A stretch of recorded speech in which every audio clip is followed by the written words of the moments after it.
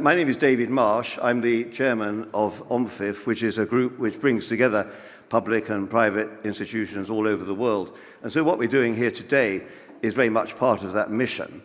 And as Christopher Garnett, who is one of the inspiring forces behind this, and many of you know him from his time at Euromoney, as he says, this is all about getting serious people to come to Budapest to talk about serious things in a serious place. There are lots of serious things to talk about. So we're going to be talking today not just about the development of the Hungarian economy, but also about the region as a whole. I'm very pleased we've got representatives from many parts of the Central and Eastern and Southeastern European region. We're going to be talking through the macroeconomic aspects, the investment aspect, capital market, financial markets, the whole green issue, which is, I know, very dear to the heart of the Magyar Nemzeti Bank, and where you've been a pioneering force for many years. And then we've got a panel at the end talking about fintech, where, again, Hungary has made some very big strides in recent years, and I think you can well say that you could be a real force in this area for the region as a whole, but also extending into Southeast Europe and also extending further afield to the east. Now, we cannot avoid politics as a whole. There's lots of very big issues. Our standard questions here are economics and finance, but we cannot ignore the world outside. The war is still raging in the Ukraine. We have a new war on a second front, if you like, now between Israel and Hamas, after the horrific massacre on the 7th of October. And we cannot be impervious to all that. A glimmer of hope, I think, overnight. The Biden-Xi talks have resulted in a minor breakthrough. And I think for a country like Hungary, that is very close to China, that's an extremely important development. So that is our agenda for today. All this is being live streamed. This is all on the record. Journalists are here to take note of what you're saying. So we have to be alive to the fact that this is a matter of public record. I think it's very important that we do make this statement here, that Hungary, we hope, is going to be on the map from a financial and economic point of view. The whole question of Western enlargement, Western Balkans enlargement, of course, is going to be absolutely on our mind, particularly in the first panel, which I have the honour of presiding over in a moment. So lots of things to discuss. Very pleased that we've got two very high representatives of Hungary to speak. First of all, very pleased, Minister Varga, that you're with us today. You've been Minister for 10 years. You've weathered a lot of storms there. So you're going to be speaking for about 20 minutes on the Hungarian and maybe the regional economy and what you've got to offer the rest of Europe, but also what does the rest of Europe have to offer you.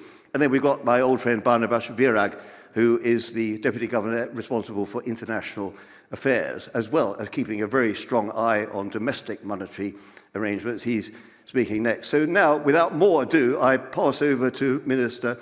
Please do take the stage, and we're looking forward very much to what you have to say. Thank you for being here. Actually, closer to meeting the Maastricht criteria than many countries that have been in monetary union for many years. So one might be tempted to say, and I know we've got European Central Bank representatives here, so I have to be careful what I'm saying, but one might be tempted to say it's not a question of when Hungary will join the euro area, it's a question of when the euro area will join Hungary. You're setting a good standard, I think. And I know we're going to go into these issues of the public debt and the structure, maturity structure, very important, the FX side. That's meat and drink to us, so we'll be looking at all that. My own feeling is that the further you go away from Europe, if you start touring Asia, shall we say, the more receptiveness you will find, because they want to diversify some of their holdings into other currencies. I'm sure you know that, but I do think it's a very useful tip that you can take those slides around the world, I think. I think you'll get a very, very good reception. I know the Debt Management Agency is doing things like that anyway, and we are certainly ready to help do those things too. Now, I want to now introduce Barnabas Virag, who I mentioned before. Of course, he's now taken over this international portfolio, but he's also carrying on with the domestic monetary policy and the financial stability. He doesn't look tired at all, but he'll soon be like Hans-Dietrich Genscher, the archetypal German foreign minister, who used to meet himself coming back on aeroplanes. They used to be travelling around so much. So Barnabas, You've just taken on this job. You've got a very important portfolio, but you're of the same size in terms of your height as Paul Volcker. So I'm pretty sure that sooner or later you'll become just as big a hallmark of stability and resilience as Paul Volcker is. So looking forward very much to what you have to say. Whenever Barnabas comes into the room with his very big size, you feel a burst of confidence coming over you. So Barnabas, over to you.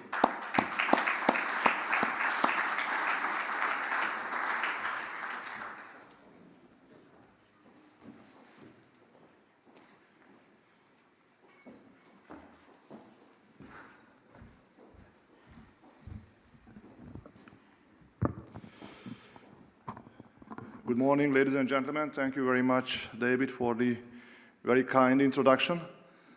Dear Finance Minister, dear distinguished guests, ladies and gentlemen, it's a pleasure to be here. I have to say that I'm in a tough situation after a very wide and comprehensive presentation we heard from the Minister. But I try to deliver my best and to say some news about the regional developments and about the Hungarian issues. In my presentation, I want to focus on our public enemy. And we know well that the public enemy in the last 2.5 years was the inflation in the world. And of course, as I'm responsible for monetary policy department within the central bank, and I promised several times that you can expect very clear communication about the Hungarian monetary policy, and I know well that many investors and journalists are here in the room waiting for some new message about the Hungarian monetary policy. So I promise I will deliver some new message about the Hungarian monetary policy, but of course, as in case in a new book, only on the last page of the presentation. Okay, starting with the title of the presentation, Battle Against Inflation, where we stand now and what next. So starting with the regional developments, as I mentioned, the high inflation period globally and in Europe started somewhere in the first half of 2021. So now we have some historical data, some historical perspective about the story.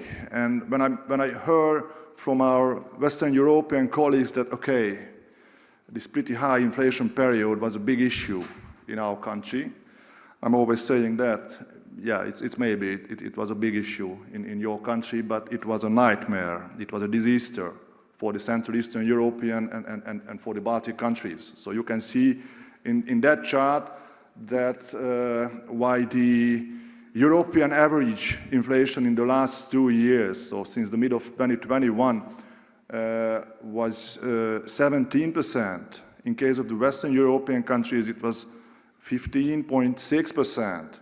In case of the Central Eastern European countries, this number is near 30%. So near double of those inflation numbers we saw in case of the Western European countries. So I think for the Central Eastern European countries, this battle against the high inflation is a big and very important battle, because otherwise we are not able to continue our catching up story in midterm. If I look at the pattern, it's pretty interesting to see that in case of the Eurozone countries, we have a very symmetric inflation path. So as I mentioned, the inflation succeeded the 2% line somewhere in mid of 2021.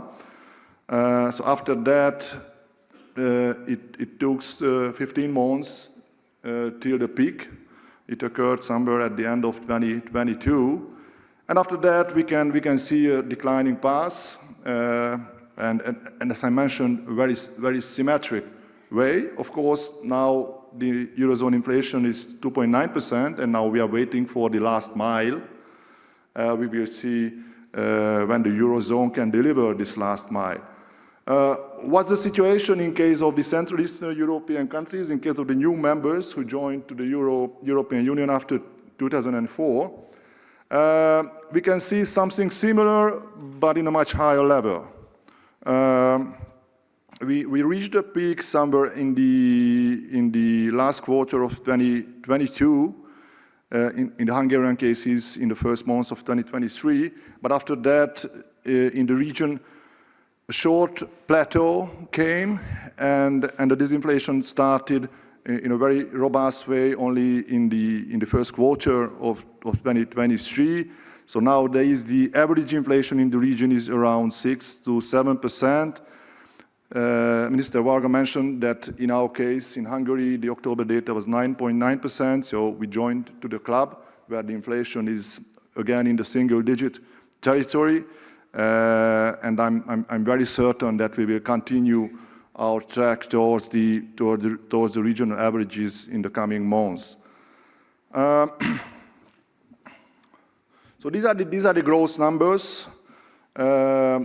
As the minister mentioned, the recovery from the COVID-19 crisis in the region was pretty fast, very robust.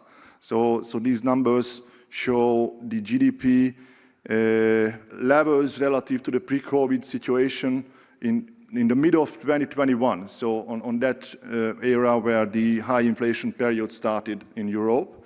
So you can see that the regional countries performed in a better way than the EU average. But it's worth to look at the case after that. So as the high inflation appeared in the region, it held back the growth in the last 2 years. So in many cases, in case of the regional countries, we saw weaker growth numbers in the last 2 years than the EU average. So that's why I'm saying it's a key battle for the regional economies to combat successfully against the high inflation we had. The other story elements in our region is the external balance. So of course, in case of the Central Eastern European countries, the energy intensity is higher than the EU average on the one hand, and on the other hand, we are net energy importers. So in line with that, the high energy prices we saw in 2022 made a big damage on our current account position everywhere in the region. Good news again that since the end of 2022, we can see a very sharp improvement in the field of current account position, especially in case of Hungary. So in the second and I think also in the third quarter of this year, the current account position of the country jumped to the positive territory, to the surplus territory again, which is needed in case of a balanced growth path. The big, very positive trend is the labor market, as the minister mentioned. So we can see everywhere in the region that the labor market remained tight during this recessionary period. I think generally it's a very interesting question. So how we can explain that 10 years ago we talked about a conference like this, we talked about the jobless recovery, we talked about the jobless growth, and nowadays we are talking about job-rich recession. I have two explanations for that. The first one is linked to the supply side. So, of course, the demographic trends started to play against the labor market situation. So nowadays, of course, the demographic trends turn to the aging side in the region, which cause structurally tighter labor market conditions everywhere. And the other explanation is linked to the profit situation of the firms. So we saw, especially here in Hungary, but I think in case of many other countries in the region, that in the last 2 years, during the period of high inflation, many firms were able to increase their own profitability. So they raised the prices, the consumer prices, to a much higher level that it was driven. Relative to that level, it was driven by the cost side of their operation. So that's why I think nowadays the firms have room for maneuver for labor hoarding, and of course they can use this room in the coming years to compensate the high, relatively high nominal wage growth, which is also expected in the region. So let's say some words about the credit market developments. So we can see a lot of similarities on that field. So the credit markets are generally cooling down in both in the households and in the corporate segment. But it's also worth to mention that the numbers are pretty similar, while the interest rates are different. So in some cases, the interest rate, as here in Hungary, is still in the double-digit territory. In some cases, around 7%. In case of the Eurozone countries, around 4%. But the numbers are pretty similar. Sending the message, the key driver behind the credit market development is the demand environment, is the uncertainty regarding the future. So as soon as the demand will turn, as soon as the uncertainties will start to diminish, looking ahead, I think we will have a good chance for a turnaround in the credit market developments. So we can see very similar numbers in the corporate sector. So you can see the red line is the Hungary, the green line is the Visegrádian average, and the black line is the Eurozone average. So you can see very similar paths in the credit markets. Let's say some words about the current global issues, because of course we are all open economies, strongly linked to the European economy, strongly linked to the global financial markets. So I would like to say some words about the global issues. Okay, starting again with the inflation. As I mentioned, that's the public enemy. But that was the public enemy in the last couple of years. So we can see a clear downward path in case of the big economies in the Eurozone, in US, and also in China. I think the Chinese numbers are pretty important as one of the key exporters of the world, and we can see near zero, slightly in the negative territory, inflation in the last more than half year in China. So I think, or I can imagine that at some point China will start to export this low inflation to their own partners, which can generate also this inflationary path globally. But all in all, the inflation is around 3% also in the US and in the Eurozone. So we can say, maybe we can see the first lights at the end of the tunnel. So till now, it was a big question mark. The big central banks can reach their own inflation target or not after this very high inflation period. I think it's pretty hard to answer that question, but I think nowadays we can be more optimistic regarding that. What can we see? What's the main driver of the financial markets? Of course, the very high long-term yield environment we have in the developed world. Both the US and German yields rise to a high level. If I compare the numbers to those developments I saw in the last decade, of course there was some correction in the last couple of weeks, but these yields are still high, and of course can generate a new era for the emerging world. So that's why I'm always saying that we have to be pretty cautious, because the yield environment in the developed world changed very rapidly, and I think we know well from the history, when the yield environment changes very rapidly in the developed world, it can generate, non-expected waves in the emerging markets. So that's why we need a very cautious approach in our policy. A new phenomenon is the positive real interest rate environment also in the developed world. So you can see the numbers in case of the major economies. So the real interest rates are deeply in the positive side, both in the US, in the Eurozone, and also in China. So of course, it's a pretty important message to the emerging markets. You have to put more focus on your own real interest rate path. So that's why we emphasize several times in the Hungarian case, we have to deliver a positive interest rate environment nowadays, first to continue the disinflation and to react for those developments we saw in the developed world. I don't want to talk too much about the geopolitical tensions because I'm not an expert in geopolitics, but of course the geopolitical tensions have a big influence on our life. I think it increased the uncertainty, it increased the volatility in the markets. So I think we have to know that these geopolitical tensions are not only a transitory phenomenon, maybe it can be a more permanent part of our life in this decade. So finally, I would like to say some words about the Hungarian story. And as I mentioned, some words about the Hungarian monetary policy. I absolutely agree with the presentation we saw from Minister Varga. So in the side of inflation, we made a very big step in this year. The Hungarian inflation peaked about 25% in January.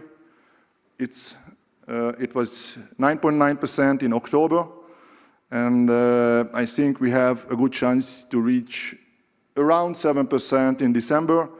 But in my view, I think we have a good chance to have a number in December below 7%. But of course, it strongly depends on the oil market developments. So that's why I'm emphasizing based on the currently available information. So of course, it's pretty hard to see how the oil markets will react on the geopolitical tensions we have. So all in all, if I compare the Hungarian numbers to the historical evidences, to those evidences in the history where we saw inflation about 20%, we can say that we are on the side of winners. So we are moving in the green territory, in that territory where the countries were able to regain the price stability, were able to regain the low inflation territory. If I look at the current underlying inflationary numbers, I think it's worth to put more emphasis on the month-on-month and 3-month indicators, especially in case of the core inflation. So if I look at the numbers, it's pretty clear that the price decisions changed very significantly in the last half year. So the month-on-month core inflation is the pattern of the month-on-month core inflation is pretty similar to that one we saw before the COVID-19 crisis. And also the 3-month indicators are near to 3% to that level we saw also before the COVID-19 crisis. So that's why I'm saying at the end of this year, I'm quite sure that the Hungarian inflation will be in the range of the regional averages. So I think till now, that was the headline, that the Hungarian inflation is the highest within the European Union. But I think in the coming months, these headlines will change and the Hungarian inflation will turn back to that territory where the peer countries are.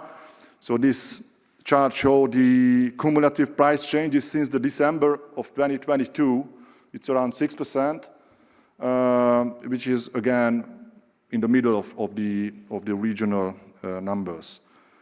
So that's the forecast of the central bank we published in September. So I mentioned the December data can be around 7%.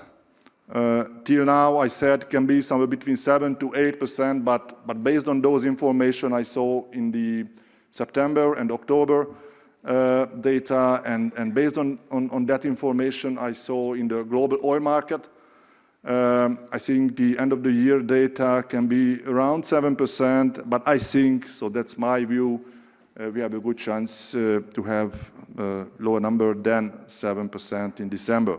Some words about the growth. I think as inflation falls, we have a good chance to continue our growth in a balanced structure. So I think we need a balanced economic growth from the next year. And I think we have also a good chance. Why? Because as the inflation falls, the real income and the real wages start to grow again. It started to grow in September It will continue in the next year. I think the real wage growth can be around 4 to 5% in the next year.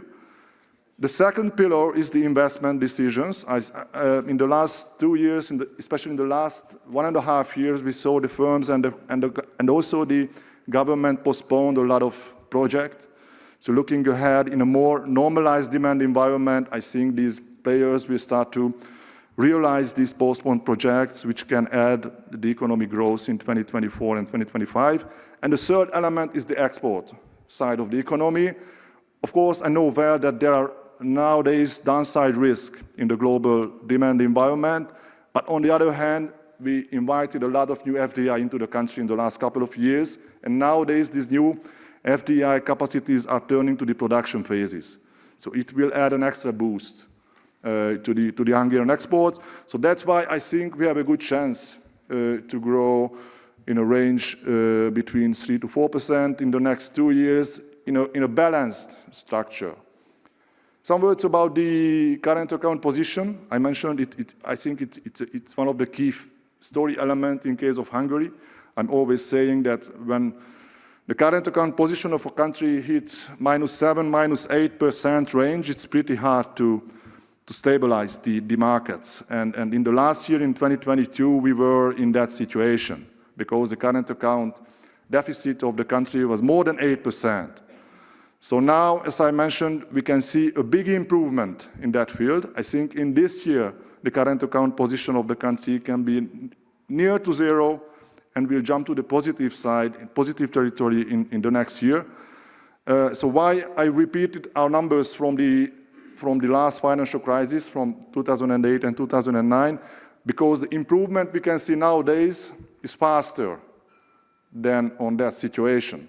So I think, again, we are in a good track to regain our stability in the external position. So finally, I would like to touch the monetary policy, as I promised. So again, the real interest rate turned to the positive territory in the last 2 months. And looking at the facts we had from the developed world, the positive interest rate is needed to continue the disinflation and to stabilize our markets. So of course, the positive interest rate helps to achieve the inflation target. So if I take into account the very fast disinflation, which is expected in Hungary in the coming months and in the coming years, we have a good chance to provide this positive interest rate environment for the further disinflation. In October, the monetary policy entered into a new phases after the normalization phase. So within this new phase, we will focus on the macro fundamentals. As I mentioned, we had many positive signals and positive shifts in case of the macro fundamentals, in case of inflation, in case of current account developments. The GDP started to recover from the recession, but also we have to take into account the financial market developments we have globally. So the goal of the central bank, the goal of the monetary policy is to create an interest rate path that ensures the continued disinflation and the stability in our financial markets. And of course, at the end of the day, at the end of this road, the interest rate environment will support the recovery of market lending in 2024 and stimulate economic growth. So let's say some words about numbers. Of course, again, so we cannot sit back. The inflation target of Hungary is 3%, so the numbers are still above the inflation target. So we cannot sit back because we are flying in a very turbulent weather conditions if I look at the global market developments. So the MMB will continue to use a data-driven and careful approach in their decisions. If I look at the numbers, I can say the incoming inflation data in October was below our expectation, was better than the expectations. Again, the oil prices are lower than previously assumed. And nowadays, the firms will get their own new energy contracts. And I think these new energy contracts will reflect that better energy price environment we had in the last year. The external balance position improved sharply, so I think we will reach the positive territory. We will be very close to the positive territory in this year, if I look at the whole year average. But we have to know the risk environment remains uncertain, so we have still geopolitical tensions. There are global recessionary fears. But if I look at the developments in the last 2-3 weeks, the elevated long-term yields in advanced economies started to decline. And there was also some changes in the persistently tight international monetary policy environment, so the bets on rate cutting appeared on the horizon. Of course, I don't want to overreact these developments, but that's the news. So again, we are flying in a very turbulent weather conditions, so the volatility is still the part of our life. So data-driven and careful approach is still needed. What does it mean for the coming months? I think based on the currently available data, the continuation of the base rate cuts is supported by the current environment. So if I look at the macro data, if I look at the financial indicators, it's pretty clear that the monetary policy will continue the base rate cuts. The current environment supports the continuation of the rate cuts at an unchanged pace of 75 basis points in November. And based on the current realistic scenarios, the interest rate could fall below 11% by the end of the year. So till now, I mentioned it can be around 11%. So based on the currently available information, I think the interest rate could fall below 11% by the end of the year. I always get the question, okay, we have a single-digit inflation now, when the base rate can step into the single-digit territory. So now I can say, based on the currently available information again, the single-digit base rate emerged on the horizon, and I think it's realistic to expect that the base rate can reach the single-digit territory in February 2024. Looking ahead, again, it's still key. The real interest rates remains in the positive territory, so we will deliver that. And when setting the level of real interest rate, we focus on two factors. The continuation of disinflation, so it's a need. The lower the inflation is, the stronger the recovery in the domestic demand will be. And the other element is the developments in risk environment. So of course, we know we are flying in a very turbulent weather conditions. So now that's why we have to need a data-driven approach, assessing the global market developments, I can say, a daily basis. But that's the picture we have now. Thank you very much for the kind attention, and I also wish very fruitful conversations for the day.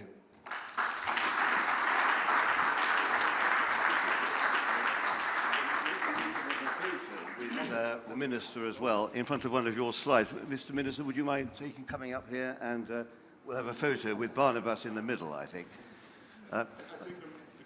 Oh, right, okay.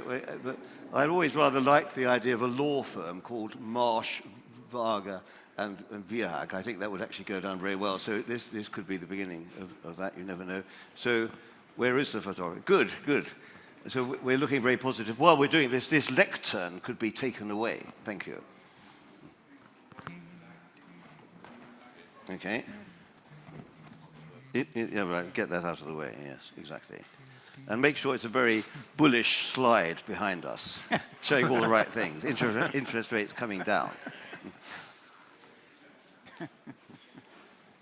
Oh, no. Good, thank you very much. And thank you, Barnabas, also for telling us about interest rates as well. You gave us some news. Thank you very much indeed. Thank you for taking part. So, ladies and gentlemen, I'm going to invite up now the contestants in the panel. So you know who you are. We've got 6 gentlemen coming up here now to take part in the panel about the macroeconomic outlook. Jeff, could you sit on the outside there, please? Pavel, if you sit there. Yeah, there. So Jeff on the outside here. So Rainer, please, if you sit in the middle there. Hey, David, if you could sit on the outside. Yep. Left. we'll have Thomas also sitting in the middle here, and then Radovan. There we are. So everybody's assembled here. So I think what we've heard just now, ladies and gentlemen, has given us a very good entree into this panel, which is going to be about macroeconomic developments in the region as a whole. We're not going to be speaking about individual countries. And so I can introduce now the panel to you. Also, you might notice that Paweł Kowalewski from the National Bank of Poland, the Narodny Bank Polski, is here. Unfortunately, Marta Kreitley, who's the Deputy Governor, couldn't come, but she's sent in as a late substitute.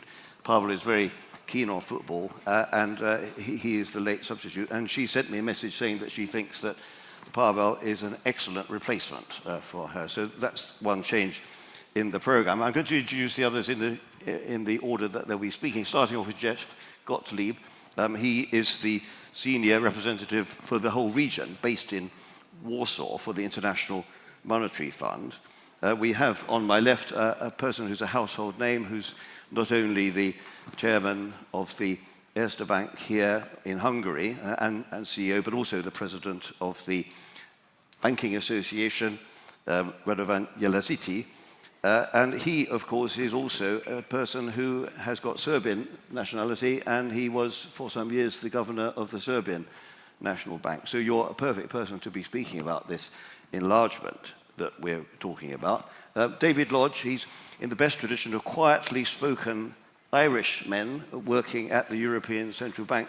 We all remember Patrick Honohan, who of course was the member of the Governing Council for quite a number of years. They used to say about Patrick Honohan, who was the governor of the Irish Central Bank, he was the bard, he was the Shakespeare of the European Central Bank. And I'm sure you're keeping up that tradition, David, as one of the staff members. Rainer Martin, who is Executive Director of the National Bank of Slovenia, also with a very strong background. Slovakia, sorry. Also with a very strong background at the ECB. Slovakia, now one of the newer members of the Economic and Monetary Union, but you've also, of course, had a stint at the Austrian National Bank. And that brings me on to Thomas Schlachik, who is one of the senior economists looking after the whole CEE region at the Austrian National Bank. So we've actually got a lot of people on this panel and relatively little time to speak about it. So I'm going to ask you to be fairly snappy. So Jeff, you can set a very, very good standard, I think, by kicking us off. You are the person, after all, who's got responsibility for looking at the macroeconomic progression in the region. We heard a lot about resilience. I think that was actually very, very encouraging, what we heard from the Minister, but also from the Deputy Governor, about the resilience of Hungary. Also, very notably, the current account turning around, and it seems as though the recovery now from the upheavals of the last couple of years is going to be actually much more stable and sustainable than what we saw in the period after 2008. So tell us how it looks from your vantage point, from the International Monetary Fund's point of view, Jeff. Sure. Thanks, David. It's very good to be here. For the outlook, I think it's a moment of turning points, and I think there's 3 turning points that I would focus on in particular. The first is on growth. We've had a big slowdown in the region. Globally, growth bottomed out at the end of 2022. Growth is bottoming out likely in the middle of this year. We're starting to see a recovery in this region in Q3, but it looks relatively weak. That recovery is driven by recovering real wages. So you see stronger household income amid still strong employment. We also expect inventories, which have been a major drag on growth in recent quarters, to start to turn around. Meanwhile, investment is a bit of a mixed picture in the region, depends in part on how much is happening on EU flows, and external demand still looks weak, particularly for countries that are reliant on Eurozone and/or China demand. So we see a recovery, but mostly below potential next year. So I think growth turning around is one turning point. Jeff, could I just ask you at that juncture something that Barnabas said, very significant. I think he gave us an outline of what the monetary policy will be in Hungary in the next few months.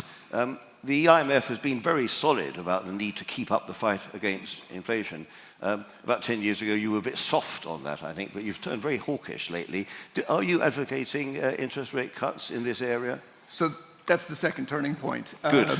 On inflation, we've had one turning point already, which is that we're no longer in a period of rising inflation, we're a period of declining inflation. But when you look backward, there's a very high degree of correlation across countries in the region on inflation. Obviously, Hungary was a bit separate, but what the turning point that I'm referring to is we're moving from one driven by the supply side pandemic and energy shock period of inflation, in which countries were facing very common shocks, to one which may be more a function of underlying pressures. And the core macroeconomic driver of inflation is wages. And so that's what we are focusing on in this next period. If you look across the region, you still see nominal wages growing much faster than productivity, which is rising unit labor costs. And those rising unit labor costs are a rising labor cost for firms to deal with. Firms have three choices. They can reduce employment, they can reduce profits, or they can pass on further price increases.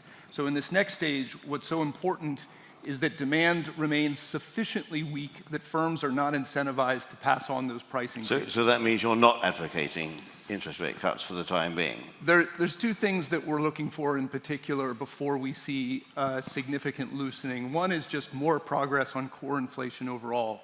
So the recent data on core inflation is absolutely good. Over the summer, including the data that Deputy Governor Barnabas showed, core inflation just wasn't sticky. So if you look at month-on-month, rolling three-month average, annualized, you just don't see high core inflation.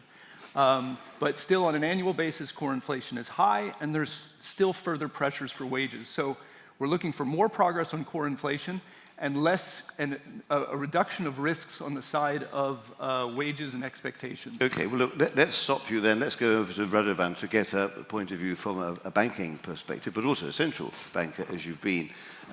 Are you comforted by the message that you heard this morning from our two leading Hungarian policymakers, and do you think that's susceptible to be repeated elsewhere in the region? You do, after all, have a regional hat here with the Erste Bank. And then bringing us onto this issue about the enlargement towards the Western Balkans. You know a lot about that. You have got Serbian nationality as well as your Hungarian nationality. Are you optimistic we can hit this target of 2030? Let me first maybe just relate a little bit what Jeff has mentioned about the inflation trajectory here in Hungary. Can everybody hear you? Because I don't think you've got a microphone, have you? No, everybody else has. But always a microphone in the house that we could give. But I think you've got a loud, commanding voice. So why don't you carry on speaking, and then you can get fitted up in the meantime? Or is there a roving microphone? No, no, we missed it. Well, in that case, let's go over. We'll keep to the numerical order, alphabetical order. Let's go over to Pavel, because he's K, and so he comes after J, and so he was going to speak. And just turn your attention, ladies and gentlemen, away from Radovan as he's been mic'd up, and we'll go over to you, Pavel. The same question to you, basically. Do you think that this picture of stability and sustainability we've heard from Hungary, is that capable of being played out across the region? The answer should be rather yes, hopefully yes, because who else would be interested in the lack of stability? But the question is whether we are facing sort of a wishful thinking, or we will have to face a crude reality. Actually, as far as our bank is concerned, I guess that we have rather a realistic point of view when it comes to the disinflation. We are quite aware that it is a gradual process. That is why, according to our forecast, we expect to reach our target of 2.5% in the last quarter of 2025. But please don't be surprised with that, because I would like to use an opportunity and to focus a little bit on our tradition of conducting monetary policy. After all, I pay a lot of attention to such words like tradition and national sensitivities. In the 90s, when I was starting my research activities as a relatively young fellow, I remember that throughout entire 1996, 1997, and 1998, we were under enormous pressure that we were lagging behind inflation. And indeed, we struggled quite a lot to bring inflation to levels, to a single-digit levels, yes? And we were behind many other countries. And obviously, 90s was a time when there was some sort of a race amongst the Central and Eastern European countries. And when it proved somewhere in 1997 that even Russia managed to outpace us and we were lagging behind Russia, there were some discussions about... But you're still a bit behind, aren't you? And yet, just taking us through to now, Pavel. No, but I just want to tell you, Yeah. please let me finalize our point. We managed to bring the inflation, but on a more sustainable basis. Right now, who cares about the level of inflation Poland used to have in the 90s? Everyone is impressed by our real convergence, that we managed to close the gap, yes? So I guess to say that sometimes it matters, pays off, to have a certain delay in combating inflation in order to make it sustainable. But just tell us just for a moment about interest rates, because we did have this very interesting statement from the Deputy Governor just now. Now, Poland has already started to cut interest rates. Tell us what's happened to the zloty since you did that. Well, which was about a month ago, wasn't it? Yes, this is a classical example that whether we like it or not, and it is in line with your former Chancellor of the Exchequer, Kenneth Clarke. Which one? We've had a lot. We've had 6 or 7 in the last 6 years, actually. So Britain has had more Chancellors of the Exchequer and Finance Ministers than Italy has had in the last 10 years. So you have to tell me which one you mean. Kenneth Clarke said that you can't separate politics from the economy, from the economics, but for us it proved to be very painful, yes, because in early September we really decided to offer a very aggressive relaxation of monetary policy by cutting the rate by 75. And just tell us quickly what happened to the zloty. There was a short depreciation of the zloty, but all of a sudden when the markets learned the outcome of our elections, the zloty managed to reverse almost entire and why was losses. That? What can I say? This is just my assumption. Obviously, it's my. I think the idea was that money would be flowing, wasn't it? There was one. Then there is perhaps an assumption that the government, which is yet to be formed, because no one knows what will happen in our country, may come to an agreement with the EU as far as the new wave of EU funds, but. Well, I don't want to get you onto the political terrain, but I did want to just mention that because there are some similarities perhaps with the Hungarian situation. Now, so Radovan, you can now be even more loud than you were going to be, and also you have the ability to have thought about the question now for several minutes. I thought maybe as a sponsor we paid only half. This is why I'm not getting the microphone. I don't know if the money has come through into the bank account, I know. Okay. So I think 6-7 months ago, we were not so smiley about the Hungarian inflation when the rate was about 25%. In the meantime, actually, there is only one big question in Hungary. What should be the speed? It's inflation is full under control. A great thing has happened in Hungary. Central bank started to lower interest rates. And what happened to Hungarian forint? It's strengthening. So it's a similar story to what they've just had. Which is a fantastic thing. You know, there were many times that we increased the interest rate and the forint weakened. Now, well, of course, it's also a contrast to the euro. When they unexpectedly raised interest rates in September, the euro fell. Yeah. So there's a lesson there, isn't there? So, and it's not only that they lowered, but basically the vice governor also gave a trajectory. He basically told till February. With a pace of 75 basis points, he's expecting a single digit. And you didn't know that before, did you, Radovan? That well, was news we did a calculation already like that one, yeah. So I think the biggest question is now Hungary, how strict they are going to be on this road, meaning disinflation. I do hope that there are not going to be many challenges on this downward slope. Well, Barnabas did keep emphasizing we are in very stormy waters. He mentioned the word careful, I think, about 16 times. So I think that, from that point of view, is actually very welcome that he did give that approach. That's true, but the biggest question is going to be once in December the inflation rate comes down to 7% and the reference rate is still going to be double-digit, you know, what's going to be then the mixture of politics and central bank, fiscal policy. Yes, well, we'll leave that to the policy. future. Could you just say a few words about the enlargement, which is a bit of an obsession Yes. of mine, as you can see? I love it. I hope that you will go and tour other countries about enlargement Yeah. as well. You know, the joke is in Serbia that's every year approximately 60,000 people are joining the EU because that's the number of people who are leaving. And the same thing you can say in Bosnia, the same thing in Northern Macedonia, etc. I think here the question is mainly how, and I think here the issue is to which extent the current function of the EU has to be changed. You mean the voting rights, the accession to voting funds? rights, accession finance, etc. Because obviously you cannot enlarge this and assuming that everything will be functioning. I mean, as it I was really before. do think there's an opportunity here for the CEE region to put some thoughts on the table about changing the structure of the EU. There has to be a bargain between voting rights and access to funds and to markets. And I think there's no reason why you or your bank or others couldn't actually put some thinking together. I don't think you have to wait for Brussels. I think the region can do something.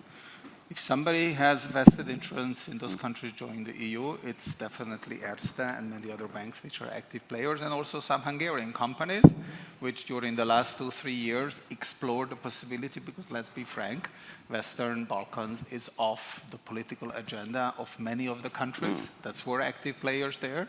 And it's basically with the missionary for accession, with so to say, a lot of friendship agreements that Hungary has on the Western Balkans. It is basically one of the countries which is put on the top of its agenda. That's right. And so when I said at the beginning this Budapest would be a place where serious people come to talk about serious topics, I mean that topic. I don't think you should wait for the European Commission to come up with their proposals and their plans. You're old enough and grown up enough and mature enough and experienced enough as a region to put forward your own ideas and then let that be discussed. So let's go over to you, David, at the European Central Bank. You've got this great task of trying to manage some adoption process for other countries. One's also got to make sure that the countries that are in already behave themselves and set a good standard.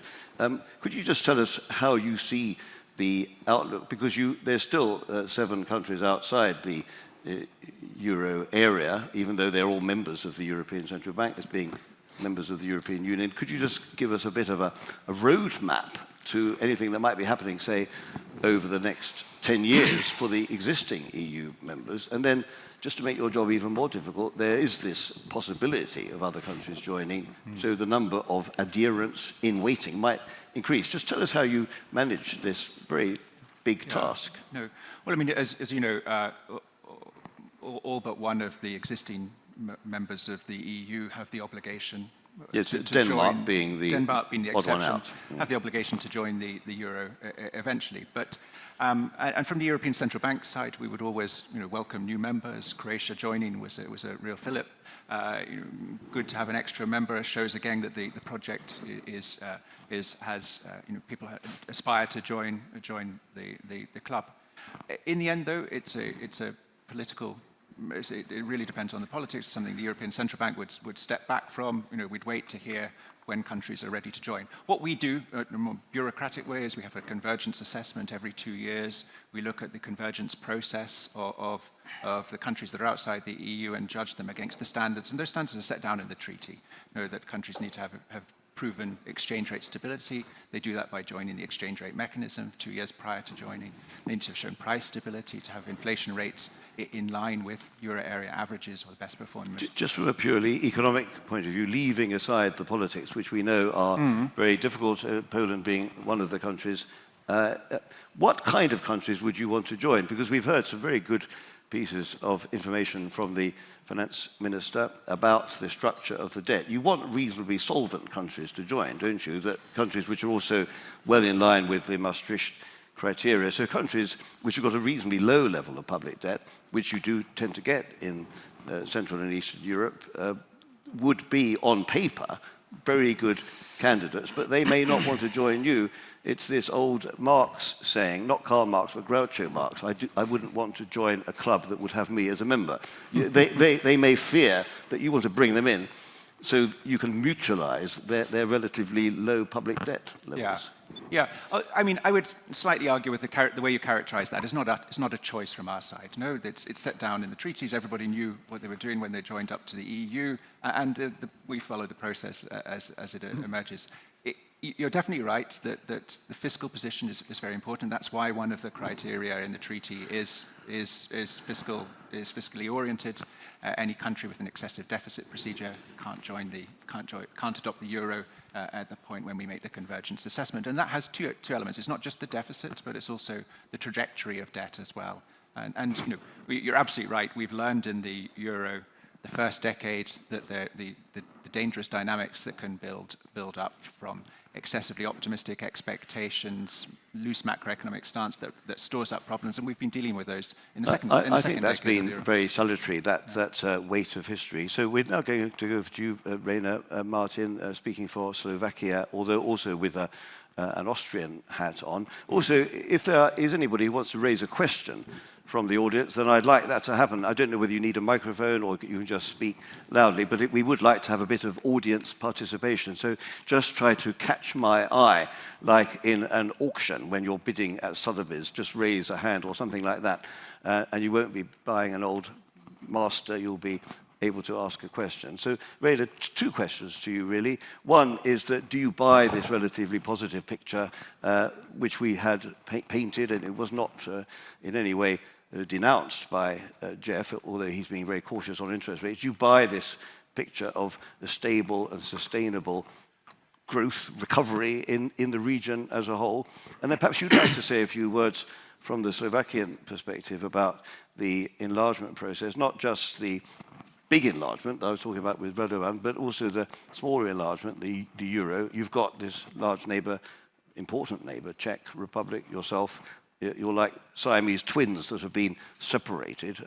You might like to give some advice to your Czech neighbors. Okay, so on your first question, I would very much share that view. I mean, we are seeing now a recovery. It could be stronger, indeed, but we're expecting growth to increase to 2.7% next year and then 3.4% the year after. Inflation is now going down, and I think it's sustainably going down. We probably have now reached 7.1% on the latest monthly figure. So that is all looking quite good, also very resilient labor markets. So I would share that general view very much. Do you buy the idea that there will be a recession of some sort? Germany is going through a flatlining process. It's not really a recession. The thought that we had before, if it is a technical recession, it's going to be fairly job-rich. How would you put that into words, this rather minor recession that is expected in Germany? Will that have an effect on your region?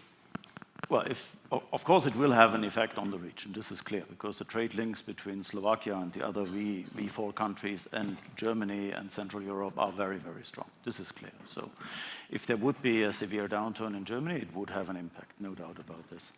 But let me also get back to your second question, which is about the euro, and I understand also the experience of Slovakia with the euro. And that was actually a very positive one. I mean, if you think about the recent increase in inflation in the region, we also had inflation that was way too high. But within the V4 group, it was still the lowest peak, so to say. And also we had this at a far lower level of interest rates than the other countries in the region. So from that perspective, I think it served us very well. And it facilitated certainly the macroeconomic policy making. On the big enlargement, 2030 and so on, the Austrian National Bank, we're going to be talking to you in a moment about this, has done a lot of research on the CEE region. You were part of that. Would you agree with me that think tanks, research centres, central banks in the region could actually be a bit more creative and put some ideas forward about what needs to be done from a political point of view? There needs to be a realignment between the voting rights on the one hand. There needs to be some cherry picking of some sort, I would say, for this. It's not enough just to have long transition periods. I think we could really welcome some thoughts, which I know the region as a whole has for this. What do you say to that?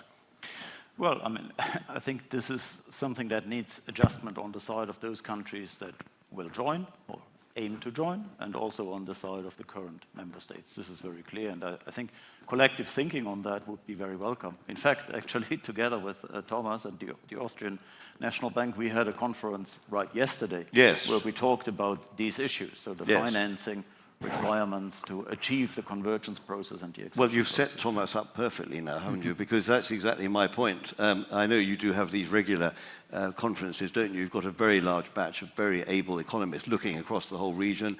I think the regional central banks are very grateful for what you do, actually, and you've got a tremendous outreach. So do you have an answer to this formulaic question? Ukraine is clearly a very large, very poor country with all kinds of structural problems. Accommodating Ukraine, have you got a solution to that?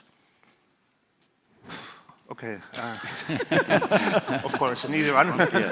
You can go on until after lunch as well on this. This is really a little bit of tough luck if your last name starts with S, right? And it goes in alphabetical order, and then everything has been said, and you are asked a question that you did not prepare for. No, but you have prepared for it, I know. From a spiritual point of view, you're there. You just have to get it over the line. Okay. On that question, I would refer you to our conference. I'm not really an expert on Ukraine. I think it's a very complex issue.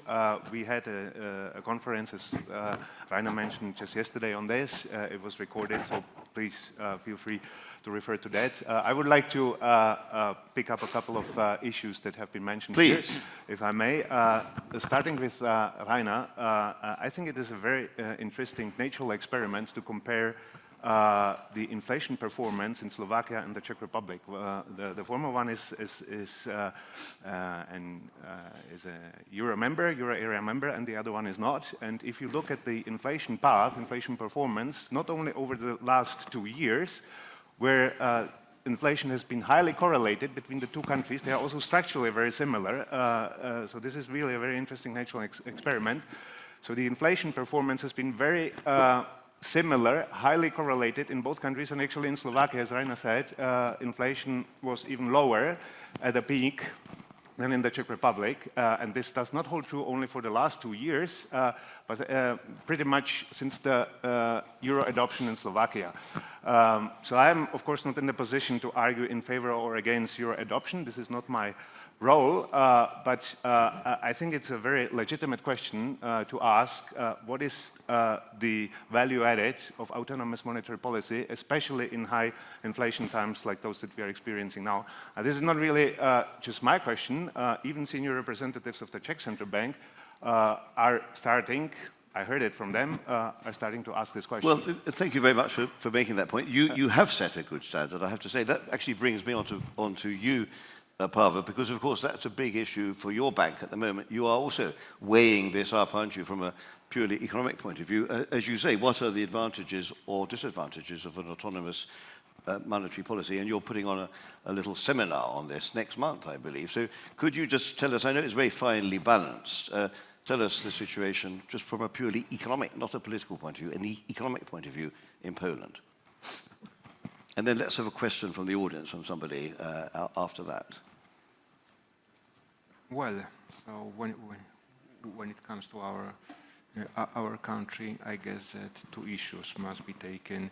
Can everybody hear you? You seem to be speaking a bit slowly. I will try. So, all in all, just let me perhaps finalize it in the following way, coupling 2 issues in one subject: our monetary policy and the perspective of joining the euro area one day. Unfortunately, here we do not have Czech representatives, but when it comes to explaining inflation, where Central and Eastern Europe had to struggle with that inflation, I really like the explanation offered by the Czech National Bank. And let me explain you in more detail. Look, I'm asking you about Poland. Though. Well, We don't have all day either, Pavel. Yeah, but I just want to summarize and draw conclusions for the regions. After all, the inflation which hit Central and Eastern Europe had to be perceived in absolute terms, not in relative terms. After all, the price of commodities. And imagine, if we pay for a lunch €1 as a result of higher oil prices. So if in Central and Eastern Europe you pay for your lunch €5 and you need to add additional euro to that lunch, so it is 6%, so the inflation is of 20%. In richer countries where you have a full real Yes, so you're talking about the convergence, as the inflation is being reduced to the 10%. So I guess this is one of the reasons why we are so careful in launching any discussions about a premature entry into the euro area and focusing so much on real convergence. Jeff, do you have a view on that? And then let's have a lady. Mara, I think you should put the question next. So give the lady a microphone. I want to get a bit of diversity from the audience. But Jeff, you say your piece on this first. But can we have the microphone, please? I'd like some diversity from the audience. Is there a microphone? There is one. Yes, good. You've got one. But first of all, Jeff. On the euro. Yes, that's right. Getting ready. You know, would you welcome that? Are you advocating this?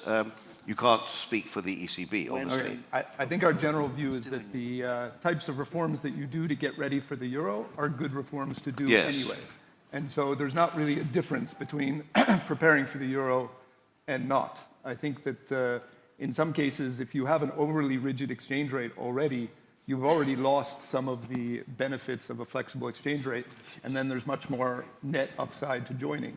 In Poland, they have a very flexible exchange rate and have some of the benefits of an independent monetary policy. That's right. I think we have seen some of that, and as you've just explained, it goes up and down, doesn't it? Radovan, you wanted to say something about that before we go over to our audience. I mean, one of the strongest side effects of the strong inflation that we have seen in Hungary is that's basically the euro is implementing itself. We have a continuous increase of euro deposits of the private individuals. More and more basic materials, milk, meat, etc., is defined in euros, and they just take the exchange rate. And again, this is only within the country. Then, of course, you have a huge exporting market, etc.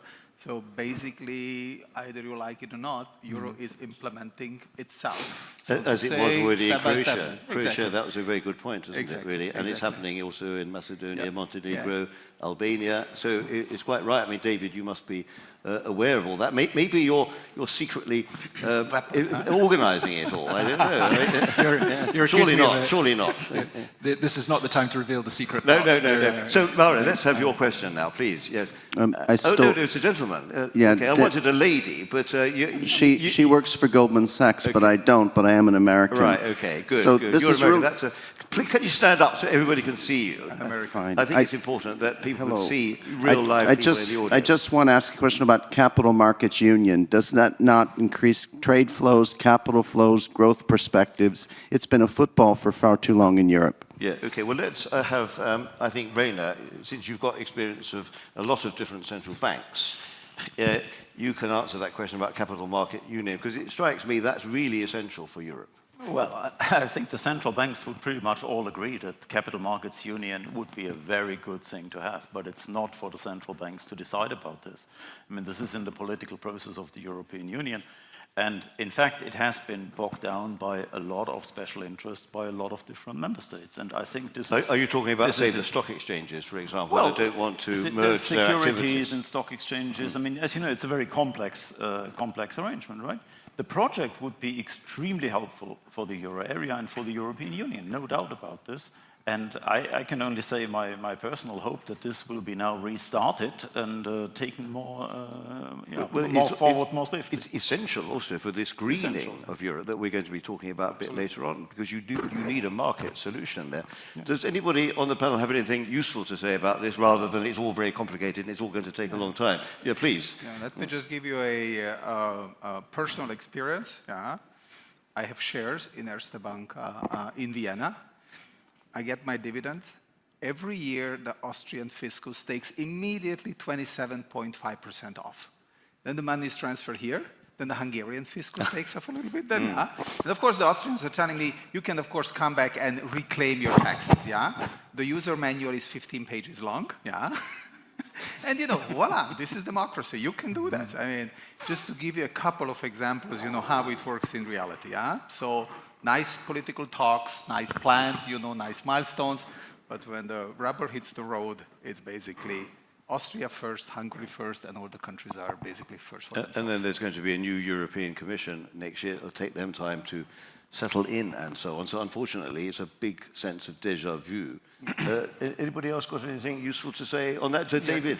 No, I mean, so I would entirely agree that it's extremely useful. And I think the classic way to understand why it's so useful is to compare to the US. No, so if you look at the US, the size of the domestic market should be very similar, but the financial integration is clearly lacking. And you see that appear in the capital markets, in the funding. Venture capital is much weaker in Europe, funding for projects. And it's not just the green transition, it's also digitalization and technology. There are, not to do down Europe, there are strong strengths there, but we're well behind the main competitors. But it also has very areas. strong structural effects. For instance, the fact there's not been any proper, or very few anyway, cross-border takeovers in the western part of the European Union. There have been in other parts. I think it's holding back the size of the banking market. So all these things are linked together. Are there any other members of the audience, either forced or unforced, who want to ask a question? I mean, otherwise we'll carry on very happily just speaking amongst ourselves. Something I wanted to get onto is this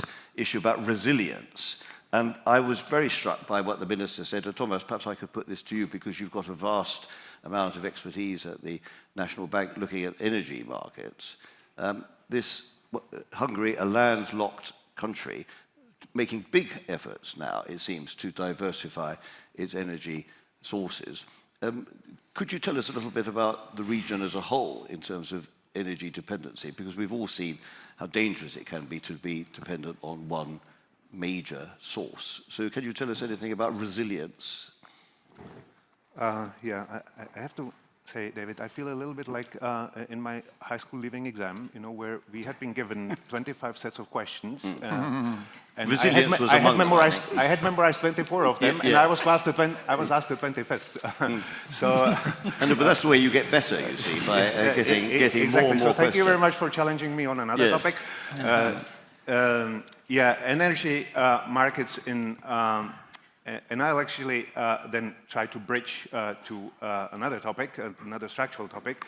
Of course, countries in the CZ region, several of them, are still very energy intense. And looking ahead, with respect to the green transition, what they'll have to do is they'll have to decouple growth from their CO2 or greenhouse gas emissions. What is interesting is that they already managed to do so. There are only very few countries in the world, about 30, that did manage to decouple growth from their energy consumption. And as always in economics, it depends on what you look at. So if you look at the 1990s, this is where out of those 30 countries, maybe half of those are countries from Central and Eastern Europe, where they really managed to grow very fast and at the same time to decouple or reduce their greenhouse gas emissions. This is, of course, to a large extent for the low-hanging fruits that they were able to pick back then. Say closing down lignite power stations and things like that, do you mean? Exactly. So if you look at a more recent period, say over the last 15, 20 years, then they all of a sudden, most of them drop out of those 30 countries. So this is going to be a challenge. Now, the other structural issue that I wanted to bridge to is the automotive industry. And you might be wondering why a representative of a central bank, especially of an Austrian central bank, feels obliged and competent enough to talk about the automotive industry in Central I'm and not Eastern surprised at all, because I know that's one of the things you look at very carefully. Yeah, actually, one of the reasons is that I come from a town in the Czech Republic, in the north of the Czech Republic, where the very first car was invented by Ferdinand Porsche more than 100 years ago, and it was an electric car, by the way. You have a special car park at the Österreichische Nationalbank for your Porsches. Yeah. The other reason is that about 2 to 3 years ago, we were asked by our governor to look into this structural issue of the automotive industry, because it plays, of course, a very prominent role in many of the Central and Eastern European countries already, and in others like Hungary and Poland, the role of this industry is going to increase. So we did that together with the EIB and the Vienna Institute for International Economic Studies. And I think I would highly recommend you to look at that paper because it's very prophetic in several aspects. And one of the, I could conclude the paper with a phrase or a quote or a paraphrase of Giuseppe di Lampedusa's novel The Leopard, where he says, for things to stay as they are, to remain the same, things have to change. Everything has to change. And one of the conclusions that we drew was that it is highly important for the countries to provide sustainable and affordable sources of energy looking ahead. So this is one of the lessons to be... You've very successfully squared the circle of that question, so thank you. And I think you've also shown that central banks can make a major effort actually in looking at some of these structural transformations in the real economy. So David, I know you wanted to say something about that. Maybe you as well, you looked as though you did. First of all, David. I mean, I think the energy security issue has kind of had two macro consequences. So actually, Europe as a whole has shown really remarkable resilience, I think, in adapting to this huge energy shock. Both by reducing demand, but by also seeking alternative supplies, and that's been really a remarkable transformation. What it's left us, though, is that we've reduced our vulnerabilities to Russian pipeline gas. That's been clear. But we have now got another potential vulnerability, which is we're much more exposed to LNG markets, global LNG markets, and I think that means that Europe as a whole will be facing potential for shocks. We saw that Baltic pipelines issues in Australia. We're going to be much more plugged into global markets now, and that means that the potential for volatility in our energy prices may have increased. Do you think there should be a department at the ECB looking at geopolitics? Because it's very interesting. You have noticed maybe that Ben Bernanke, the former chairman of the Federal Reserve, is going around trying to put together a paper for the Bank of England to advise them on how they should adjust their forecasting processes. And he's actually suggesting that more geopolitics needs to come into that in somehow. Are you doing a similar exercise at the ECB? I mean, I don't know whether we're looking for bureaucratic structural change along those, but there's a big research agenda that's looking at the implications of this new geoeconomics, the extent to which geopolitics is shaping trade, financial relations as well, and it's clearly going to be shaping the environment. Thank you, Radovan. And then Pavel's got a question to put. I just want to relate a little bit. We have seen a picture from Minister Varga that Hungary has built up a capacity of 40 billion cubic meter of gas being able to be imported from different routes for a country that needs 9.5. Still remember in 2006 when the first fight erupted between Russia and Ukraine, things got only political, and Serbia had no storage, and in Serbia from one to another day the gas disappeared. Hungarians helped, thanks God, because they had storage. So when you look, even these days, everybody who has a pipeline is blackmailing. We thought it's only Ukrainians. Now it's Bulgarians. Yes. Tomorrow it's going to be somebody else. This is just amazing. That's even within the family, If somebody has a pipeline, he tries to jump on that. So, hey, we need a little bit more money. Well, it contravenes the whole idea of the European Economic Community, the European Union, because I do remember there was something in the 1990s and the 2000s called the European Energy Union, and that should be absolutely countering that kind of behavior. Just imagine, look at the number. You have to build up a capacity of 40 billion in order to sleep peacefully and hope that somewhere you would be able to buy 9.5. 4 times more capacity. Huge insurance. Because you just have no idea who is going to blackmail you tomorrow for gas. No, thank you. And also, I felt the storage capacity in Hungary, he was saying, is the fourth largest. 6 billion. That's also an area where, of course, you can build in some hedging. So, Jeff, you've got something to say, and then Pavel. Yeah, just very briefly, I think the reason we're speaking about resilience is because we're worried about fragmentation. And there's 2 types of fragmentation we're really worried about. One is in commodity markets, which is what we've seen in Russia's war in Ukraine. And the second is fragmentation in manufacturing, which is what we mean when we talk about nearshoring. Nearshoring would be probably the result of fragmentation in manufacturing. What makes commodities unique is that it's very hard to relocate production, and demand tends to be inelastic. So what we've seen in Russia's war in Ukraine is fragmentation in commodities, and we've gotten exactly what you would expect, which is higher inflation, much more volatile prices, and the net impact on growth can be less than you would expect because there's winners and losers. On nearshoring and fragmentation in manufacturing, we really haven't seen much evidence of that in the region. The biggest data point on that front is the plummeting in FDI into China, but we are seeing that relocation of production is still a difficult issue. But just on that point about China, do you also see at the IMF, you talked about relocation, an upsurge in, say, Vietnam, India, Indonesia, because of course that could be quite an interesting countervailing force, could also be disinflationary if you find cheaper centers outside China. Sure. The counterpart of changes in China seems to be a rise in manufacturing and exports in kind of alternative Asia. It's just that we're not really seeing it in a change in composition of manufacturing exports or FDI in Central and Eastern Europe. We've seen resilience, but we haven't seen a surge.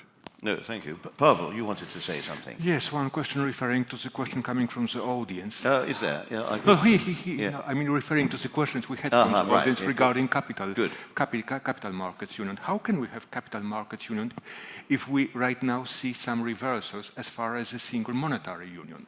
I refer to the decision by Germany to remunerate government deposits with a totally different rate than the other members. i.e. 0. Yes, and the question is, according to me, ECB was very lenient as far as this reaction was I know, but they actually did it in harmony with two very important central banks, Cyprus and Luxembourg. Yes, but the question is, would ECB totally also be harmonized. full of understanding had other countries, for instance, Spain or Greece, introduced similar decision? Well, that's possibly something for the coffee break, I think, Okay. to discuss that. Now, we've got 3 minutes and 33 seconds left, so I want to ask all 6 of you, starting off, I think, with David. Always good to start with an Irishman, because they'll be very eloquent, and you'll set a very high tone. In a year's time, we're going to be sitting here having another conference. What would you like to see happening in this region of Central and Eastern Europe over the next year that would give you confidence, let's say, not so much as a central banker, but as an investor?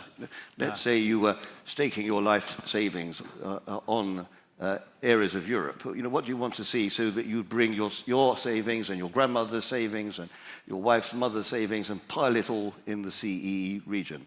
Well, I mean, I think we heard it in the keynote speech. The good central banker in me would always worry about inflation.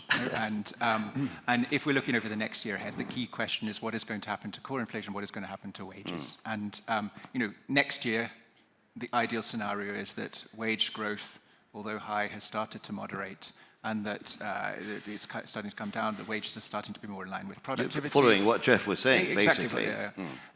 Question number one. The second question is the extent to which firms are also absorbing any wage increases, because there will be some. You know, there has to be some catch-up in real wages, but the extent to which firms are able to absorb and not pass it on to the and not consumer. pass it on to the consumer. And those would be the two kind of key things we'd be looking at over the next year. And you know, if that's all worked out next year, then that would be Well, thank you. a That good does set a scenario. very high standard. Thomas, what would be your answer to this? I would perfectly subscribe to that. And what I would like to see in 1 year, but I admit that it might be more of a wishful thinking, that the countries get on a sustained, robust growth path again, and that disinflation continues towards targets which are currently still very far out of reach. So I have a much more downbeat view than what we heard in the keynote speeches today when the Vice Governor Varga was speaking about the lights at the end of the tunnel. I'm not sure whether this is not a train. So, Well, that's, thank you for being so cautious. He actually said lights. I noticed he used the plural, lights, several lights. So several trains coming there towards are you. several cyclical reasons and risks, as well as structural risks and reasons for which this inflation might not continue as we are expecting. Okay, well, thank you for being so cautious. What do you say, Radovan? I'm sure you're much more upbeat. Well, the best grade in Hungarian school is 5. Yeah? So I would like to see 5% inflation, 5% economic growth. We should get at least 5 billion from the EU that we are long owed to. And I would like to see the 5 Western Balkan countries to have concrete negotiations. Well, thank you. And maybe Hungary beating England 5-0 in the next football We game. did already once 4-0 so after that. Everybody remembers, Pavel in particular, the 1934 game, the golden Magyar. Pavel, if you 1934, yeah. 54. No, but in 1934 there was also a game. Look it up. I know you're obsessed with the 1950s, Pavel. Tell us what you think should happen in the next year in a fairly short way, please, because the clock is ticking. Hopefully a materialization of the forecast we have done here, but unfortunately there is one issue we need to take into consideration, and so far we haven't. The question is whether we will be able still to enjoy the so-called peace dividend, which helped a lot to keep great moderation. Not the peace. Peace dividend. No, Peace dividend, you're not yes. talking about the party. You try to exploit my wrong pronunciation in English. Thank you very much, David. But today you are, how should I say, extremely pushy. But all in all, some jokes apart, peace dividend cannot be taken for granted, especially for a country like Poland. The war in Ukraine does not seem to come to a close end. And whether we like it or not, we will have to take it into consideration. I'm very sorry to disappoint you with this forecast. No, I think you're right about that, and that we mustn't close our eyes to the fact there's still no outcome there, and the outcome could be very, very bad. So, Rainer, on that positive note, what are you looking for in the next 12 months? I would say two things. One is, of course, inflation to stabilize, that this becomes really a disinflation process to be completed. And the second one is a resumption of the convergence process. And for that, what we would need is more structural reforms, at least in Slovakia, because our key problem at the moment is a lack of labor, and it's a lack of skilled labor.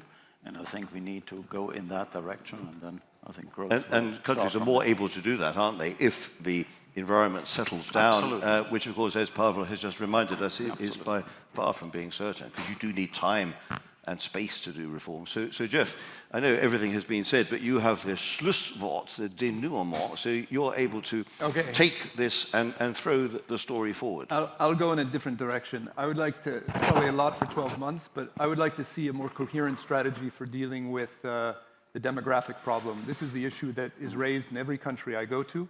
It's the aging population is a problem not just for potential growth and inflation, it's also a relatively heartbreaking issue that parents don't think that their kids often have futures in their countries. So this requires much more investment in education and health, better governance to stay. It's not just a function of wages. It also probably requires much better labor force participation, particularly among the old and women, and better immigration policies, not just a function of Ukraine. I mean, this is at the heart of a lot of the challenges that we look at. And there's a lot of focus on fertility policies. So we're looking at keeping a very open mind, but this is a big challenge for everything else we're talking about. Well, thank you very much for reminding us of some of these really deep structural issues, which I know the IMF is putting a huge amount of effort into, and I think it's very, very valuable. So we've got through the hour here, ladies and gentlemen. I think we've gone through a whole series of topics, some of which were on your study list, some of which were not, but thank you for being so flexible. So David, Thomas, Radovan, Pavel, a late substitute, but scored some goals there in the final moments. Rainer and Jeff, thank you very much indeed for taking part. There's now going to be a coffee break for 15 minutes, and after that, we'd like you to be back here. So thank you all for listening. Thank you. Well, ladies and gentlemen, welcome to the second panel discussion of our day here in Budapest. We've heard quite a bit about the sort of macro background and a lot of analysis, and all of those data are established. We've heard about geopolitics and geoeconomics and so on, and now we have a group of people who, one way or another, I mean, both international and domestic, represent asset management firms, although they're not necessarily actually portfolio managers themselves, so they'll speak to their particular angle on the topics at hand. We're going to talk about investable securities. So this is portfolio investment in Hungary and in the region. We'll probably focus mainly on fixed income markets, but we can take a sidelong glance at equities markets too. And of course, as before, anybody who wants to join in from the floor, although I actually can't see anybody because I'm under these sort of floodlights. I'm not sure if it was like this earlier. Could we dim the lights a little bit, do you think? Whoever's got the switch. Otherwise, you'll have 6 blind people an hour from now. So let me introduce the panelists we've got here in no particular order, but to my immediate right, representing the largest local fund management operation, Georgi Eder is the Chief Executive Officer of OTP. I'm going to try it. Alapkezolo. Alapkezolo, which means fund management, right? Yeah. Fund management.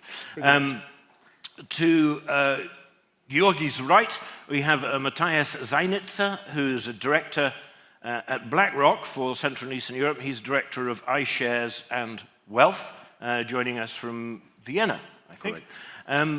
To my immediate left, Caroline Grady joins us from London. She's the head of emerging markets research at an outfit called MacroHive. And you sort of advise hedge funds and other alternative asset managers, don't you, on hedge funds, strategy. trading desks, and real money. Okay, great, okay. So we'll ask Caroline to tell us what some of her clients are thinking. Next to Caroline, we have Maral Shamlu, who is a managing director of fixed income and liquidity solutions at Goldman Sachs Asset Management, also joining us from London. And Khan Nazli, finally again from London, is a senior portfolio manager, so he really is a PM, an economist on emerging markets debt from Neuberger Berman.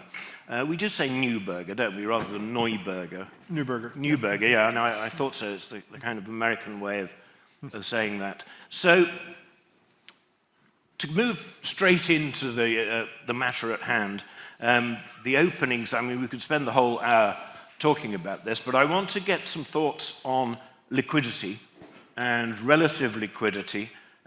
Liquidity, obviously, the ability to buy and sell is always the crux for people who are investing in and trading listed securities. So I'd like to hear just briefly from people how they kind of score different markets and different instruments across the region. Obviously, we're not covering every single country, but the major countries, Hungary, of course, included. Where shall we start? Khan, why don't we start with you? Sure. I mean, of course, starting with the region, first we need start to talking about the regional liquidity. We also need to look at global liquidity. Of course, 2022 has been a pretty difficult year for emerging markets. You had record outflows from the asset class, including some of the strategic mandates. And then 23, it's been really month-on-month type of trend. I mean, you did get a lot of outflows on a net basis, although the last couple of months we are getting, some better signs. And in fact, I think we are now something like 10 days of consistent inflows into some of the passive products, which is something that we didn't get used to seeing. Within that context, I think CEE obviously fares well versus the global backdrop, especially in the hard currency side, with more countries issuing in dollars over the past couple of years, including Hungary and Poland. Of course, Romania is a consistent issuer. The liquidity has remained there for sure, and the local asset management support has also been there as well. In the local side, local currency side, of course, there are differences between like the swap markets and the bond markets. But I would generally say that it's been, typically, in the global context, it's been an okay environment for liquidity. Okay, good. Yuri, you're obviously here and every single day focused on these markets. Your comment on liquidity and also perhaps the extent to which you might feel that, not only in Hungary perhaps, but that the actions and policies of central banks may have tightened liquidity somewhat in domestic markets. So speak to that, please, and then we'll hear from the others. I would start with it's a long downward trend in liquidity coming from or starting from 2008-9 in the local markets. Of course, every single bank cut the allocated capital to the trading desk. So that's why we felt that liquidity disappeared, and it's still going down. So I was on the trading desk in a local bank, and we felt the same even after the COVID crisis, and I can imagine what's happening now in the trading desk in 2022 when the yields went up significantly. Banking books and trading books are stuck with some inventories. So that's why and they don't want these inventories because the funding is very expensive. So I can imagine that the liquidity is getting even worse and worse. I hope the best for the future, but I don't know what's going to change this. But does it affect the way that you run your clients' portfolios? And in fact, if you wouldn't mind, just give us for those who don't know, myself included, just give us a sketch of how much of your assets under management is individuals' private savings and how much is institutional? Institutional. Roughly 1/6 is institutional, the rest is in investment funds. 1/6? Yes. Yeah, 1/6, okay. And monetary policy across the region or in Hungary? I mean, well, not quite monetary policy, but the way in which banks, central banks, of course, most obviously the European Central Bank, but other banks have engaged in quantitative easing, have bought. That's the worst one. Have bought, well, quite. So I was just trying to feed you that one. So comment, please, on how that has affected the markets, or indeed other aspects of market efficiency. It's quantitative easing, and all these banking book buying, siphoned out a big amount of liquidity from the market. So, and we are still seeing that. So maybe it's going to change next year or in 2025, but we don't see the reason why. So yeah, the liquidities in FX swap market, the liquidity is getting worse. What I'm hearing from my former colleagues and the portfolio managers, the only thing which is the only part of the market which still exists, what I heard, it's just the spot market, FX spot market. So that's why some fixed income portfolios are hedged back by the euro half. So. Morale, and actually Georgi has interestingly just taken those of us old enough to remember, obviously not you and several others here, but to the time when banks, Goldman Sachs being a notable example, ran huge prop trading desks, and that is effectively no longer happens at all, is not allowed to happen. But your comment generally on the question of liquidity, and I know you do pay particular attention to domestic bond markets around the region, including in Hungary. So please give us a little bit of a, I started by asking for a bit of a kind of scorecard, but not out of 10, but just where do you see pockets of particularly liquid securities, and where is it a bit tougher? Across the region? Across the region, yes. Right. So, I mean, to some extent, liquidity is related to the size of the bond market. So, obviously, a large economy like Poland is going to have a much more liquid bond market than, let's say, Hungary. And this is something that Hungary cannot necessarily do much about. It is a small open economy. I would say that in terms of bond trading, particularly for large asset managers like ourselves, having large positions could be challenging at times. I think, as Con mentioned, last year there were moments of sort of a lack of liquidity in the market. The domestic banking sector obviously was there to somewhat, and domestic financial sector, non-bank financial sector was there to some extent buffer some of these sort of evaporation of liquidity, but it remains a challenge for a small open economy, and this is not particular to Hungary. In Czech, you have a similar issue in Romania at times. On the bond market, thanks to larger fiscal deficits, it is not as bad sometimes, and it is a bigger economy.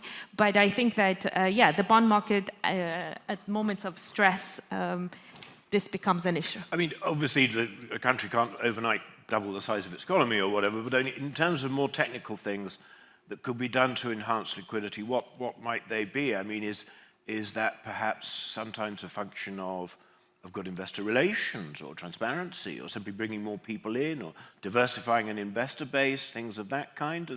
Yeah, I think we ask debt management offices many conflicting goals. We ask the country as a whole to reduce fiscal deficits. Yeah. We ask them to broaden the investor base, so make every investment pot smaller, and then we ask them for more liquidity as well. So these are obviously cannot be achieved at the same time. And as you said, for a debt management office, taking the fiscal deficit as given, taking the size of the economy as given, I think there are a couple of things that can be done, and Hungary's had a very agile debt management office. One, to ensure that for its own sake, there are sufficiently diverse pockets of funding that if liquidity dries up in one, particularly those who are more fickle, like ourselves, then there are other sources of funding. And diversification of currency of issue obviously is part of that. Yeah. Is part of that. And I think more on the very sort of technical aspects of liquidity, it is a little bit the regulation for the banking sector and non-bank financial sector that allows this market to be more liquid and allows there to be more secondary market trading. And I'm sure there are best-in-class examples in Europe that every debt management office can look into. Well, I'm going to ask more generally about if there have been regulatory shifts or shifts in the regulatory environment that have impeded or enhanced the investability of bonds in the region. But just really quickly to say with you, Maral, it may or may not be public, but just put us a little bit in the picture of how, in terms of Goldman's assets under management, which is obviously squillions, what sort of proportion might typically be allocated to a portfolio, fixed income portfolio in this region? Is that a number you could give us? Sure. So, I mean, perhaps vis-a-vis Latin America or emerging Asia, or. Sure. The fund which I manage is a GBIEM indexed fund. So the region has a weight of, I don't know off the top of my head, but I would say 35, compared to maybe 40, 45 with Latin America. And so that's the relative weight. And then the rest of EM being it feels to me that you probably allocated something to this fund. Yeah, absolutely. I mean, in the local currency benchmark, it's around 35%. Yeah. Of course, Turkey used to be considered a big part of that. Index driven, yes. But also in the hard currency side as well, it's around 35% or so. Of course, I guess it's interesting. So, if you looked at, let's say, before 2020. 21, you would think of the CE region as the, let's say, defensive area, especially in the hard currency side. Like you had also on the local currency side, a very low inflation. You had relatively loose, monetary policies. The yields were low. So if you were worried about the globe, you would necessarily, for example, go into Hungary, which didn't issue for years in external bonds, and that would be the defensive investment. Of course, COVID was a big shock, and then 2022 with the Russian invasion of Ukraine. I mean, that really brought back a lot of the, risks that we had maybe forgotten about on a regional basis. Of course, country by country, there's always a pretty vibrant news flow that keeps you busy, at night. So certainly that political risk, inflation, all sorts of volatility, in the market, that made investors more cautious on the region. But yeah, certainly I think, with the resumption of flows into the universe, I think, and with pricing having adjusted, I think there are still opportunities in the region. I love the idea of flows into the universe. Where are they coming from? Another universe.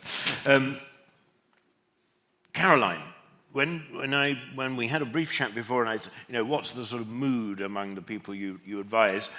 Your response was broadly constructive. So, but could you unpack that a little bit more, please? I mean, what are the concerns of the people that you advise? And indeed, what do you advise them to be concerned about? Sure. I mean, it sort of reflects back to some of the points mentioned earlier. I mean, Hungary had this very large current account deficit, largely driven by higher energy prices, and it is very rapidly shifting. You're at around sort of 2% of GDP deficit now, but because when people sort of compare this across emerging markets, it's still higher than the rest of the region. You'd had the sort of 4 quarters of recession, which only very recently we learned has ended. So it is very much a transition phase in Hungary.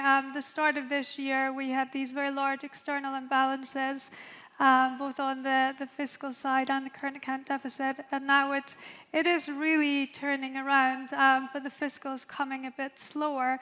And that's on the back of public debt level that, if you compare across emerging markets, is actually still very high. So it is constructive. Terms of trade are improving rapidly. Policy is heading in the right direction, but there are some concerns, I think, about policy predictability. But maybe just to quickly flick back to end this liquidity discussion. I mean, I hear the same comment from investors about the lack of liquidity as being a hurdle. But the other thing that's sort of specific to Hungary is the currency volatility.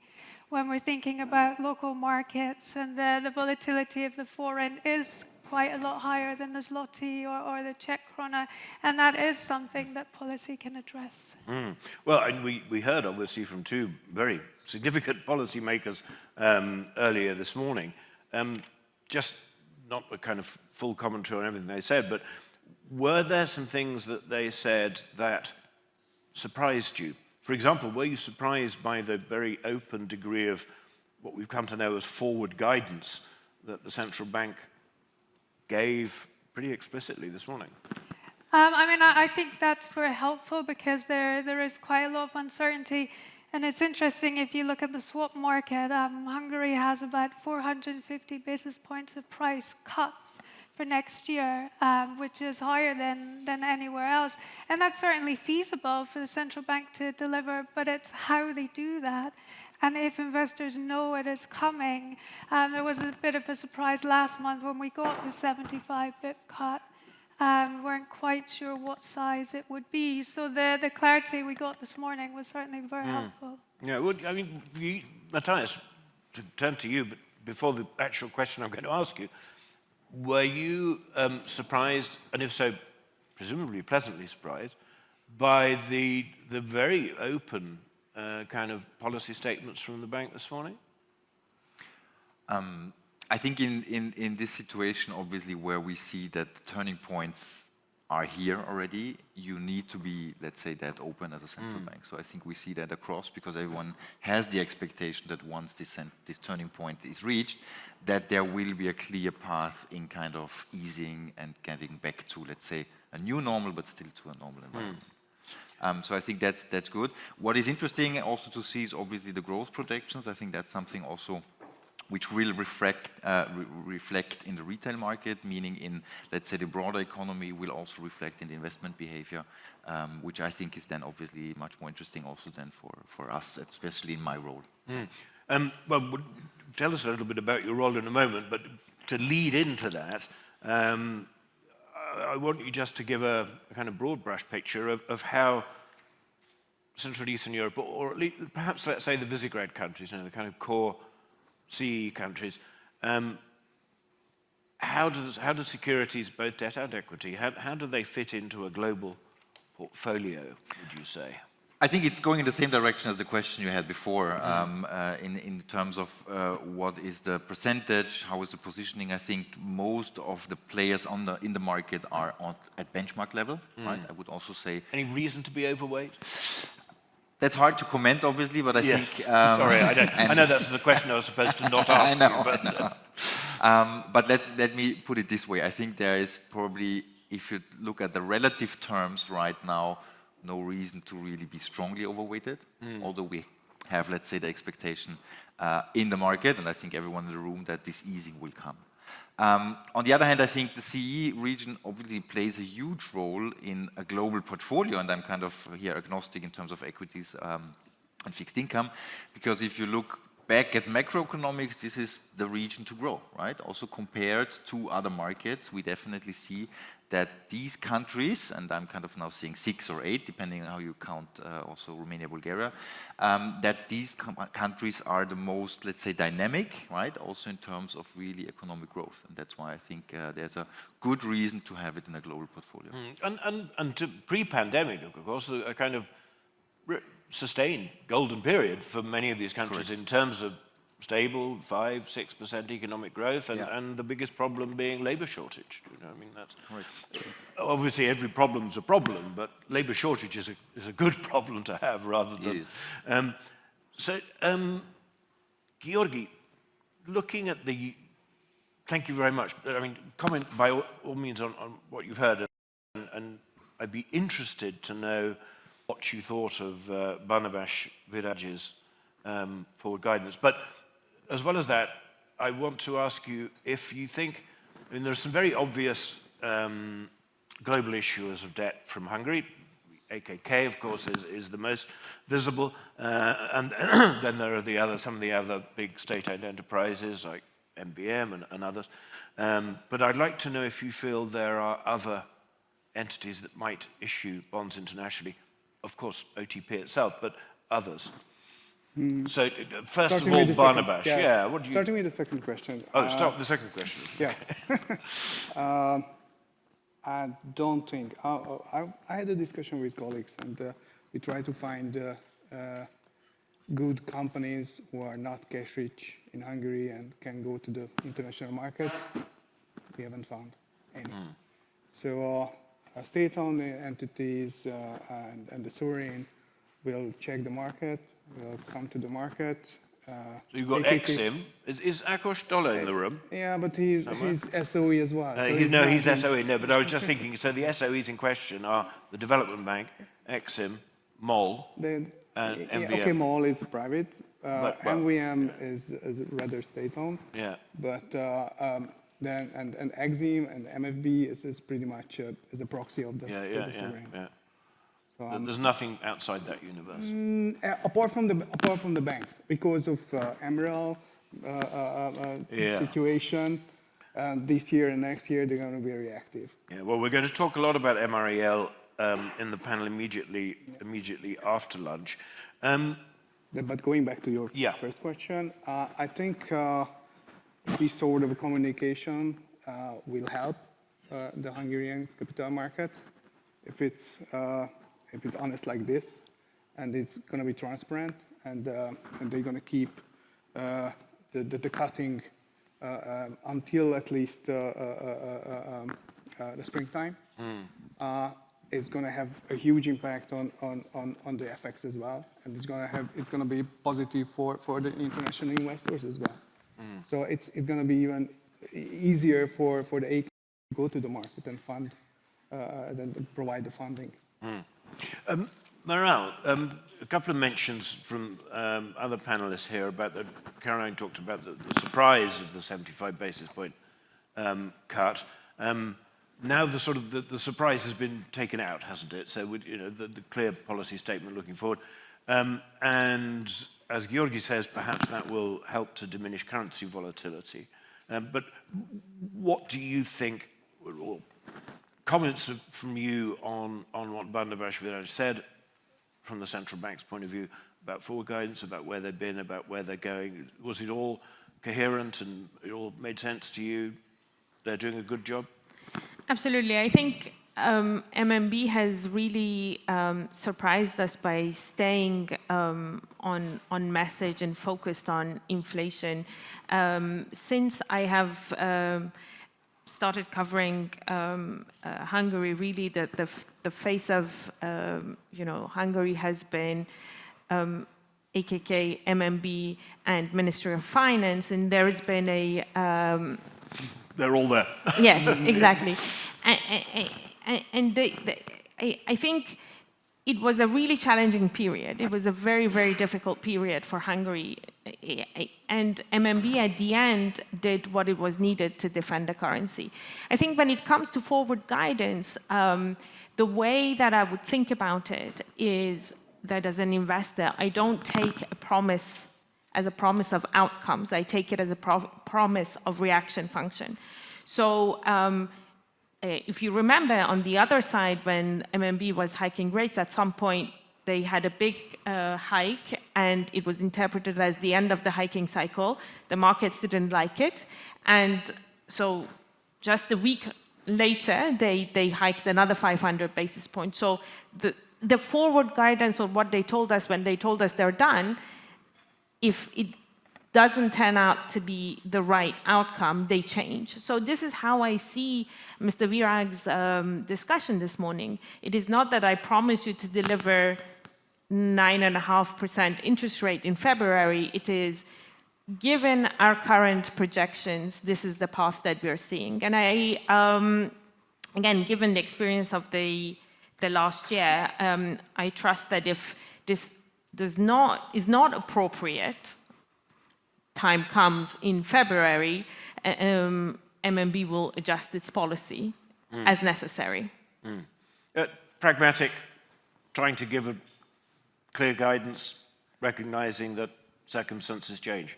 Absolutely. I mean, this is the sort of central question of forward guidance in all central banks. It's not just a Hungary-specific question. Yes, absolutely. It's the famous remark by an old English politician about, why have you changed your mind? And he said, events, dear boy, events. Khan, let's switch the emphasis a little bit. We want to talk about the degree to which what I tend to call thematic bonds, so green, perhaps the most obvious, most visible, but also social bonds, sustainable bonds, sustainability-linked bonds, those kinds of structures. To what extent do you think they are an important aspect of investing in across the region, generally, and Hungary in particular? Yeah, so I mean, definitely the sustainable bonds universe is, again, universe, is expanding at the expense of other universes. Other universes are available. Yes. I mean, clearly that's a prominent theme. And if I could give an example from the funds that we manage, so we run dedicated emerging markets funds, and if we spoke 5 years ago, I would tell you maybe 5% of our funds would have some sort of a very specific ESG focus. Currently in the hard currency space, it's around 24-25%. So clearly there is a lot of demand for fixed income funds that will integrate ESG beyond that quarter of mandates, does that weighted particularly towards perhaps official sector investors or public pension funds, or what kind of investors emphasize that most? Asset owners, I mean. Yeah, I mean, geographically, I think Europeans particularly. Right, yeah. And then I would say it's a combination of official sector and pension funds. So your Dutch pension fund kind of... Right, exactly. Maybe a typical... Sorry, carry on. Yeah. Sure, yeah. But it does, I mean, go beyond that. And then within, within ESG, which is obviously a very, wide umbrella, the actual sustainable instruments have also become much more prominent. I mean, if you look at the issuance trends year to date and also the 3 years beyond, and we had a lot of volatility in the period, about 15% of all sovereign plus quasi-sovereign issuance was carrying some sort of an ESG label. Of course, this is an opportunity, but also a risk too, because currently we are getting to the point that we have enough variety that we will be asked questions like, well, you invested in this green bond, but is it credible? Is there greenwashing, let's say, or is there, this focuses on, let's say, reforestation, but we would rather have something a bit more linked to energy consumption, like things like that. But it's certainly a very important growing theme. And with the European Sustainable Finance Disclosure Regulation, you also have a lot of paperwork, and in a way, the investors having to justify what type of sustainable to profile the funds that they manage have. So, I mean, all going towards a positive direction, but I would say it's a very significant theme. And obviously, in recent years, this market has grown and ballooned, much more so in Western Europe than in Eastern Europe, to begin with, certainly. Is that balance now evening out a bit? I would say... both in terms of supply and demand, I think. Initially, I think, in terms of supply, initially it was really driven by more Eastern European issuers, but over the past few years, Latin American issuers have caught up quite, quite substantially. In fact, if you look at the sustainability-linked loan space or bond space, you do see, various, investment-grade Latin American issuers. Well, my dear Chilean friends invented it. That's right. The first ones there. Matthias, let's unpack this a little bit. This whole world is a whole alphabet soup. You see here GSS, GSSS, ESG, all the rest of it. What are the risks of? I'm just going to put this bluntly. What are the risks of a lot of this just being marketing flim-flam? And you must examine that. Now we have to be careful. Very, very carefully before you invest or before you even consider investing. Just for, let's say, as a disclaimer, we have later in the transition panel our, yes, we do. Expert yeah, here, so Anastasia Petraki. So I will kind of be very prudent now in what I'm saying, obviously. No, but jokes aside, I think you're right. It's a little bit tricky in terms of giving end clients, and by that I mean, let's say, the whole spectrum of clients, being retail, asset managers, or even institutionals, a common sense and a common feeling about what ESG/sustainability is. So that's definitely an issue, which starts, and I would say that's probably more a problem of countries in Western Europe, by having different labels in each country, right? That makes it already very tricky, not only, let's say, on the side of kind of launching funds or products, but even if you kind of do it on the fixed income on the bond side. So I think that's a tricky part, because each country has a different understanding, right? Historically grown what it is.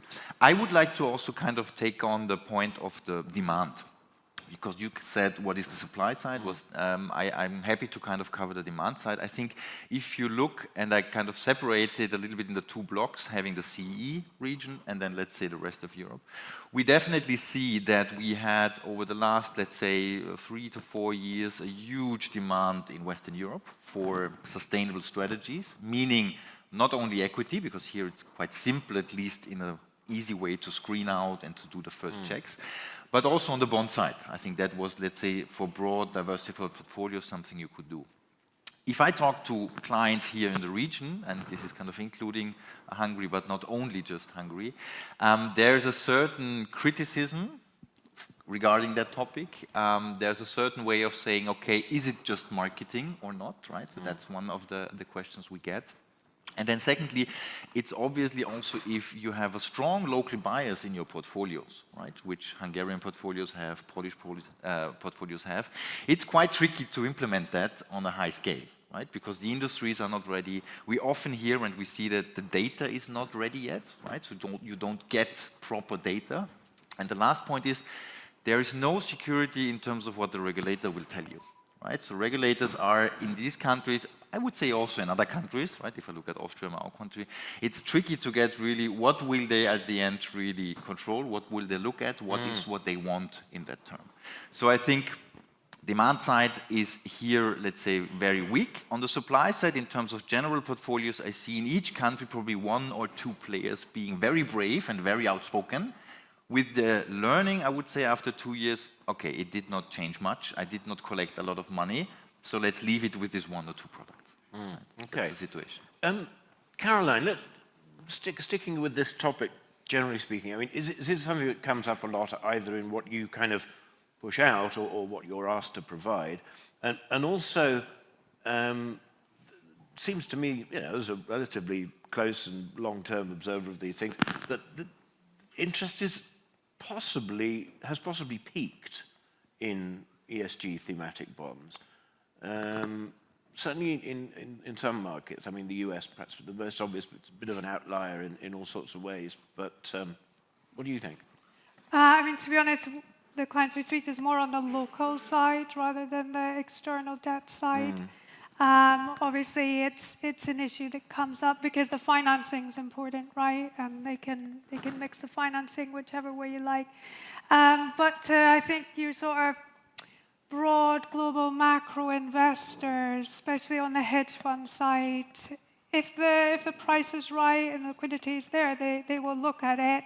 But their mandates are not so. It's so just a geared bond in the towards end, that. right? It's just money. Yeah, whereas on the asset management side, it's a bit different because it would be sort of dedicated money. Yeah, that's true. Khan, to give you a sort of not entirely hypothetical example, and then we'll move on to a different topic. The KPIs, the key performance indicator sort of structure of green bonds or social bonds versus the use of proceeds bond, which are more easy to understand. I mean, is the has the new plant been built, sort of thing. If it's there, it has. But with the KPI stuff, it seems to me that there's a bit of potential for people to be marking their own homework. I mean, and to what extent, for example, did these are guys, a friend of mine, the Chilean Treasury. To what extent did they, when they launched their sustainability-linked bond, did they model impact for the Treasury 10 years down the line, the potential impact, ranges of impact, if KPIs were met, if they were not met, if they were partially met? And before you answer that, just to give you one other bit of context, there's a sovereign bond came out of an African country where the social KPI was, part of it at least, one of the criteria was the number of hospital beds in the country. Now, I don't know if anybody from Goldman's or BlackRock or anybody else is going to go around, counting the beds in country X. What's your thought on that? Yeah, I think certainly, I mean, you raise very good points. I mean, we do have these sustainable instruments, and we do take the second-party opinions. Like we would, for example, look at a rating agency for the creditworthiness. But we don't have, maybe to throw a bit of a spin to Caroline here, but we don't have the third-party type of research that's yet available that can actually say, well, wait a minute, you actually did not deliver the hospital beds, or this is the wrong thing to look at, or this is not what should be achieved with this should not be the priority, etc. I think the market, I think the demand is definitely outpacing the supply here. Not only in terms of only issuance, but in terms of the availability of data, as also Matthias has pointed out. Okay.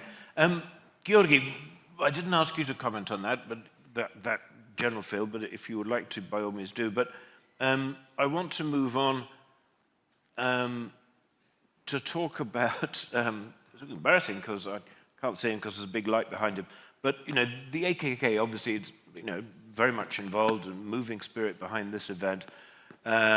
Usually from international investors, gets pretty good marks in terms of as a DMO. How do you see, because you of course are here and you're investing in local currency government paper as well, and many of your customers are investing in the retail bond program, and then I'm sure you also have exposure to the international issuance that the AKK puts out. So what do you think of their performance? Are they transparent enough? Are they communicative enough? Are they willing to take criticism? Would you like to criticize them or praise them? But give us a little bit of a picture of how you see the sovereign funding effort in Hungary. Okay, so let's start with the retail bonds. This is our competition. Yeah, of course, But no doubt many of your customers will be taking deposits from the bank and putting them into retail bonds, but... Yes. It's a competition, but we totally understand this is part of the funding of Hungary, and it's a local funding. It's better for the whole country, and we do think this market is kind of saturated, so you can increase the size, but not significantly. But it's a good funding base. So I think it was a totally good idea because all the countries around us are following this. I know Croatia, Poland, and every other countries in the region fund this very good funding source. Wholesale government bonds in half. I think they are following the market totally.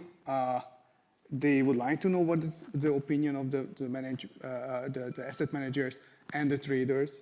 So there is a communication between the AKK and the market participants. So I think it could be better, but it's okay. Well, that's... And that qualifies as damning with faint praise. No.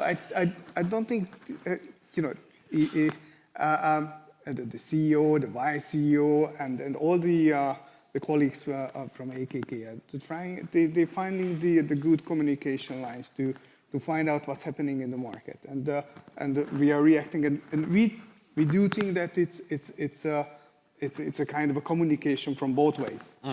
All right. Well, all three of you, of course, have regular communication with the AKK. Any comments, any suggestions, any criticisms? Caroline? Praise? I mean, Zoltan's always on hand whenever I have a question. Good. Does he always have the answer? Morel, any comments? I know you said to the finance minister this morning that Goldman's is a keen supporter of Hungary, by which I guess you mean you fill your boots with every new issue. So I think that AKK has, on the communication side, actually has done a very good job for foreign investors in the sense of sort of transparency compared to other debt management offices. Small things such as having everything ready in English, publishing everything in on your website, so it's not difficult to find it. Simple things like this, I think, go a long way in making life easier for investors. I would say one other thing that this is not just sort of from me, but I hear it from other debt management agencies in the region, is that they find the retail investment program that AKK has launched very successful, and a lot of them are looking to AKK. I heard directly from the Croatian debt management office. I have heard obviously from Romanians that they're looking very closely, and so I congratulate the AKK for their success in this area. And you don't cry for the poor shareholders of OTP or other banks whose deposits are being funneled elsewhere. That's a whole other topic which I would be very happy to discuss. There was this extraordinary incident, wasn't there, early in the year when the Belgian Treasury said they would hit all bids for a retail bond program and sold 20 billion euros worth. And if I were running retail banking at a Belgian bank, Banque Bruxelles Lambert, do they still exist? I've lost touch with Belgian banks. I'd be pretty annoyed. Khan, any comment that you want to give? We've only got 5 minutes left, and we've got heaps of topics that we can address. Is there anybody in the audience who wants to stick their hand up and either, well, ask a question preferably rather than make a statement? No? Fine. Let's talk a little bit about domestic savings, and we discussed this last night. A healthy and modern and efficient buy-side structure is obviously very important to any kind of domestic capital markets development. One normally important pillar of that is a functioning pension system. And is there one? At the moment? Yes. Yes, there is one, but it could be better. So, for example, so we have the state pension fund and we have the voluntary pension funds. So voluntary pension funds are getting more attractive for people, but not for people who should save money for the sake of the future. for example, young people. The young people, they don't care. So that's No, this, but this that's the one. same everywhere, to be fair. They told me that in Hungary it's even worse. Well, I don't know. But everywhere always thinks it's even worse than we everywhere were very else. happy to hear that the government is thinking about to help this part of the pension funds, and they are coming up with some good ideas. So it's good for the country. Of course, it's good for the business as well. But as I said, going back to the liquidity issue, if it happens and it's going to be a big real money fund in this sector, it's going to help the liquidity of the Hungarian government bonds as well, and even the rest of the capital market. Yeah, so sure. maybe corporate bonds. I mean, where in government, this is pure ignorance on my part, but where in government does that policy question sit? Which arm of government needs to take hold of this pensions question and, stand it on its 2 feet? That's a good question. The Ministry of Finance? Yeah, well, they're usual suspects. But Matthias, your comments on this, and also whilst you're at it, just in half a minute or less, what kind of new investment products are you seeing people take hold of here? And particularly, and we mentioned this in the context of the retail bonds program of the AKK, digitalization of investment. Just give us a quick tour d'horizon of that. No, happy to do so. And I think here also we see in the CE region common trends across all of the countries we are looking at.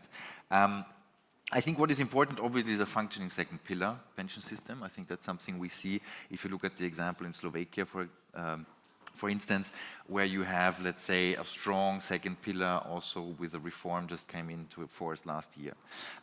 We have other markets where it's a little bit trickier, that's clear. I think it's a combination of, let's say, having these pension pillars and then really what the retail client is doing on his own level. And here, I think, and that's the feedback also we get across the region, is there's this local bias you were mentioning, kind of local government bonds, having local equities depending on how large the equity market is. And then secondly, I think it makes sense to have a broad diversification into international markets. And the trends we see coming obviously from Western Europe and Germany or France and UK basically are leading in that, is to diversify very simply with transparent products like ETFs. Index products, ETFs. That's something which has in the CE region not been available all the time to the retail client, meaning registration, having all the pre-contractual materials in local language. But we're working on it, at least for our product range, to enable that. We did Czechia, Slovakia, Poland. And in December, we will also finish this exercise for Hungary and have 250 products registered here in the market. So I think that gives the retail client in Hungary the same opportunities to diversify their portfolios like someone in the UK, someone in France, someone in the Czech Republic. Have you got some forms where people here can... It's on our Hungarian website, so it's very easy to find them. What I found was absolutely fascinating when Matthias and his colleagues and I started talking is how many people do you employ in Hungary? So in the Hungarian office, we have about 500 people. It's our tech and innovation hub for EMEA. But it's a bigger number than that, I think, isn't it? That I think here in the office it's 500 to 600 people we have, and then the rest is in London and in other offices. No, but I had a bigger number than... Anyway, okay. I'm sure you know better than I do. Right, so we have precisely no time left, so that gives me ample time for my final question, which asset management people always hate this.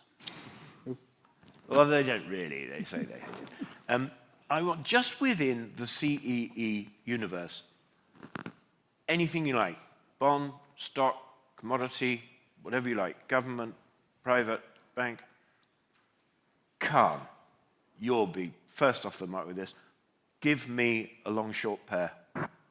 Yeah, so on the hard currency side, we've been focusing on a bit of the next generation CEE, so Romania and Serbia. The EU funds are exceptionally strong theme for Romania, and actually it's been a couple of years that we haven't heard any political crises, and the coalition has been stable and generally on track. But if I want to make some money by Christmas, what am I buying? What am I selling? I mean, I think it's still the double B space in the emerging markets that you would be looking at. So Serbia would be fitting in that in the hard currency, side. Yeah. Okay, so we're buying Serbia and we're selling?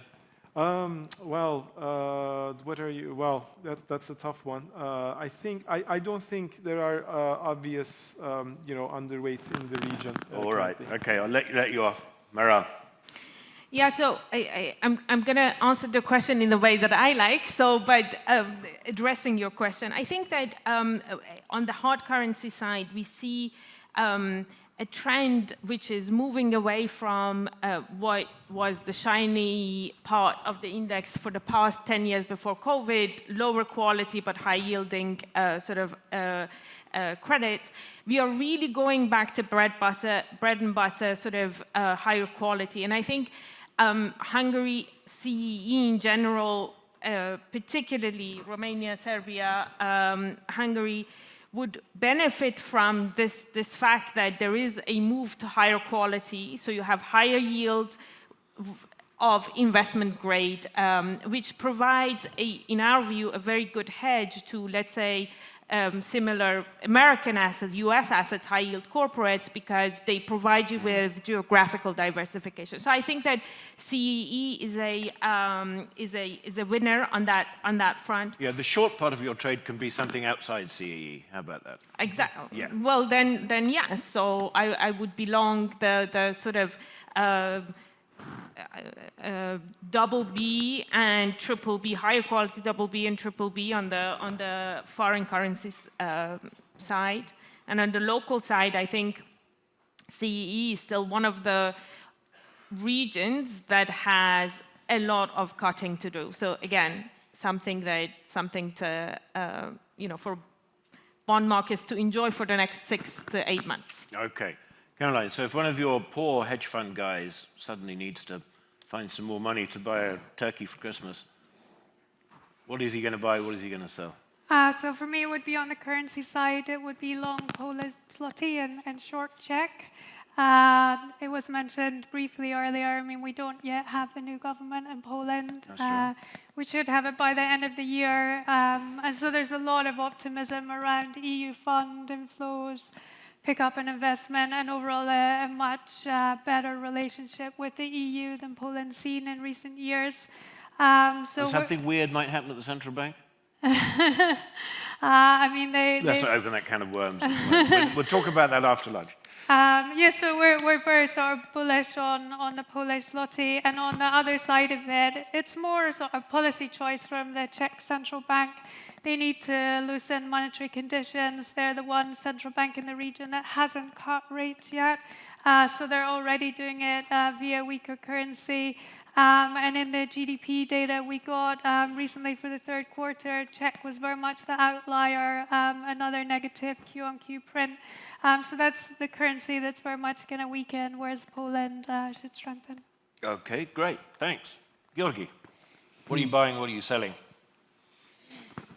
I'm positive on bond market, especially on the mid curve, so around 5-year area, because interest rate cuts are coming. And I'm not that optimistic in the long part. Regarding what I would sell, I would be very cautious with currencies at the moment, because all the regional currencies, especially Hungarian forint, we see the budget deficit. We know that they have to cut rates. Central bank is very cautious, but they have to cut rates to help the budget deficit. And I would be a little bit more cautious on euro half. Okay. As a private individual, Matthias. No comment on that. But I can answer. No. I mean, you say buy gold and sell, Estonia. No, but I think the message should be in that way, because obviously there are other experts here on really kind of saying what is the pair trade. But I would say, obviously, I'm selling investment products to the region, so that's the clear point. Other than that, what I'm buying, obviously, and I think what also many asset managers do kind of for Europe, is that we are obviously still buying the growth story, which is in CE region, especially Hungary and Poland. I would say these two markets, in terms of investment penetration, in development of the investment market, also in terms of the perception and behavior of clients, I think these are the two markets where a lot will happen over the next 2 years. And I think that's an interesting story for everyone. And I think if this investment penetration is increasing, then it's helping, obviously, local government bonds, my colleagues from OTP Asset Management. So that's something which is helpful for everyone. Okay, great. Thank you very much. Beautifully crafted, diplomatic answer. I'm sorry nobody in the audience wanted to join in. It's too late now. The one thing I don't have here is a clock, but I see we're only 4 minutes over. So now you have lunch back outside there. But please be back in here sort of at about 1:05, when we're going to resume the conversation.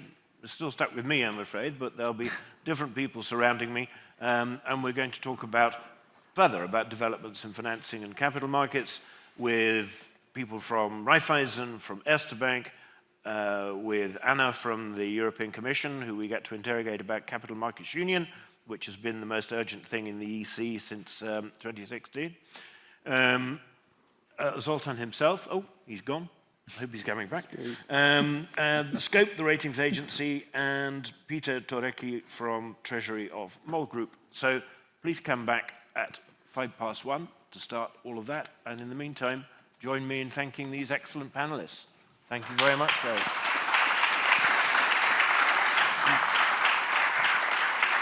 Okay, good afternoon, ladies and gentlemen. I hope you all enjoyed your lunch and enjoyed this morning's proceedings before that. With this panel, the third panel of the day is a little bit of a kind of continuation of the last one, with a bit from the other side. So some bankers and some issuers, or potential issuers. So we've called it Developments in Financing and Capital Markets, which, as you rightly observed, could mean more or less anything. We've got a whole list of topics here that we've talked a little bit about in preparation. But of course, again, anybody who wants to join in and propose another topic, please go ahead and do so. So just checking where everybody is. To my left, we have Martin Blum, who is the head of Debt Strategy and Capital Markets Development at Raiffeisen. You're based in Vienna, aren't you, yes. Martin? Yeah. Zoltan Karali leads Little Introduction, CEO of the AKK. Who we got on the end. Olaf Tolke is Managing Director and Head of Corporate Ratings at Scope Ratings, who are based in Berlin, although Olaf himself is in Frankfurt. To my right is Peter Torecki, who's the Head of Group Funding in the Treasury Unit at MOL, a Fortune 500 company. All right. Well, aren't you? If you say so, Chris. Well, apparently you are. So he's terribly modest about MOL. Anna Grochowska has an enormously long title. You just need a card about this wide. She is Deputy Head, National Financial Systems, Directorate General for Financial Stability, Financial Services and Capital Markets Union at the European Commission. And Michali Geisbull is the head of Treasury at Erste Bank in Hungary. So, to start off, let's just have following on from the discussion about liquidity and so forth, in the last discussion, I just want to have a look across what people think in terms of Hungarian issuers, bond market issuers, fixed income issuers, in terms of their access to global bond markets, particularly as that compares to their counterparties around this region. So, Michali, why don't we start with you? How would you measure or gauge the level of access that Hungarian issuers and potential issuers have to global markets? Thank you very much for being here and being invited. It's an honor. Back to your question, I think relatively, maybe there is some disadvantage, but I think it's not coming from the fact that these companies are Hungarian, but due to the relative size.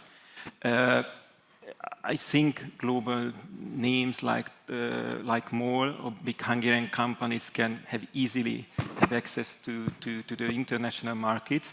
When it comes to funding to attract, I think pricing is a different issue, but it's relatively easy. When it comes to big Hungarian companies, which on a European level just being mid-caps, more smaller, that's much more an issue due to the size, because they cannot reach the benchmark or some sub-benchmark size. So I think when it comes to, and we talk about how the Hungarian companies can have access to the international market, I think the biggest disadvantage is the size of the companies. They need funding in a size of 50, 100 million euro typically. These are the so-called Hungarian companies, and it is something which normally should be done on the local market. This is too big for the local market, but too small for the international market. So if I have to highlight one major point why there is a limited access of Hungarian companies to the international market, I would say one primary reason for that is the size of the companies that come from the structure of the Hungarian economy.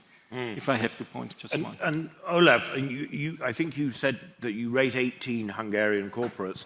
But do you also have the sense of a kind of mid-sized trap, too big for local, not big enough for international? And when I asked Georgi Eder on the previous panel what other potential issuers might there be, he said they look pretty hard from the point of view of an asset manager and didn't really see any beyond the handful that we all know about who could issue internationally. So you're rating them primarily on their domestic credit aspect, but give us your view. Yep, that's absolutely true. I think the size issue is a very relevant one for international investors. I mean, if they want to move into a position, they don't want to have 50% of the whole issuance on one position. So here, clearly, we see our role, and I think 3/4 of the companies we rate are SMEs, small and middle-sized companies, partly family-owned businesses with 20 million sales, maybe even less than this in hard currency. I see our role more in preparing them, in making them also knowledgeable about what is required to talk to investors. It's also a communication issue. Sort of tell your story, prepare your credence or your prospects with investors. It's also communication, credit story, and enabling them to also grow. I mean, they can use the rating as a means to acquire companies, first maybe domestically as funding, and then maybe internationally as well. But you need to pave a track record based on performance, consistency, and sticking to your expectations, which is something which investors value very highly and which is not known by any company. So in a way, we also have this, I wouldn't say advisory, I shouldn't say this, but certainly educational role to take them by the hand, basically, and say, look, if you really want to play capital markets, and many companies, the first time they go into capital markets, you need to know certain things, how to behave in this new swimming pond, basically. I mean, the global bond markets, or all bond markets, are obviously a force for discipline. If you're going to start borrowing money from international capital markets investors, you're going to have to submit to quite a lot of transparency and discipline that you maybe perhaps not. Yeah, and you need to be aware of what is important and what not. I mean, sometimes we talk to management and we think, okay, maybe they shouldn't tell us this, or they should also focus on other things. I mean, concept of financial policy, for example, sometimes is not known at all to companies, which is more or less, what do I do to support the credit rating if things go wrong? Can I get rid of, or can I sort of not pay the dividend for 1 year, or can I help otherwise to keep the rating where it is and not get downgraded by 2 notches, maybe by selling non-core assets, something like that. So it's a credit story, financial policy commitment. Some people don't even know this. So here, moving into this, and the other complication was when I rate Unilever or Sanofi, there's 3 or 4 existing ratings. So I know roughly where the benchmark is. When you go into Hungary and other countries, there's no existing rating. So we as a rating agency, sitting outside, not speaking the language, not exactly knowing the culture, we have also something to lose. And so we need to come in and need to be very careful that we don't miss any potential risk. And here, therefore, it's an it's a nascent or sort of an initial phase we are in, but we can help companies to really build up credibility and to qualify initially for domestic bond markets, and then secondly, maybe also for international bond markets. So it's a good chance for them to grow because size, as you said, Mihaly, is disadvantageous compared to other markets, but it's a good size really to develop on from this basis. Zoltan, and obviously we all know that you have plenty of access to markets, but one of the functions or one of the kind of collateral functions often of debt management offices like your own is to kind of establish a presence internationally, establish a yield curve and so forth to prepare the ground for companies to issue, banks or industrial corporations.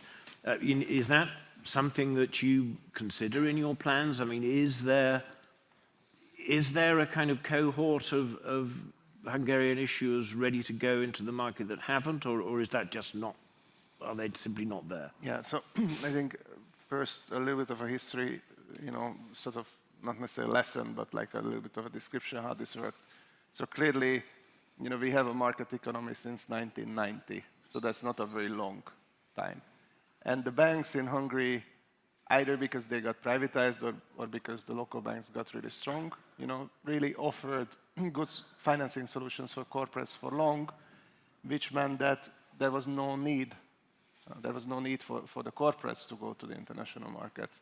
There was a very strong mortgage fund briefer market in Hungary up until obviously the financial crisis, and then beyond as well, but then not really international issues because nobody was taking FX debt.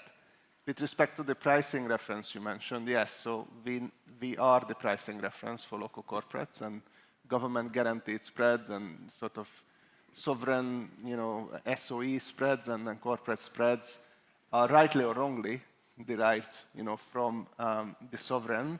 Hence, we have to be really present on these markets. Obviously, we are now present in dollars, euros, Japanese yen, as well as RMB. So whoever wants to issue in these markets, which are basically the major markets for funding, apart from obviously the UK and Switzerland, they can find the reference point. We have a curve. And we also have green bonds as instruments, so that can also be a reference point from a green bond framework quality point of view, but also from a pricing point of view. And we also have green bonds in our domestic currency. So I think we take that role very seriously. Martin, your large part of your role is what we would call DCM origination. No, but nevertheless. Yes? More from the trading and client side, but nevertheless, similar area. Okay. The bank, nonetheless. Yeah, yes, it's a bank. The bank does do that. Yeah. So, in terms of looking at new Hungarian credits, and of course you have comparators all across the region where you're active, are there notable pricing differentials across geographies? And insofar as there are, what is driving that? I mean, is it simply credit, or are there other factors at work? Good question. I mean, I think obviously we've just discovered that it's the sovereign curve in the hard currency space, which is the dominant one, and it's easiest to compare across geographies. And in the dollar space, for sovereign Eurobonds in CE or in EM, if you plot spreads versus ratings, composite ratings, you don't get too much dispersion around the line of best fit. So 85% of the spread variation is explained by the composite rating, so what OLAF is doing or what the other agencies are doing. So that's the first point to highlight. Nevertheless, what we did see in the financial space when we had in the last year or two this growth of the MREL financial issuance in the region, that CE MREL issuers, so banks, did pay more than their Western European equivalents, but that is gradually, that's converging over time, particularly in the higher rated space. So the simple message is that credit quality in the hard currency space explains a lot of the variation in spreads. And then obviously in addition, lower liquidity credit, smaller issues obviously have an illiquidity premium too. And then, of course, on top of that, there's idiosyncratic factors, but it starts with credit quality. Yeah. So the majority of it is just what you would expect from standard credit analysis across the piece. I don't know if I mean, does everybody in this room know what MREL means, or M-R-E-L? It's a reasonably esoteric bit of financial jargon. It's to do with the amount of loss-absorbing capital on a bank's balance sheet. Is that an accurate description? And obviously it's a Europe-wide regulation. And we're going to talk about it a little bit more, which is why I thought it was important just to bring. What does it actually stand for? Remind me. I thought you were going to ask me this, and I was just wondering. Minimum requirement of eligible liabilities. Minimum requirement for eligible liabilities. And own funds. What? Own funds and eligible liabilities. Right. Okay. This world is definitely full of alphabet soup, as I said earlier. Peter, let me turn to you. We just had a bit of a conversation about ratings, about pricing, and so on. You last accessed the international bond markets in 2021, is that correct? 2020. 2020, okay, 2020. And there are rumours that you might consider returning to international financing operations during the course of 2024. So obviously, as you've been planning that and considering that, you've been taking advice from your banks and perhaps from potential investor accounts and so on as to likely pricing and other considerations around returning to the market. So could you tell us what some of those are, and how do you view a potential new issue or series of new issues by MOL shaping up in terms of currencies, maturities, when you might go, what might drive, what might be a go, not go kind of decision? Sure. Well, I guess rumors can come from the fact that we made our program, so we have an EMTN program since... you told people about it, yes. And end of September. But that being said, that program was basically put in place for, well, I mean, in the morning as well, we heard a lot of times volatility, uncertainty, and so on, which we convert that to the capital markets terms. It basically means that if someone would be thinking about an issuance, then issuance windows are much shorter. So it's much less time to react. They can go away much quicker. So the kind of option value of a program, having a program, is now probably more. And that being said, basically it was established as an insurance in this sense. So if there is a need, we have the quicker access to markets. The documentation was done, it was all there, you could press go reasonably... Indeed. Immediately. Reasonably immediately, yes, I would say. Yeah. But with regards to the actual plans, I mean, that's basically like one of the cards in the pack, I would say. So it's not like that we're preparing for something immediately, and not at all. I mean, ultimately, our role is basically to secure that we have the proper amount of funding for the company's different purposes, capex and so on. So we are driven by that, essentially. We have to be ready to be able to move, but we're not kind of doing it just, lard pull lard, that, okay, now we think that we should be going because we like the relative terms of the capital markets now. In general, about the markets, I'm not so sure I'm on the same side, actually, because I do see there kind of a displacement in the price, or in the, let's say, the perceived risk premium. What Martin calls idiosyncrasies are a bit more significant. Yes, indeed. So, like, I mean, in general, like, risk perception of the market, I kind of try to identify with the CDS, the credit default swaps, and essentially that level, if we look around in the region, obviously was distorted a lot when the war broke off. That's natural. But after that, the normalization was on different scale, for instance, in Poland, in case of Poland, than in case of the Hungarian. So we are still being, Hungary is still being a bit punished in this sense from the market perspective. And let's be pretty clear about it, you are positing a political motivation for this. I'm not saying what's the reason, I'm just saying that okay, well, what is the didn't reason go back. You tell me. Well, would anybody like to hazard a guess? Clearly, the whole question of although this applies equally, or has applied equally to Poland, which you also mentioned, the sort of degree of disquiet between the European Union and those two countries about various issues, which we're not really here to discuss, but we all know what they are and they're in the background, and if anybody wants to unpack them, obviously we can. But so you do see there as being pricing discrepancies that are not credit-based, and notwithstanding the fact that you as a multinational corporation, you operate in dozens of countries, right? But if I understood correctly what you told me before, all of that activity is funded centrally. Yes, we have a fairly centralized financing indeed, with small exceptions for good reasons, but in general, yes. So when we talk about long-term financing, then essentially it's centralized, and we channel in the funds at once and then channel down towards the subsidiaries. Which is the biggest operating unit outside Hungary? The biggest one, I mean, I would guess it's INA in this sense. So What? Croatian subsidiary. Croatia. Probably. Okay, so the Croatian subsidiary, were it to go to market itself, would still be very much a Hungarian company. No, it wouldn't. No, I think no. They are actually one of the exceptions where we allow and where we actively help to have external financing on their own as well. Obviously, a bit like in Slovakia, Slovnaft, so the national champions are always well perceived by the market, and they are the national champion in this field there. Okay. Anna, let me turn to you, because and we can go a little bit into this MREL business. It's not Emerald, which, you know, kind of green bond it might be, but it's MREL, M-R-E-L. But also just sketch for us, if you would, I mean, you look, part of your role, your many roles, you look at financial system, financial sector stability across the systems, the countries, the markets you cover.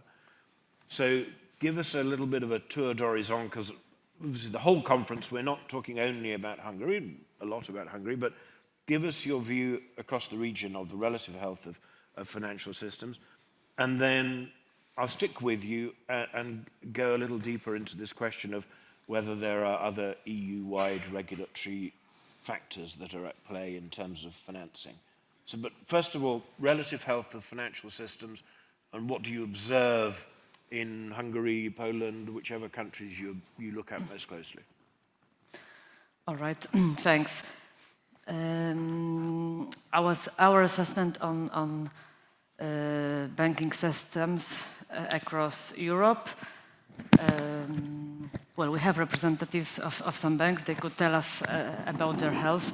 From our perspective, I mean, what is striking in the current cyclical moment is the high profitability, yes, that banks have been waiting for, helped by, obviously, monetary tightening. So this net interest income has been, very dynamically increasing, one can say booming. So that's certainly positive. It gives banks some space, also possibility to invest. At the same time, there are risks linked to these rising interest rates, and this is one of the issues we are closely looking at, especially credit risk, and in particular in banking systems where there is a high proportion of variable interest loans, be it for households or corporates. So the situation is quite different across Europe.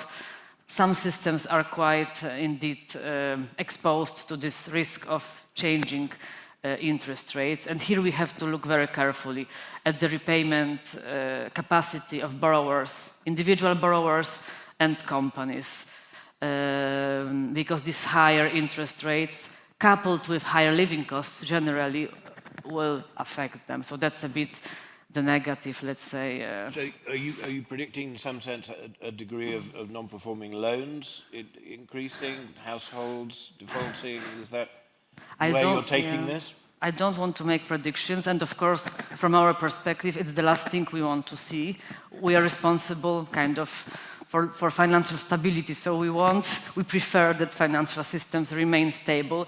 But indeed, it is one of the key risks on our radar screen, so we cannot exclude them. Yeah, it will all depend how persistent is inflation. I mean, indeed, we have favorable trends now. Interest rates seem to have peaked. But okay, we have to look at, yes, economic developments and all the other factors. So that's one of the key risks we see across Europe. Next to this, of course, other issues, sustainability, it has already been there. It's there again also for Hungary, yes, quite energy, exposures to energy-intensive sectors. So maybe for Hungarian banks, this would be another element, among others, that we would look at. And okay, thank you. And actually, I think we'll park a bit the regulatory emerald thing, and I'll come back to you on that in a second. Martin, can I just turn to you? The Raiffeisen obviously has a large presence in Hungary across the whole financial services sector. Your retail bank, commercial bank, and so on. So clearly you compete with other foreign banks and local banks, but there is a shift underway before our eyes in the Hungarian banking landscape with the formation of a new number two bank. I'd be interested if you would, just for your comments on how you see the system as a kind of competitive landscape with OTP very much the largest institution, this new institution coming in, the Hungarian Bank Holdings as number two in terms of size, and then of course yourselves and the other foreign banks that are active here. What's your kind of, I don't know, health check, or I don't know, just a tour d'horizon of the Hungarian banking scene? I think the first point to highlight is the loan deposit ratio in the Hungarian banking sector is relatively low, and obviously radically different to how it was pre-financial crisis, more than 10 years ago. So if you look at it from a sort of loan deposit ratio perspective, the system is, it's got a lot of capacity potentially to grow on the one hand, and is not sort of is in quite a comfortable starting point. I think that's important.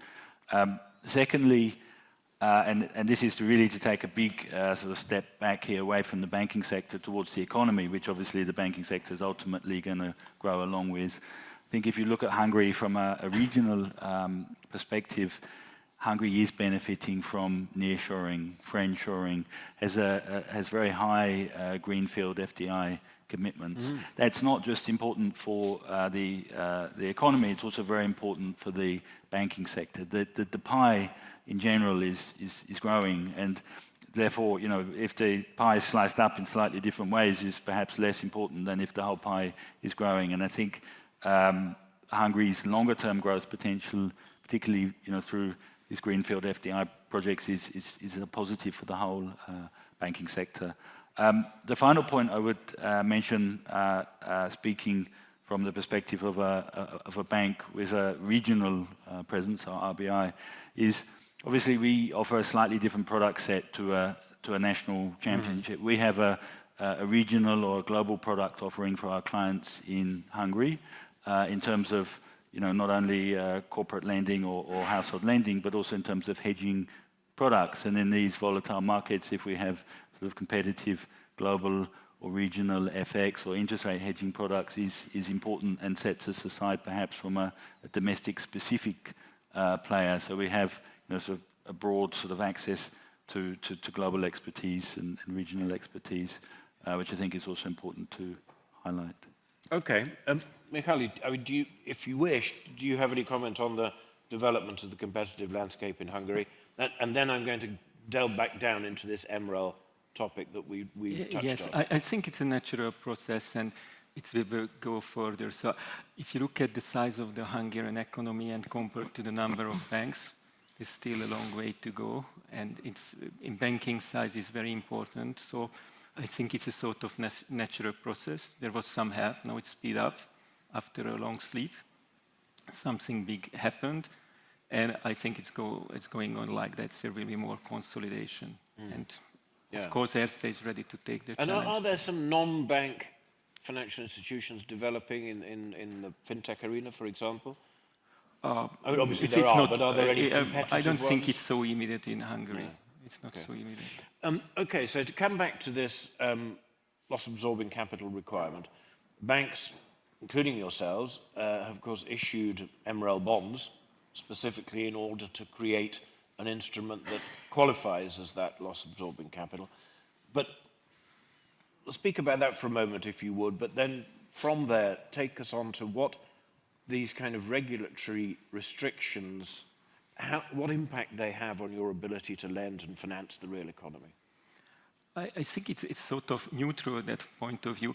MREL is a strange animal in a sense that basically, and bluntly speaking, banks are forced to issue very expensive instruments from funding instruments, get liquidity, which basically they do not need for business point of view. So I think it has when it comes to the Hungarian market, it has a sort of strange double twist that banks in one way drain the liquidity of investors, but at the time they backed up with extra liquidity. So I think it's very important to see that MREL is not something what banks really need for operational point of view, banking point of view. It's a regulatory liquidity from a business point of view.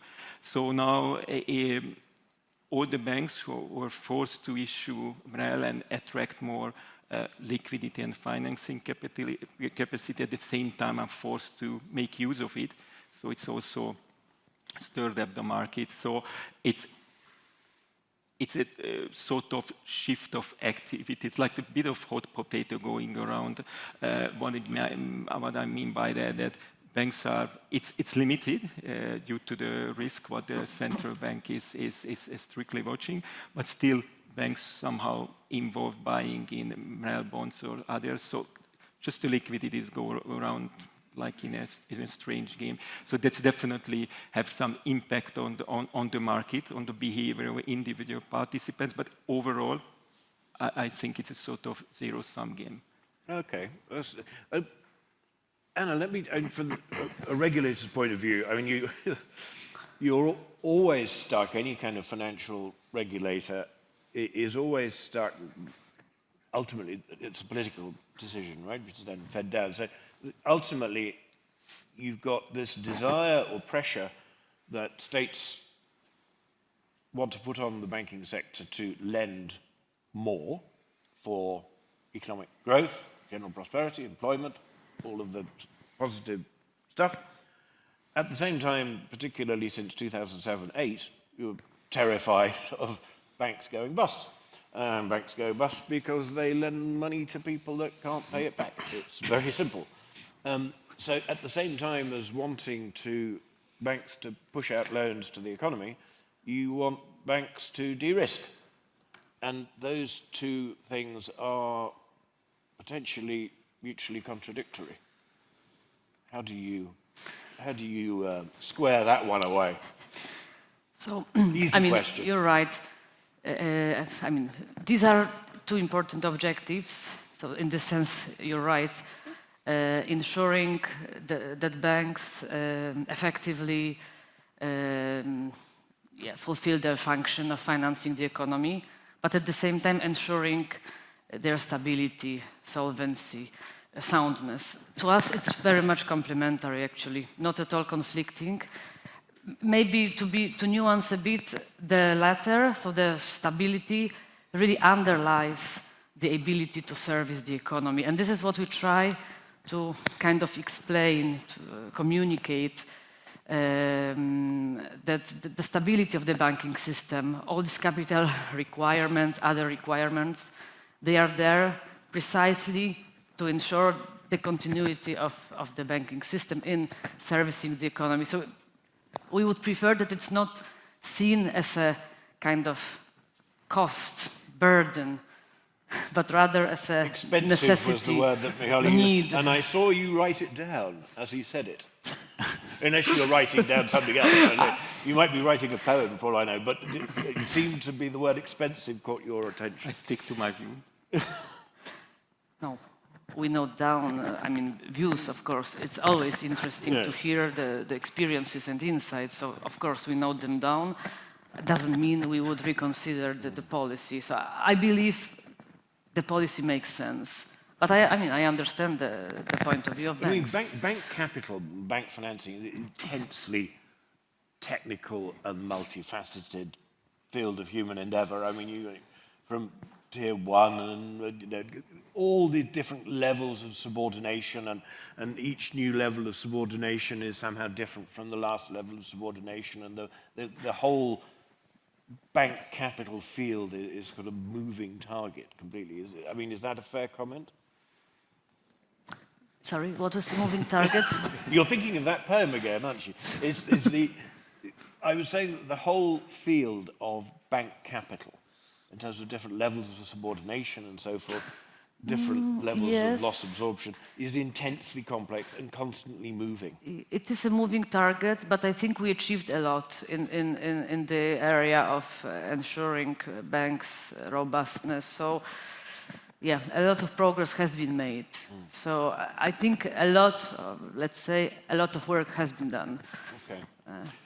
Zoltan, it's not your topic, but you're a former banker. And you were you a FIG banker? No, I was an originator for structured financings. Okay, so risk management solutions. Complex stuff. Yeah. Yeah. What do you think of what people have said? Just in terms of the ability of the banking sector in Hungary, let's restrict it to Hungary, the ability of the banking sector to, what is a bank in essence? A bank is a machine for recycling household savings into productive industrial use. Is that a fair, short definition? So, insofar as that's what a bank is, how effective is the Hungarian system at doing that? How do you view the complexities of these different kinds of regulatory structure? Yeah, that's probably enough questions. Look, I think regulation is a given. And the regulation is always a reaction function to a crisis. And it kind of evolves as we learn. So I don't think, we should be, we should be complaining about regulation. It is what it is. And the cost side of it, obviously there's a lot of fixed costs coming through because of regulatory compliance. And, obviously return requirements and profitability expectations of shareholders have to adjust accordingly. So I think the Hungarian banking system operates perfectly. Obviously it changes. Just one thing, obviously this region is going to need a lot of infrastructure investment into energy security, energy supply. Obviously the green transition of power generation is going to require a lot of, sort of energy infrastructure investment. In this country in particular, for example, project finance in the classical sense wasn't really needed because banks could provide the loans, Maybe these are project finance structures, but not your classical large, project finance structures. This will come, this will be something new. Obviously, capital markets, banks have been present, and they will continue to be present. Now, they have to be present, through the MREL requirements, but that's okay. So I think it's fine. I don't think, this actually has a negative impact on the other asset classes, i.e. corporate debt or the sovereign. This is a natural, sort of transition, and it has to be embraced. change is good. And I was very impressed this morning that the guy from the Austrian Central Bank quoted Lampedusa, that for things to... Fantastic novel, by the way. If you haven't read it, you Gattopardo. You have got to read it. For things to change, for things to stay the same, they must change. Martin, switch to a slightly... comment by all means on this topic we've just been covering, but I'd like to move on to the question of, darting around our list of questions a bit, to the question of what sort of alternatives are there or might there be for SMEs across the region to straightforward bank lending? I'm going to spend more time on the previous topic than the SME topic. Well, but it's up to you. I just, on the MREL topic, to pick up on what Mihaly said on expensive, for every investor in the room and for every investor, around the world, expensive means obviously opportunity as well, that you're getting good quality financial credit at excessively wide spreads. And I think that's been a key thing that we found talking to investors in the last year or so, that the more you put this asset class, which is a rapidly growing, regulatory-driven asset class, onto the table, the more A, interest you get, and the B, that this expensive nature of funding relative to the parent bank in the multiple point of entry regime, it gradually comes down. So there is something which banks can actively do about this excessively expensive MREL from a regional perspective, and that's to obviously spread the word. And it is a new big, relatively big asset class. So in CE, it could be 10 billion euros, next year in terms of outstanding. So I think that's an important message, that the expensive also means opportunity from an investor perspective. On the SME topic, which I'm desperately trying to... You're a big bank. You're in most of the countries of the region. Yeah. So, you have commercial bank managers who sit there and, their local companies, they go and play golf with them and so on, and they, lend them some money or don't lend them some money. I mean, it's part of the business of the group, right? It yes, may not absolutely. be your personal business, but we've only got you to ask. Exactly. No, so on the SME topic, I think one point is that the nature of SMEs have changed over time as well. I mean, you have now, in the service sector, IT sector, programming, it's a different SME to what it potentially was 10 years or 20 years ago. And secondly, I think on the SME topic, what you do see is that this is something which is often involved from a government perspective in terms of development plans and development banks, and some of them have some sort of equity financing component within the SME, because one of the things with SME in particular is their thin and narrow equity base. So it's not just a question of lending the money, it can also be a question of growing equity, which is not just from retained earnings. And that's something which is more of an equity topic, and can also be sort of a development program topic. Michele, I mean, have you got a thought on that? Because I mean, again, it's not your particular level area of banking, but obviously the bank does do this. And I know that I'm not sure.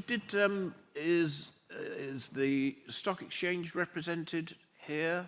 I know that Richard couldn't come because he's away, but anyway, the stock exchange, the Budapest Stock Exchange, I know has a particular program where it seeks to educate SME owners, partners, and shareholders into ways of accessing capital rather than just borrowing it from the bank. I mean, do you have some thoughts on that? I think it would just be interesting to know where that is. There is the Nomad, this nominated advisor, there is some advising, and there is a special section called Extend. This is let's say, the entry point for the stock exchange. And there are quite a few companies there, but and at the same time, it's also an initiative by the stock exchange. They have this every year, and I think this year it was the 10th or 11th occasion. They selected 50 companies, which sort of prospect for and ready to go to the stock market. I think it's from an educational point of view, these are very important initiatives, but if you look at the result, it's relatively limited. If I am not mistaken, and it's a 10-year process, so quite a number of companies, and overall, not in the premium, but in the standard section, there is 2 companies out of this, let's say, quite big pool of the companies. So, and I can only repeat myself, maybe that's my mantra, that I think if you look at the size of the SMEs in Hungary, I think this is typically, we can have a look at it from different angles. This is ask for or cry for bank financing. So only large Hungarian companies, again, I think it's important to see that in the European level, these are mid-caps. They are right for the capital markets. And again, this after the privatization, that the structure of the economy where we are only a handful of such companies. There are lots of international companies. We shouldn't forget that, if I'm not mistaken, 30, 40% of the corporate financing is intercompany in Hungary. That's extremely high internationally. That also shows and reflects the structure of the Hungarian corporate sector. So I think right now, looking at the size of the economy, looking at the size of the companies, I think there is no better solution than bank financing, and I'm just hoping we will see real bank financing soon, because just one comment on that, that right now only banks are really generous to let's say, transferring the money of the state, because roughly 50% of the new loans are subsidized loans. That comes from the interest rate environment. So I just hoping that the good old normal SME bank financing comes back, and I think this is what perfectly the best solution at this stage for the Hungarian SMEs. Peter, obviously MOL is the antithesis of an SME. I'm going to get you to agree with something I say in a minute. Fine.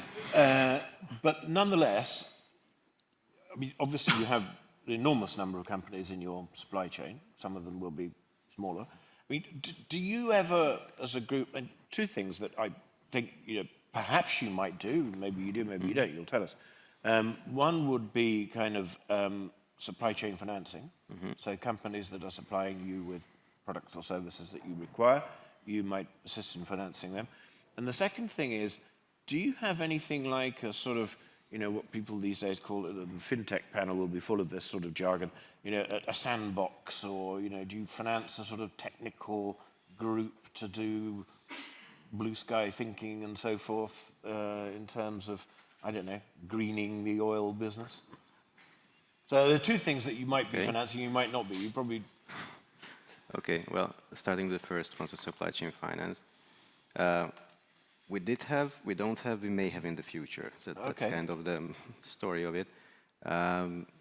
With supply chain finance, I mean, there are several different things called supply chain finance, actually, but one particular arm was basically where in the zero interest environment, there were such kind of differences between the buyer and supplier in some cases, financing cost-wise, that it basically made sense to say, okay, the supplier says, instead of 30 days, you can pay to me 90 days if I can use your nice beneficial rates. And because of that big difference in the financing costs, it made sense to make that kind of a handshake deal and agree. Now, after the zero interest rate environment very much is behind us, so if we fast forward to today, currently, I mean, let's stick to euros, not forints. It would be a bit uglier probably, but let's stick to euros. Then you have to add 4% for both of the financing costs on the two sides. So basically, if there was a deal space that, okay, 0.5% and 2% spreads originally, that's a 1 to 4. You could agree in a 30 to 90 days, both sides still wins. Simply because we shifted up the interest rates. Now it's 1 to less than 1.5. So now you cannot add 90 days. And if you agreed earlier, you're making a loss actually as a supplier on that one. So that financially motivated supply chain finance agreements, that's a much narrower deal space now. On the other hand, why I said it may come actually, that there are some regulations essentially coming likely on supply chain due diligence requirements, supply chain due diligence directive. And as and when that comes, I mean, that basically will require buyers to vexate their suppliers with a bunch of questionnaires and so on. And one of the ways could be actually how they are motivated to still remain their reliable, stable, partner, is to say, okay, I'm not asking for, payment term extension. You can just participate in my supply chain finance program for helping me comply with these additional regulations. So that can be an extra push for that product in the future, I think. Okay, good. Anna, part of your job is Capital Markets Union. I mean, obviously, the background to this clearly is that European companies, leaving aside the UK for the moment, say German companies, typically pretty much all their financing came from banks. Say 2/3 from banks, 1/3 from markets. Probably it's even more unbalanced than that. In the United States, it would be the inverse of that, even for relatively small companies. Capital Markets Union, obviously, part of its aim is to enable smaller companies to access market kind of financing, rather than bank financing. That's the background, right? That's part of it. So where is it going? I mean, the example I gave you when we were chatting before, that a Dutch pension fund might buy bonds, perhaps a private placement from a Spanish furniture manufacturer, that kind of thing. When is that going to start happening? Yeah. And what impact does it have on companies outside the Eurozone? Yes. I mean, yes, CMU is a big topic, long-lasting project. Indeed, it's about, as we were also chatting, incremental, step-by-step progress, changes. So maybe I give a small update on the recent actions, also maybe referring to what has been discussed, SMEs, and what can have effects beyond the euro area. So indeed, it's a very multi-sided project. Actions are aiming various stages of development of a company, various fields. So very briefly, I don't want to bore you either and leave space for others. So first area, transparency, information landscape. So here we have European single access point. That's a recent achievement. Also European consolidated tape. You may remember discussions. Now it's there. So we hope to show up also in trading data and market activity. Then equity issuance, and in particular SME access to public markets. Listing Act, it's precisely aiming to ease some procedures for smaller companies. There is still a lot of work done about retail investor participation. That's another, let's say, side of the coin, yes, to make retail investors participate. It's not yet fully the case in Europe, as we know, so we have actions, recent actions in this field. Then a lot on market integration, and some themes have been mentioned earlier in panels. This withholding tax procedures. We have now new ideas, new actions to simplify, precisely accelerate these procedures. Also some difficult topics like corporate insolvency. It's still with us, not easy to tackle. National regulations govern insolvency everywhere, right? Right. We try to make them converge. So we have some now actions. Let's see what happens. So there is progress. There is also progress on national fields. So some countries do their own capital market strategies. We provide some technical assistance for that. There are also progresses at regional level. You may remember from the summer some achievement, a Baltic index. Yeah, so making one of the index providers treat the three Baltic countries markets as one market. That's quite an achievement, maybe an idea also to develop regional markets.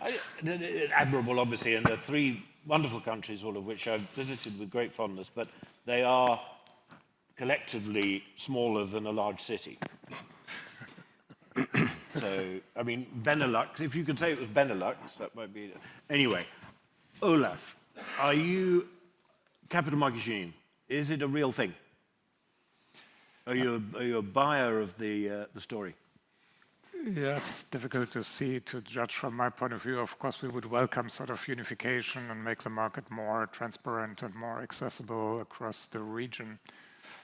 So, yeah, I think I'm not part of that political discussion. You know, what's the hindrance of it? But, certainly would be a good thing from my point of view. But on the other side, this diversification, I mean, funding diversification also for a small company cannot be bad. I mean, we've seen some companies who've been taken over by the banks, some family companies, because of covenant violations, which is for a family, which is the worst case which can happen. Some certain funding diversification, not only being dependent on the banking market, but also capital markets should be quite a good motive for small companies to follow. We've got a red zero flashing there, but we've actually got a couple of minutes left, because that's obviously meant as a kind of goad rather than an actual guide. Zoltan, have you got a thought on the corporate financing universe in this country and how you think it might be improved? Look, I think as long as the corporates get what they need from the current intermediation and there is no regulation forcing them to do something else, then the market is going to settle. I mean, supply and demand will have to meet. The central bank was making an effort to introduce a corporate bond program, which obviously flourished, you know, until the high inflation environment hit, and central banks stopped buying these bonds. And then nothing necessarily happened afterwards. So I think I think certainly there is room, but this room is only going to get filled if the demand is there. So I think there is a natural way things develop, and I think this is this is a relatively small market. So, in that regard, you wouldn't see a Hungarian SME-sized company in Germany doing a bond, right? It's just the barriers of entries are too high. Capital Markets Union is a good thing because of the fact that it aims to, or could be a good thing, it aims to standardize the requirements. And I think that would help. And obviously, if it leads to a sort of a reduction of the barriers of entries, then maybe it helps. But I don't think we need to force things. So things happen naturally. And if things happen naturally, that's great. Forcing things will always result in some sort of a disequilibrium.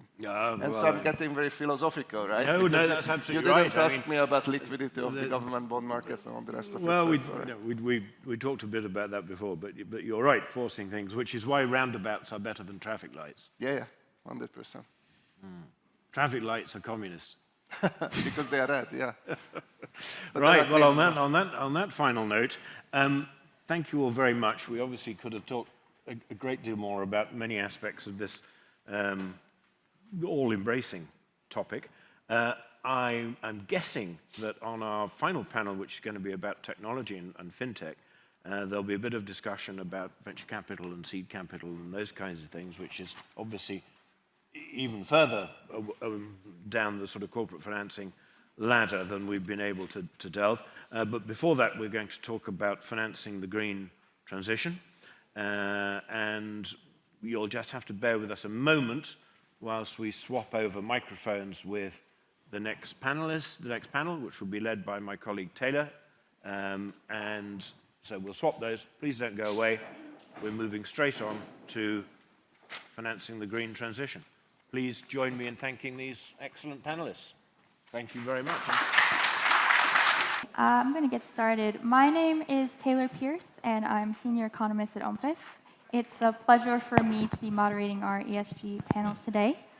So I'd like to start by introducing our panelists. Laszlo Fazekas, the Deputy Chief Executive Officer of MVM, the Hungarian energy company. We have Ferenc Kemence, sorry about that, Deputy Chief Executive Officer and Head of Corporates, Markets, and Investment Banking at Raiffeisen Bank Hungary. We also have Tomomitsu Maruta, Sustainable Finance Associate Officer at the European Investment Bank, David Papp from the MNB, who is Head of Sustainable Finance Policy, and Anastasia Petraki, Head of Sustainability for Germany, Austria, German-speaking Switzerland, I believe, and Eastern Europe at BlackRock. So thank you very much for joining us today. We've already heard on the previous panels about the importance of facilitating the green transition of the real economy, as well as the issue, how finance can help drive this, the issuance of GSS and labeled bonds, and some of the risks that come with these new challenges and instruments seeking to address them. I'm delighted to be joined today by representatives from both the public and private sector, as well as from the financial sector and the real economy, as I think these are all important voices in discussions as we talk about the sustainable transition. I'd like to start by talking about ESG standards and international cooperation. And first I'll come to you, Tomomitsu. As the EU bank, how has the EIB been contributing to the development and implementation of EU and international standards in sustainable finance? Thank you very much for the question. So first of all, why do we need standards? Well, in 2016, there has been a report, the Green Finance Synthesis Report by the G20, that was identifying as a core challenge for green finance and sustainable finance as a whole, the lack of clarity as to what can be defined, what kind of economic activities can be defined as green. This is a challenge, this is an obstacle, both for investors, but also for issuers of green bonds. What has been the experience of the EIB? How have we contributed to the development and the implementation of the standard, the response to this challenge?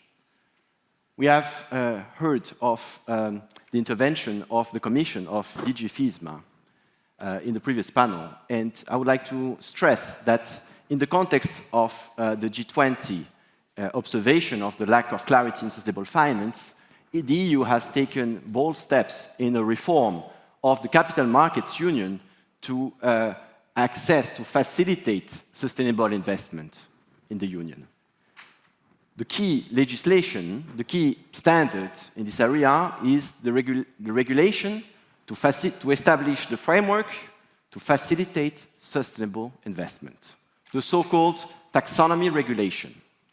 This is the core pillar that provides clarity as to what green finance activities are, or to be more precise, the economic activities that contribute substantially to environmental objectives. This is on the EU side, and this is also a core pillar for international cooperation within the context, for example, of the International Platform on Sustainable Finance, where you have the development of a comparison of different taxonomies.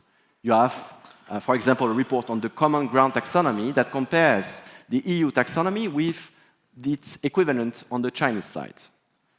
So, for the development and the emergence of the EU taxonomy, the EIB, the Capital Markets Department, with the help of its in-house expertise in project evaluation, has contributed to the first proposal of a taxonomy in 2017. And for this, comparability and interoperability of markets has been core.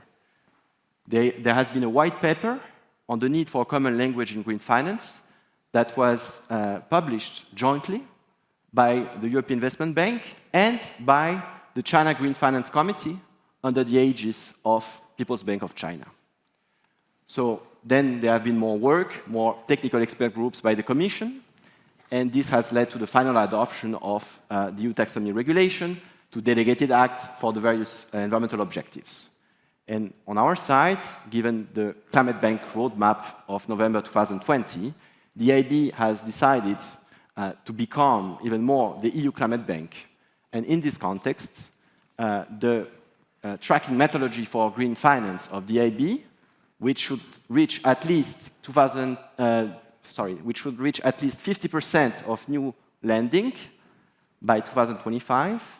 So this green tracking of the green finance methodology tracking should be progressively aligned with the EU taxonomy. And to the capital markets, with the issuance of our green bonds and sustainability bonds, we are reflecting this gradual process of implementation via the eligibilities of the projects that we can allocate with these bonds, and all of this in an auditable manner. Great, Thank you. We'll come back shortly to some more specific examples of the investment cases of the EIB. But first, I want to come to David. Can you provide some insight on how the sustainable transition is progressing in the Hungarian economy from the MNB's perspective? And thank you very much for the question. I think it's absolutely crucial to talk about that. And I mean, the first question was about standards. That also, I think, is vital because that creates, I call the plumbing for the ecosystem for sustainable investment. Taking a step back, okay, so just looking at, okay, where we stand in the country, but it could be probably also valid for the region, what I'm saying. So talking about the sustainable transition, I would define that as decarbonization of the economy, because sustainable transition can mean a lot of things now. We don't only have climate change, but we have also the biodiversity reduction as an environmental issue. We have pollution and everything else. So we're just talking about decarbonization here, and I think that's, if you agree on that, that language, now please understand what I'm saying in that context.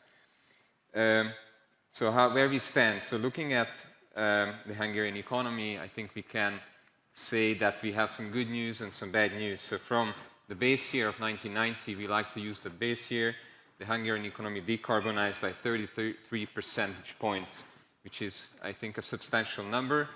I think in the first or second panel, there was a remark about, okay, was this a low-hanging fruit or not?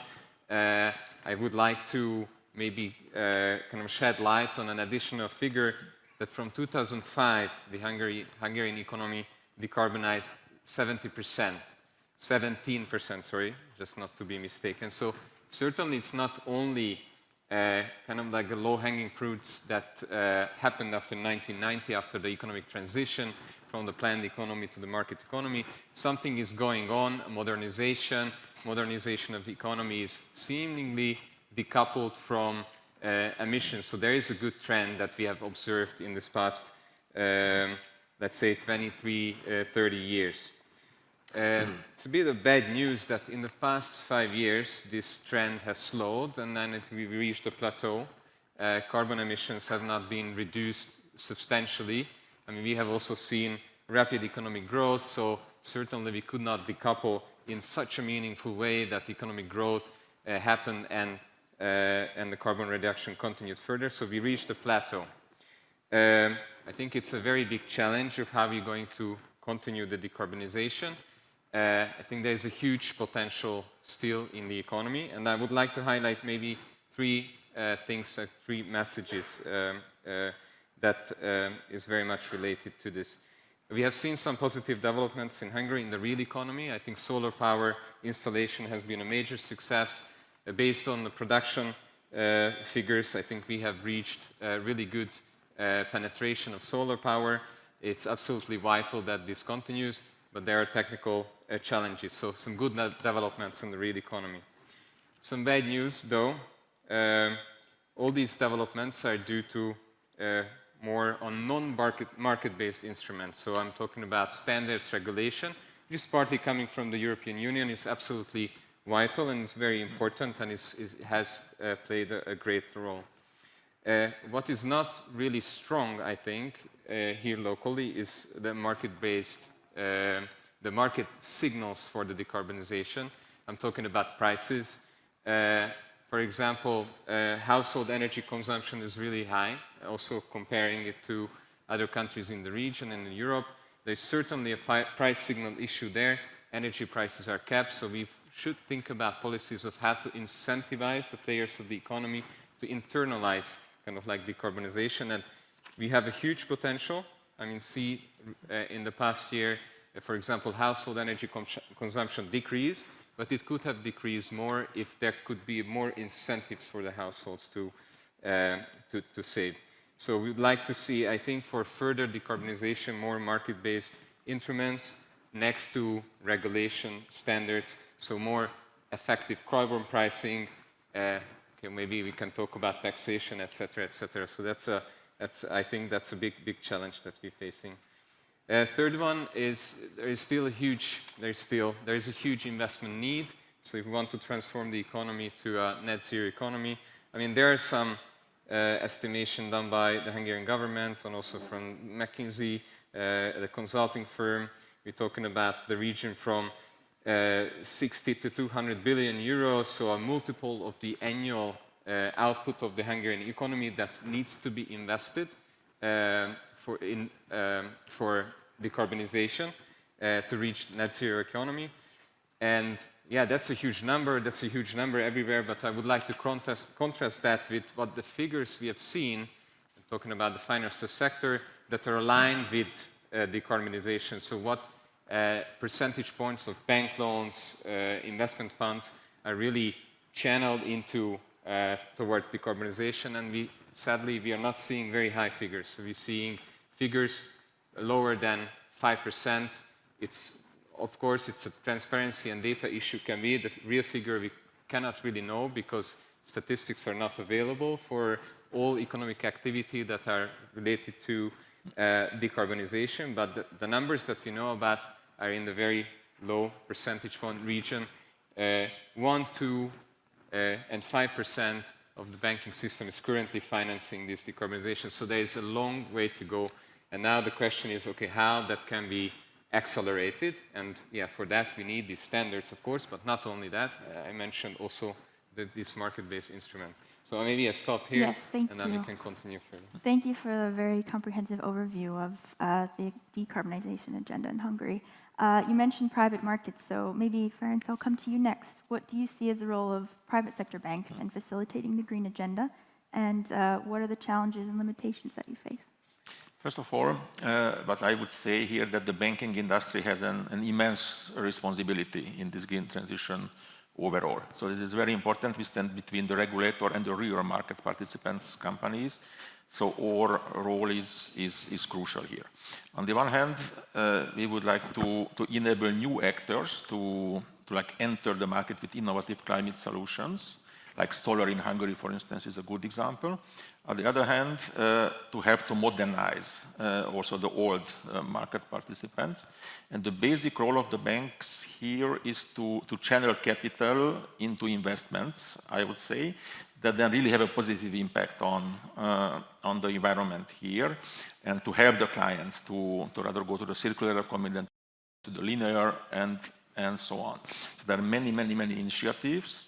And how we do this? So we basically are incentivizing here green loans, based on the European Union taxonomy alignment on the one hand, and on the other hand, on our own green bond principles, of course, which is then as well aligned with the international capital market standards here. And this we do. At the same time, we are also, I would say, we cherish the National Bank program here, the preferential capital requirement. This is a very important point. I think Hungary is a pioneer here, giving 7% EU taxonomy aligned or 5% practically capital relief measured on the asset amount, which is then reducing the Pillar 2 capital requirement and the SREP ratio. So I think this is a very important step here. And because in commercial banks there is a RORAC, return on risk-adjusted capital-based steering, this goes directly into some client conditions, and for that we can then provide really green loans or organized green bonds much cheaper than otherwise. I would of course say maybe this incentive is maybe not enough, as we still do not see very high volumes, but I would say this is a major step here. There are a lot of challenges, and maybe also that's the reason why the progress, despite of this incentive, is not so quick. So the one challenge is always the availability of the data, as there are many customers. So how to organize here the green certificate? This is not easy. And the clients do not know how to proceed. So I think this is a difficulty here. The incentives could be more, I think, and also broader, maybe not just the capital. We would need much more incentivized funding also from European institutions here, as there is a funding issue in Hungary, clearly. We have no high rates everywhere. Hungary has a high country risk comparatively.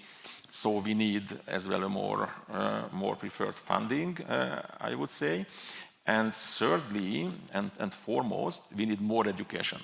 So I would say we are educating our internal staff, our clients. What does that mean? How they can use the green framework?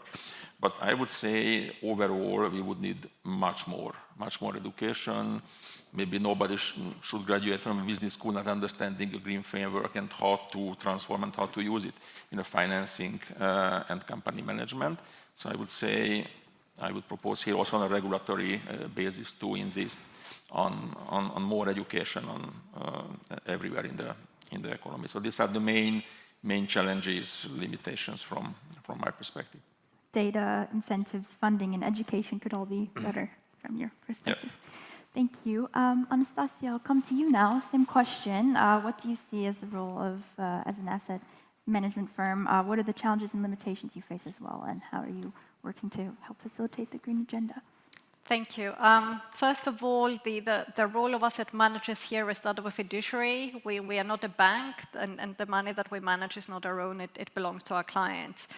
So what is our role here in the context of the green finance agenda? We follow the same three principles that we follow overall in terms of how we manage money on behalf of clients. First, we start with the client. What are their objectives? What are they trying to achieve? And then our job here is to make sure that we offer an appropriate platform of sustainable and transition investing products and solutions. The second principle is performance. So our job is to maximize risk-adjusted returns within the mandates that clients give us. And here, of course, consideration of sustainability factors comes into play because we need to consider them when they are financially material. even if we do not manage a product with an explicit sustainability focus. And the third thing is, the third principle we follow is base everything on research, data, and analytics. So, for example, for the transition, it is our job to understand how is the transition likely to unfold, what are the investment implications for our clients, and it is also our job to make sure that we offer clients the data and analytics that they need to also understand this and the impact that it will have on their portfolios. Now, on the challenges, I would probably add on top of what has already been mentioned, the sheer complexity of this, and I say this, I'm mindful I'm representing now the largest asset manager. The second thing is there is still a lack of clarity and lack of standards and lack of clear definitions, which then leads to issues like what Matthias mentioned at an earlier panel, where you have a patchwork of regulations and different labels that are not necessarily 100% consistent with each other. And the third thing is that we should not forget that the transition and sustainable investment is not immune, does not exist in a silo, in a vacuum. It is subject to the same macroeconomic challenges that we see overall in terms of, rising inflation, rising interest rates, geopolitical fragmentation, and so on and so forth. But to come back again to the original point around our role here, financial capital by itself cannot deliver an orderly transition. It is the cooperation between governments, companies, and the financial sector. It's like a team sport, but again, if I look across the room here, I think I am preaching to the converted, so we'll stop here. Thank you. I think that's a good opportunity to bring Tomomitsu back in. Obviously, the EIB is a major financier of green projects. Could you tell us a bit about that and maybe list one or two compelling examples of the EIB's investment in green bonds? Thank you so much. Actually, there are so many examples. As you said, EIB is one of the major financiers. And I would like to comment what Ferenc has just mentioned about the loans before moving on to the bonds. Because we have had some loans, actually 6 projects in 2020 and 2021, located in Hungary that had been allocated from our green and sustainability bonds. So there have been disbursements, actual flows of money to the real economy that have been allocated from our green and sustainability bonds. And one of these projects is actually with MVM, so it was a network upgrade. So now about some examples of recent examples, some recent innovation that the EIB has taken on the investment side of the green bond market. There has been recently, for the first time, the EIB has participated as a lead investor in a green bond issued by a French corporate, Valeo. The EIB has purchased 150 million euro of a 600 million transaction. And this was the debut green bond of Valeo. Another example is beyond the borders of the European Union. It is called the Global Green Bond Initiative. This is a fund that has a de-risking mechanism that is supported by a, I quote, European Fund for Sustainable Development plus guarantee. And it sees the participation of many development finance institutions where the European Investment Bank has a coordinating role. And this fund will invest in green bonds issued in emerging markets. So as you can see, Team Europe is acting beyond the borders of the EU, and where exactly the standards that you were mentioning, where there is the need for, let's say, some more clarity on the consistency within the EU standards, you can imagine when you go outside the borders of the EU that this need is even more important. So this will be part of this fund to work about this. And you were also mentioning education, Ferenc, and you as well. And I completely agree. And this market is also relatively new. The first green bond was in 2007 and was structured by the head of the sustainable finance team of the EIB, Aldo Romani, So I'm working in this team. So it's a very new market, and there is the need to build a pipeline for new green bond issuance, and this is why it is also a focus of the Global Green Bond Initiative, because in emerging and developing economies, this is even more needed. Great, thank you. I think we can talk all day about greening portfolios, but really, at the end of the day, this discussion also needs to we need to green the real economy, really. That's what this is all about, decarbonizing the real economy. So I'd like to bring Laszlo in. Financing in Hungary, in Central and Eastern Europe, and generally in Europe, is still dominated by bank lending. So can you speak about your experience with bond issuance earlier this year and how this relates to MVM's sustainable transition?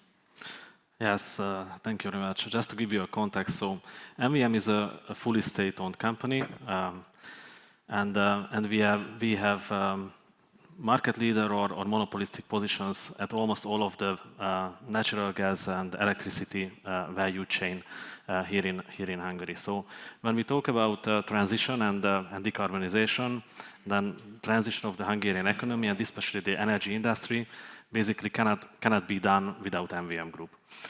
And this defines basically our strategy. And as you perfectly said, also in case of MVM, our financing is still mainly based on bank lending. But in 2021, we realized that basically we reached our limits with our banks. Or otherwise, they reached their limits towards us. So we experienced that we cannot increase further our credit limits because of lending limit issues. So we had to make the decision to go to the bond markets. So we obtained the credit ratings, and first in 2021 we issued foreign bond, then euro bond, and then this year we issued dollar bonds, and this was a green bond, first in our history, basically.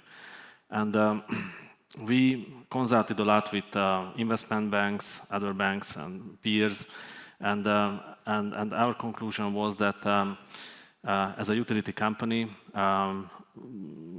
against which the market expects really the decarbonization and the transition, basically, we have to go to this direction, to issue green bonds. So we set up a green financing framework in this May, in which we outlined the reporting, the way of reporting, the use of proceeds, and all these necessary requirements. This green financing framework was completed and prepared in line with all the relevant guidelines, EU taxonomy, and so on. And actually, it was quite a good experience, and it showed us that this is the way we should proceed. Because it was already mentioned, I think by David, that this transition, and especially in the energy industry, will require a huge capex. And basically, we expect that in the next 5, 10, 15 years, MVM Group will have the biggest capex program of its history, because we have to really spend a lot on the transition. You know, we have in our portfolio the last lignite-fired power plant, Matra, and one of our key target is to reduce greenhouse gas emission and the intensity of greenhouse gas intensity of our power generation, which means that we will need to phase out Matra power plant, and we will need to replace this capacity with other capacities with lower carbon emission. Of course, huge capex. On the other hand, it was already mentioned that the increase of the photovoltaic capacities is a big success story. Absolutely agree. But we see that it will continue. And it is, on the other hand, a huge challenge for us because we operate the transmission system and we operate part of the power distribution system. And you know, the integration of the photovoltaic capacities into the grid is quite a big challenge, I would say. So it also requires development. So for all of this, we think that that basically the green bonds, sustainability-linked bonds, this is the way to go. So this is how we see this in the future. Right, thanks. I have a couple follow-up questions, but I also want to give Ferenc and Anastasia the opportunity to please also post questions or comment if you'd like. My question would be, if you could provide more insight on the green financing framework itself, which KPIs are used and how these are being monitored. Million tons till 2030 of our energy or electricity production, the emission intensity by 40% till 2030. And in the green framework, basically, we included capex in relation to the development of the grid, so the transmission and the distribution system, and also the photovoltaic, the increase of the photovoltaic capacities. And basically all of the reporting, audit, and other principles are set up very clearly in this public document, in our green financing framework. And this year, we will make the first decision on the allocation of sources, also in line with the framework. Great, thank you. Ferenc, I wonder if I can come to you now. Is Raiffeisen involved in active corporate stewardship practices as a shareholder? Are you engaged with investee companies in their transition plans, or if you want to comment on anything that Laszlo has laid out? Yes. So in terms of the group strategy to facilitate here the green transition, I would say there are three main pillars. One pillar is through our balance sheet. Of course, like financing as much green as possible for customers on the green transition in terms of green advisory, like how to do this, but also setting the best possible financing structure is the second. And the third is to shape the market, I would say, awareness as such, like there's a readiness for a constant strategy making and action plans on the overall market, which is consistent in terms of data requirements and the advisory. So this we also are facilitating. And in that sense, we are also concentrating on some partnerships. So we have signed, for instance, the UN agreement that we will have, I would say, in our loan book, 35% of green loans, and we have some till end of 25.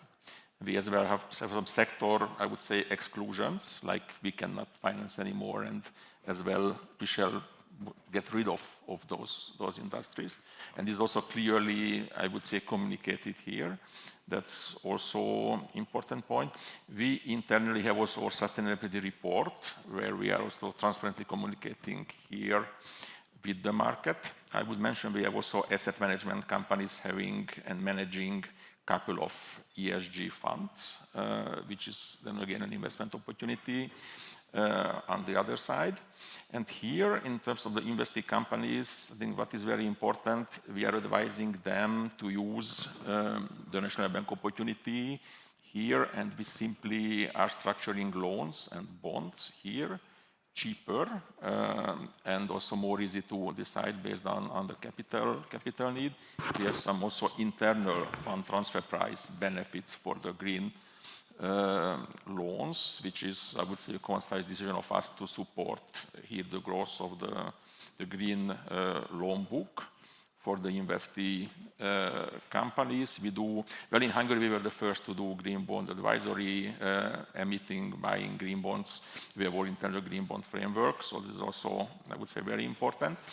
But this is not an easy road. So we see on the investee company side that the governance of this is not an easy one. So we need to concentrate on on many, many things here, like also their corporate board composition, for instance. In our board, there is a clear responsibility for the green agenda. There is a sustainability council, and we have the sustainability report.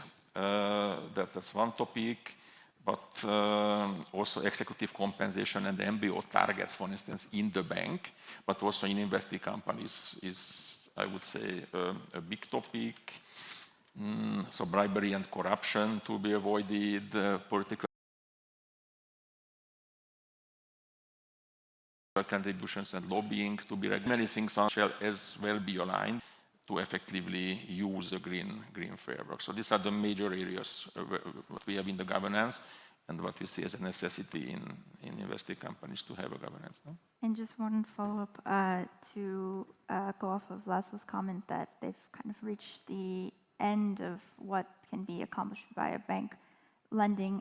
Would you agree with the assessment that there is a limitation in terms of what bank lending can do and that there is a need to bolster capital markets and turn toward other kinds of instruments? Well, in terms of limitations of bank lending, I think, for instance, in Hungary, but I think it's true for CEE, the banks are well capitalized and highly liquid. One limitation is that this green framework is support national banking capital. There is, for instance, in Hungary, not necessarily in other countries, there are a lot more to do. The funding currently is more expensive, but still, I see rather this price issue of the funding than a limitation on the ability of the banking sector. So here, capital liquidity-wise is ample possibilities available. It's more the incentive side and the price of funding, and here I would say the funding institutions, and here also National Bank help, but other preferred fundings, also EIB and so, to provide more beneficial funding for this green transition. On the bond side, well, this can be, I would say, a good competition, whereas from a risk-return perspective, it's feasible. We organized a couple of green bonds in recent years, even for the real estate industry. So it can be a good complementary, but I would not say that currently bank lending is limited. What is limited is more the beneficial funding and those capital incentives, as well as the previously mentioned other obstacles. Right, thank you. Well, that's a perfect segue to Anastasia. Can you speak about any active stewardship practices of BlackRock, or more generally, if you can offer your perspective as an asset manager on the progress you're seeing with regard to GSS issuance, and maybe commenting on what Laszlo's laid out from the MVM experience? I will start big picture first. What do we mean when we say stewardship? For us, it is about engaging with companies to promote, to encourage effective corporate governance and corporate practices that we think are essential for the long-term success of companies, and we do this through the engagement, that is a dialogue with companies, through our voting activity, but also engagement with broader stakeholders. And coming back to the point I made at the beginning, that what we do is based on research. We have done the research that shows an orderly transition will basically be better for everyone. It will foster a macroeconomic environment that we think is better for returns for our clients. And that is why we consider, for example, that companies could benefit from developing credible transition plans. And what do we mean when we say transition plans? We think this is a core aspect of corporate strategy that sets out targets and actions to meet those targets in terms of the green transition. And this is useful both internally and externally. Internally, we think that this process of transformation helps bring together business strategy and climate goals and CapEx, capital allocation decisions. And all of this, we think, helps company management assess the long-term opportunities of a company, but also the future competitiveness, like where am I going to stand as a business compared to my peers in 5, 10, 20 years from now. Externally, this type of plan is useful not just for shareholders, but also broader stakeholders to understand how a company plans to create value through this transformation. Now, Companies are different depending on their sector, the region, the starting point. So we do expect that the content, how specific a transition plan is, will differ across companies. We also expect that the content will also depend on how essential the topic of climate change and climate risks are to the business model of a company. So then comes the question, how can we tell if a plan is robust? The things that we will look at will be, first of all, is it a core part of the company strategy, or is it let's call it a shiny brochure that sits somewhere on the side? The second thing that we will see is, does it do what it says on the tin? As in, does it set out the short, mid, long-term ambitions of the firm, the plans it wants to, the actions it plans to take? CapEx, the magic word for me, capital allocation, where is the money going to go to? Towards what activities? Then the third point is the plan honest with the challenges that the company will face as part of this transformation, and also the limitations of what it can do? And the fourth thing we heard, governance and oversight. Who is accountable not just to set this up, but also to see it through, to make sure that this transition does happen and it is a success? Now, do we see company progress?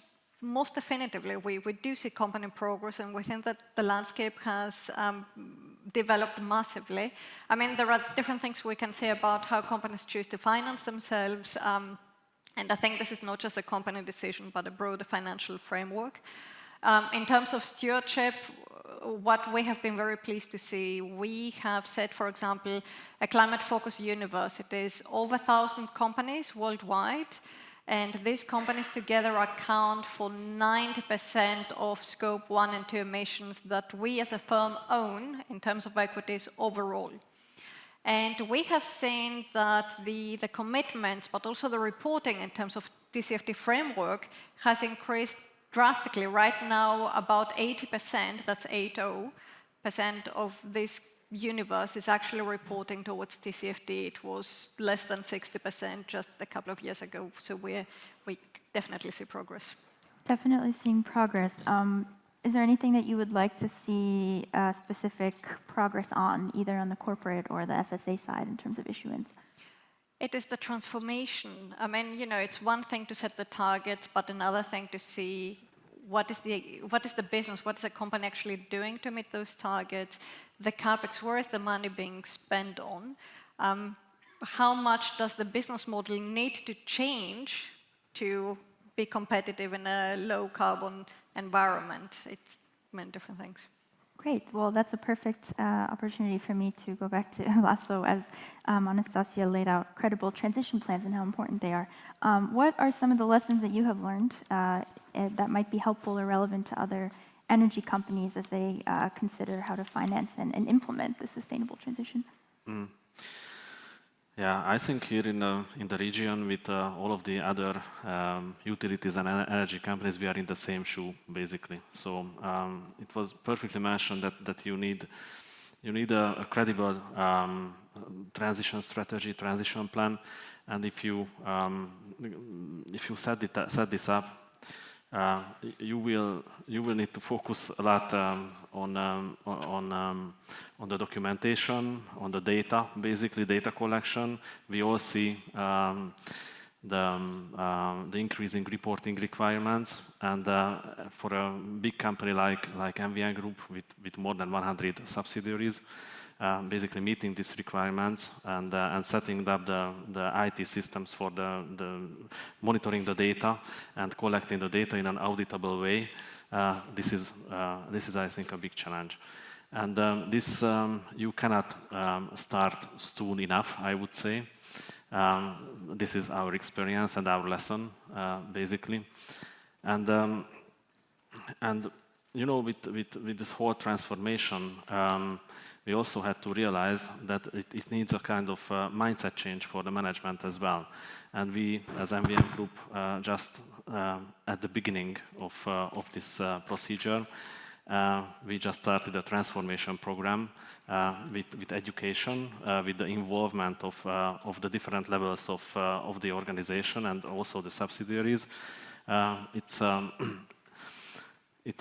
think it's a long way, and then you need, as a senior management, a high level of commitment and enthusiasm, I would say, because it will need a lot of effort to transform a big organization in a sustainable way. Great, thank you. Well, we've heard about a number of challenges, but I would like to shift now to maybe a more positive note, which is highlighting the pioneering and innovative initiatives from the MNB and including incorporating sustainability into the central bank mandate, which is really quite progressive in this space. So, David, I'll come back to you.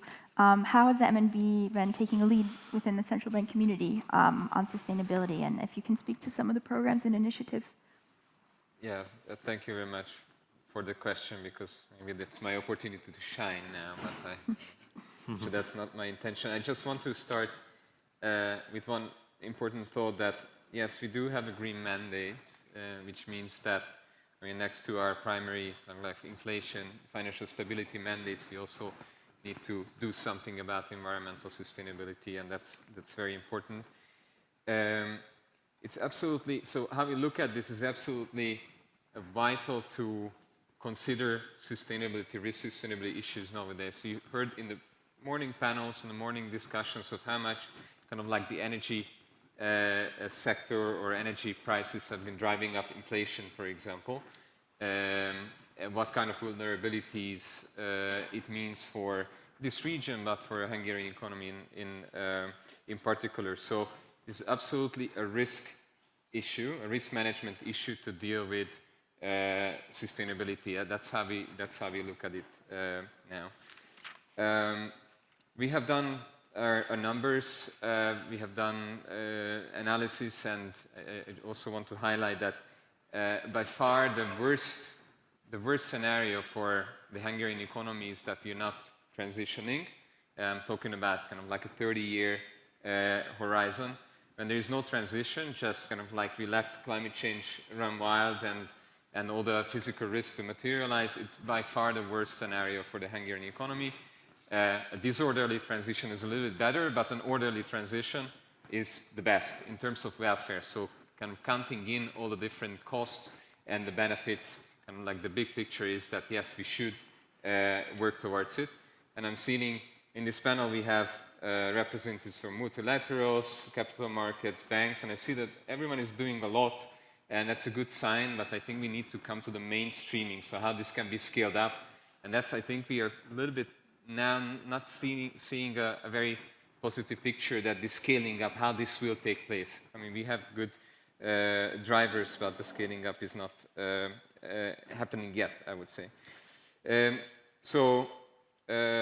A bit of the justification of why are we dealing with this issue. We think it's a big risk, and it's also an opportunity for the Hungarian economy.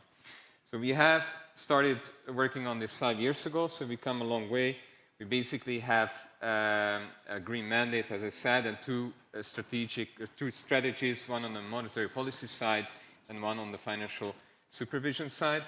On the monetary policy side, of course, that is very much connected to the economic environment of what is the monetary policy. If monetary policy is restrictive, of course, kind of like the green elements in a monetary policy are also limited. So that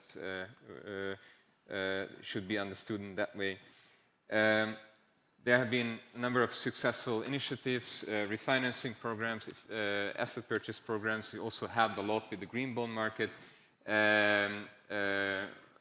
Residential housing, etc. So we've done a lot on the monetary policy side. And we have done quite a lot on the financial supervision side. And I think by far the most important, maybe two things. One is that we really started taking climate risk environmental risk seriously and integrate it into the prudential supervision of the banks. Really set expectations. We set guidelines, expectations, supervisory expectations. And now, since from this year, we are actually in the reviews of the banks, we are looking at item by item whether these expectations are met.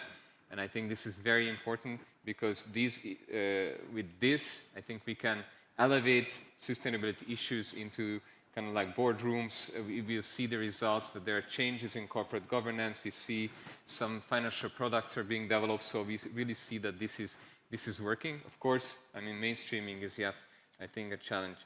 The other one, so that's on the part of risk management, and we try to also do with our tools, we try to also help developing the market.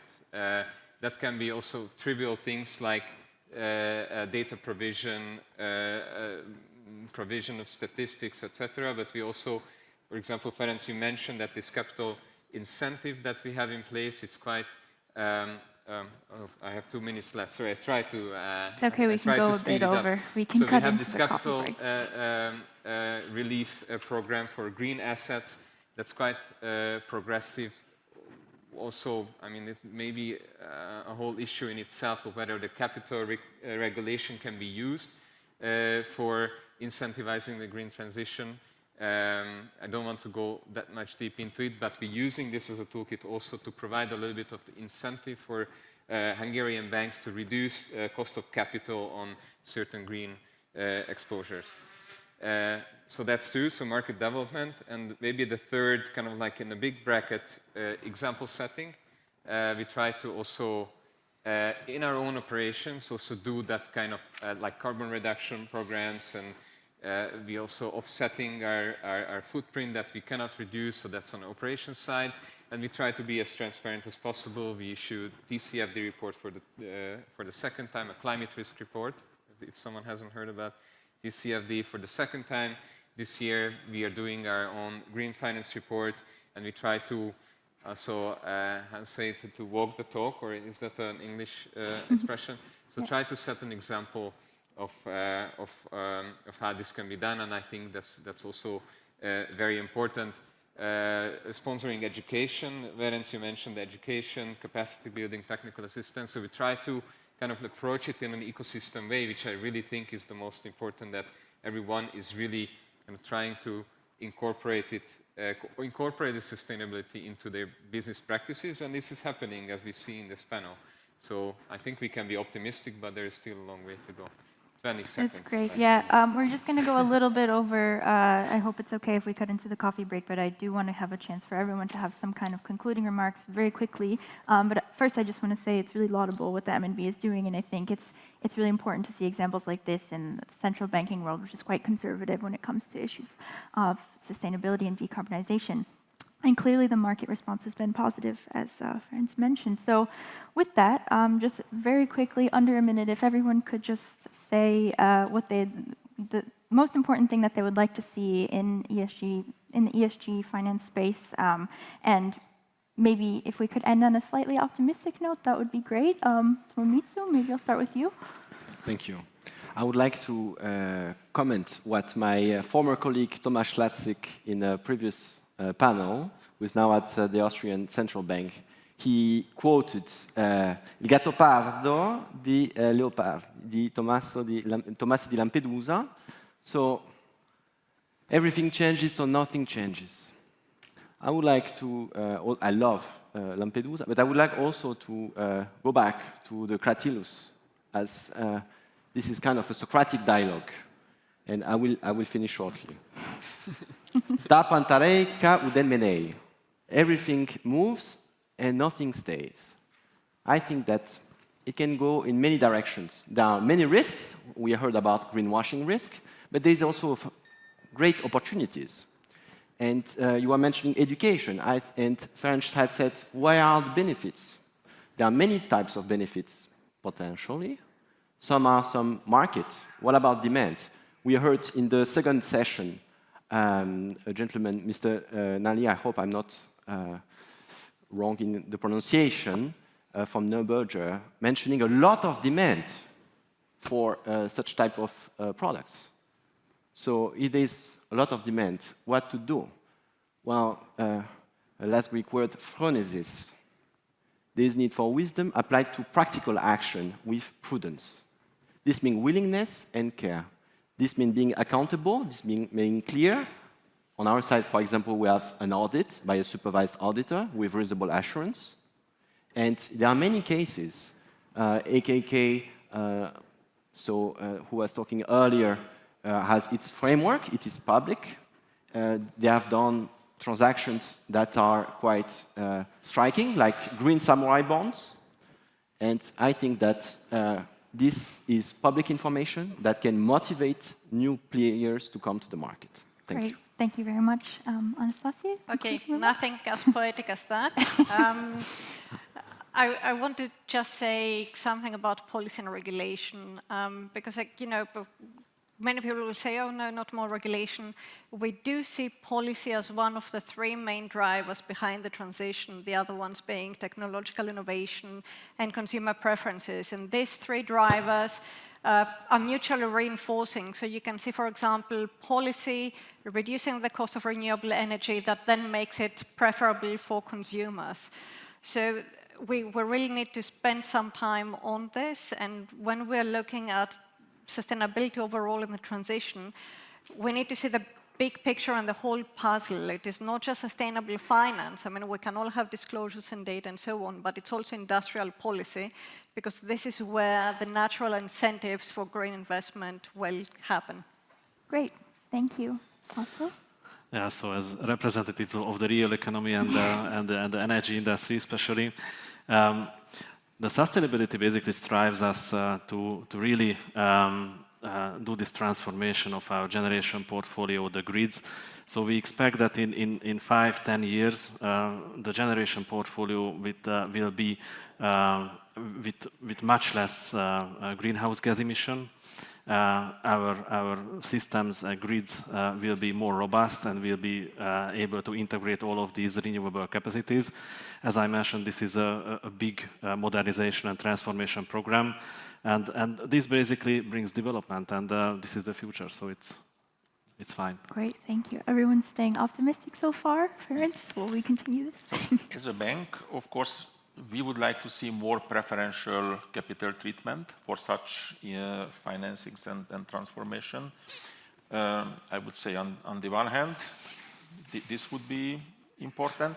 I would like to see also more regulation maybe on this education topic, potentially also mandatory transition plans for companies. We can go that far, helping here the green transition. And we are also optimistic this will go. I truly believe as well that on the long term for the Hungarian economy, the successful transition is key. And here the financial sector will play a key role.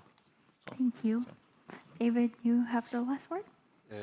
Yeah, so try to just go back to my first thought about kind of like using the price signal and the market-based instruments. I'm very much in favor of carbon taxing, carbon pricing.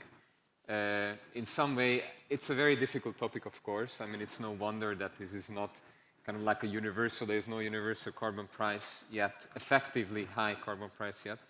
But I think it's absolutely essential that we work towards that goal, that these externalities which come from emissions are somehow internalized. I think carbon pricing can do that, and then it probably will solve a lot of the issues that we're facing, cost issues about green technologies, etc., etc. So somehow kind of like strengthening that, kind of like the price signal which comes from, like polluting activities with high emissions.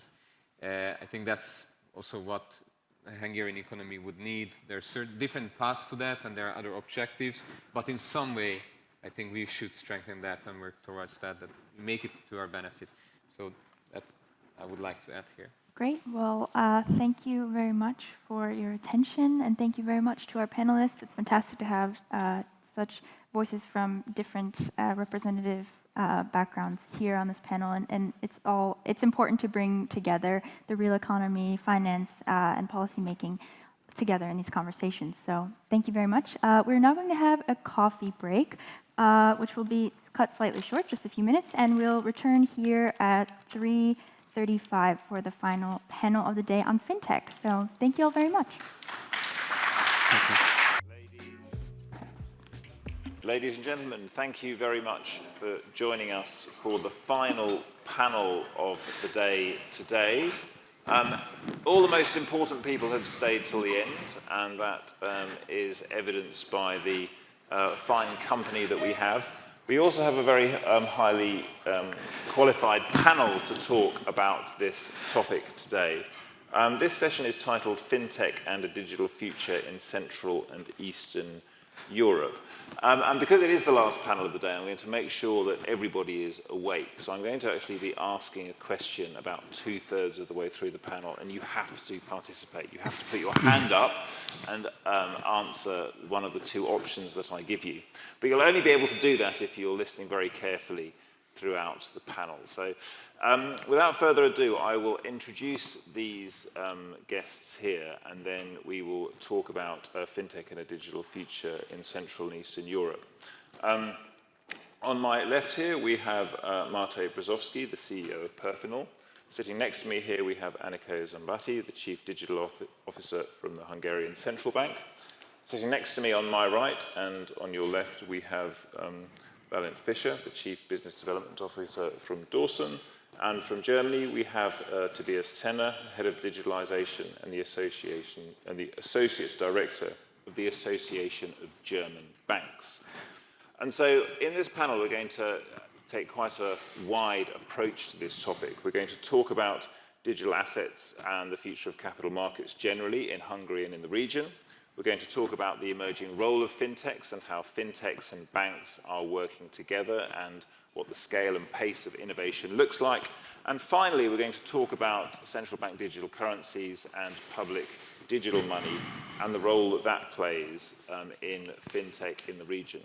My name's Chris Ostrowski. I'm the CEO of the Sovereign Official Digital Association, SODA, and SODA works with technology companies and central banks as they go about their public digital money work.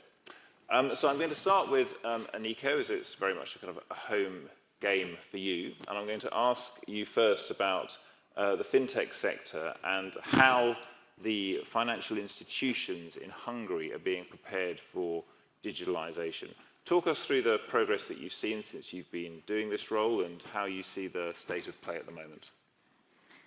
Thank you, Chris. So I would jump back to the years of 2016-17 when we at the central bank realized that our banking sector has been operating quite expensively and quite inefficiently.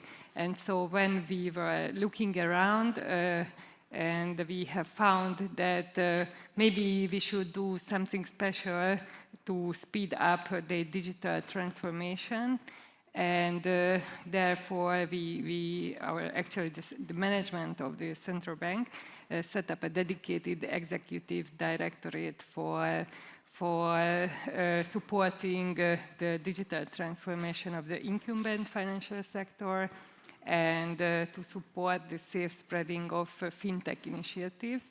So this executive directorate, under my leadership, issued a fintech strategy of the central bank, which exactly highlighted the need for digitalization of the incumbents with the help of the fintechs, but we didn't want to set any preferences, so we also wanted the fintechs to be active, to approach the customers with the modern, convenient, cheaper and safer products. So we centered the customers as the final objective, who has the selection. And actually, in this way, we wanted just to ensure that there would be incumbents to be active in Hungary, because we felt that without this push from the central bank, they would just be outpaced with either European or global financial service providers. And how have they responded to that? How have the incumbents responded to this push, this incentive? Actually, this was not so easy to start the dialogue with them. And we, first and foremost, started to measure the level of digitalization. So we set up our own methodology, we set up our FinTech and digitalization report. And based on the findings, we also issued a central bank recommendation, which was aiming to advise strongly to the banks that they should set up a digital transformation strategy, adopt it at board level, and of course share it with us. And so we are still following the progress of the implementation with the yearly interviews and discussions on what they could achieve and where we can be of their help. So it sounds like you can report some progress in this digitalization change of the landscape, but perhaps some frustration as well in perhaps how things are going. So, I mean, I will, if I may ask Balint here in the company that you work for, Dawson, you can tell us a little bit about that. But this is one of the, I suppose, best positioned organizations to work with the existing financial sector as a technology innovator. And how have you found the journey? Has it, would you say that the incumbents are also not as active as you would want, or have you been impressed by the pace of change? Well, hello everyone. I am Balint Fischer, and I am from Dorsum, which is the, basically, we are seeing from the numbers, the leading fintech company here in Hungary, operating in 10 countries around. And answering the question is changing. It's changing rapidly because, like 5 years ago, we used to be a vendor. And it's not just the wording, it's the way how we work together with incumbents, with financial institutions. Like, they want something and they are looking for not partners, but vendors to deliver that on the solution and technology side. And I believe what is changing rapidly, and it's a good thing, and we also operate in the UK and the Swiss market, and it's working like that for a decade now, and now it's in the region, it's getting the same shape, meaning that we are getting partners, and we are speaking about real partnerships with financial institutions. What does it mean in practice? That basically we can shape together what they want. Because in Dorsum, what we are doing is investment wealth management related software products. Pure B2B, we work with the leading financial institutions in Europe, more than 80 clients, and obviously we understand the domain that we are covering, this investment wealth management domain. And what we can see is that the other side, basically our clients, are looking for not just solution providers anymore, but end-to-end partners that can help understanding the problems that they are facing and solve those problems. What does it mean in practice? How we work these days, we start from the very beginning of solving a problem of financial institution, like doing a feasibility study together and doing the business case together. And then we set KPIs, we measure the impact of the change that we are driving together in an agile way with our partners, and at the end we can also measure the outcome. And this is a new way of thinking, and this is a new approach, and I believe that this kind of approach is also helping to deliver better solutions and more client-centric solutions.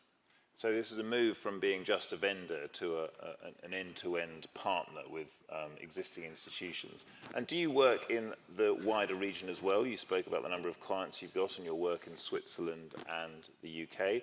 Would you say that CEE is your main region? Yeah, absolutely. So basically the core market for us is obviously the Hungarian market. We are almost 30 years old company, so we are not a newcomer startup fintech, and work basically with all the leading banks in the region.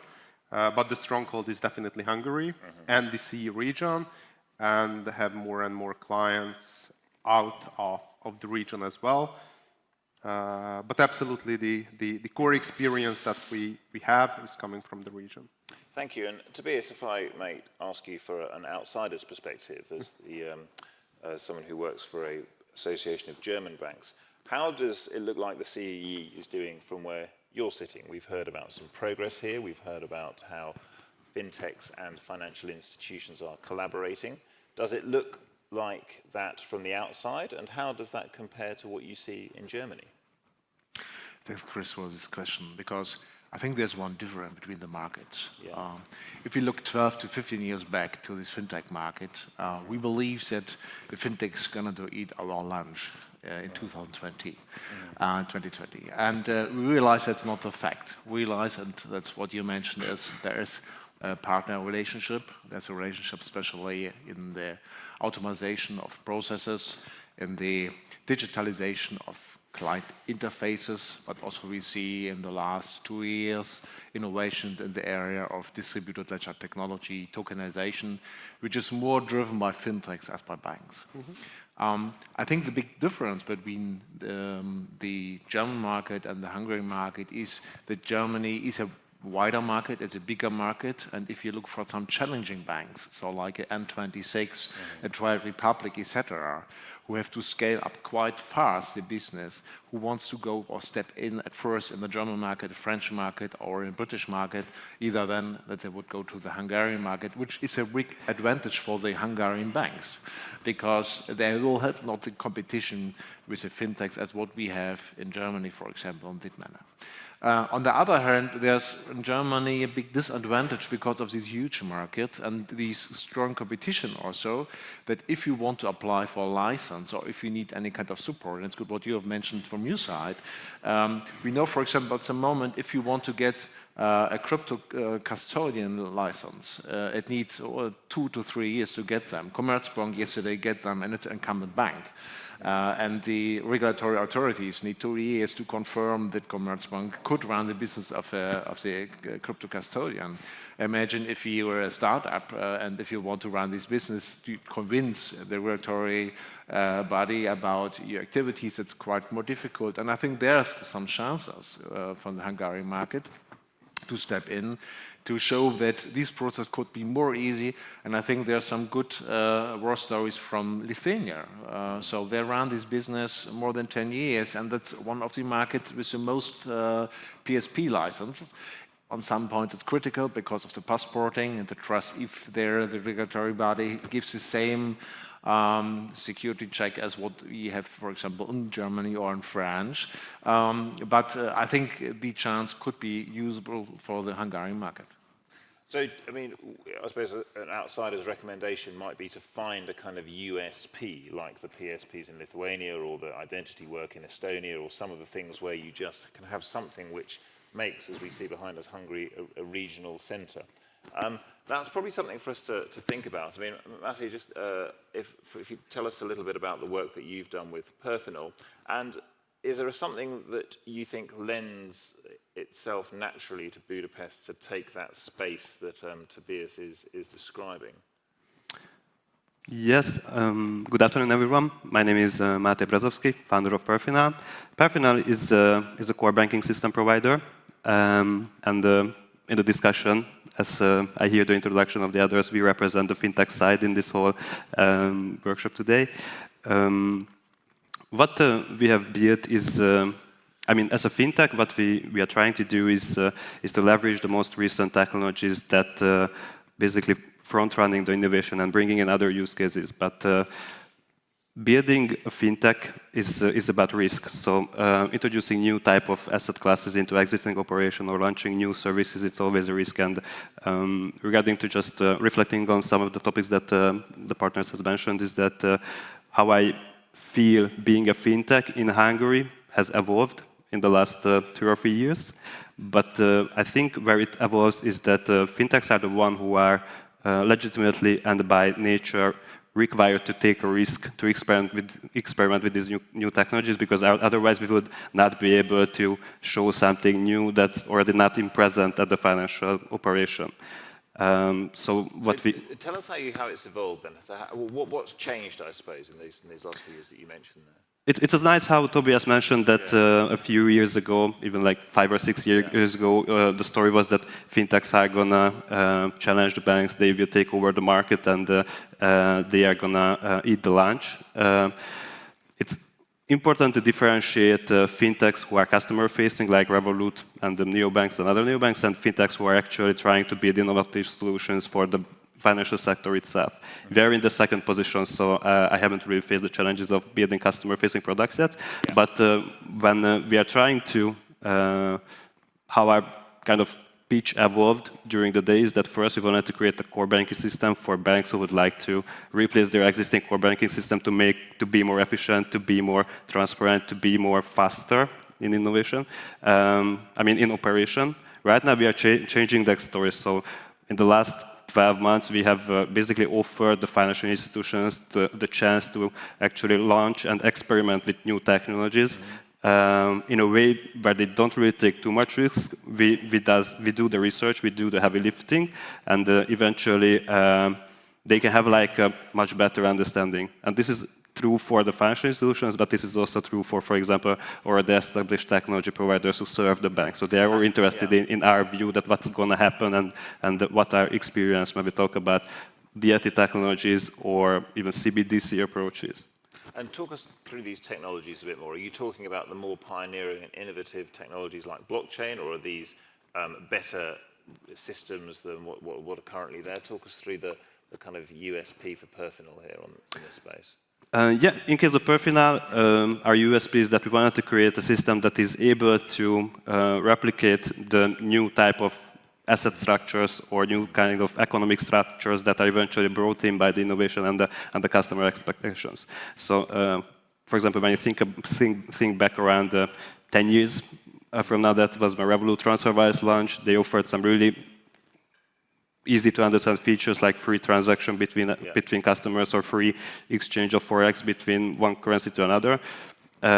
What they have done there is that they moved the actual operation into a virtual space in this e-money structure, which was a walled garden of an internal operation. So that's how they could eliminate the features. But where they evolved is that the competition after a few years was about that who are the ones who can introduce faster and better customer experience features, because they are going to one who eventually will prevail. So there can be like 300 neobanks. Lithuania is a really good example. So I think in 2022 there was like 400 e-money applications pending at the Lithuanian central bank. I never understood what all these companies want to do or was the competitive advantage for each of them, but that was the structure which was new and which was more effective. Thank you.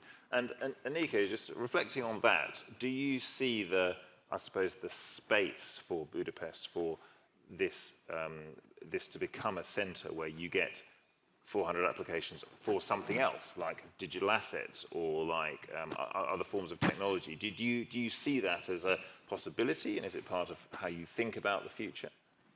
So actually, just referring back to the selling point of Budapest and Hungary, so actually the mere fact that we are at the heart of Europe, so easily accessible, we have a very wide talent base, we have excellent technology universities here, and of course economics universities.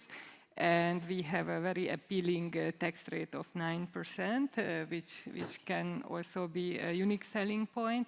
And we have a very flexible, integrated regulator, so the central bank and the supervisory authority are unified. And so we are offering for the fintechs a unique platform called Innovation Hub, where they can approach us, ask about the licensing process, ask about the regulatory boundaries, and they can seek our opinion whether the idea fits into that, or they should revise it before entering into a more formal discussion with the regulator.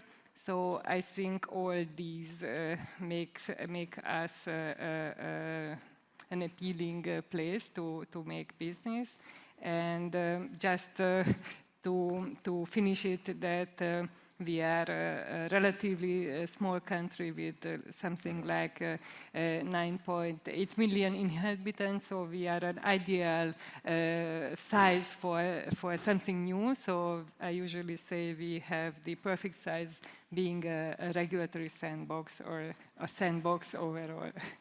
Yes, go ahead. Yeah, just referring to that, my experience, and basically it's coming from comparison with what we experience in the UK and Swiss market, is that in Hungary, if we are speaking about engineering and speaking about experts on the domain of technologies, it's outstanding.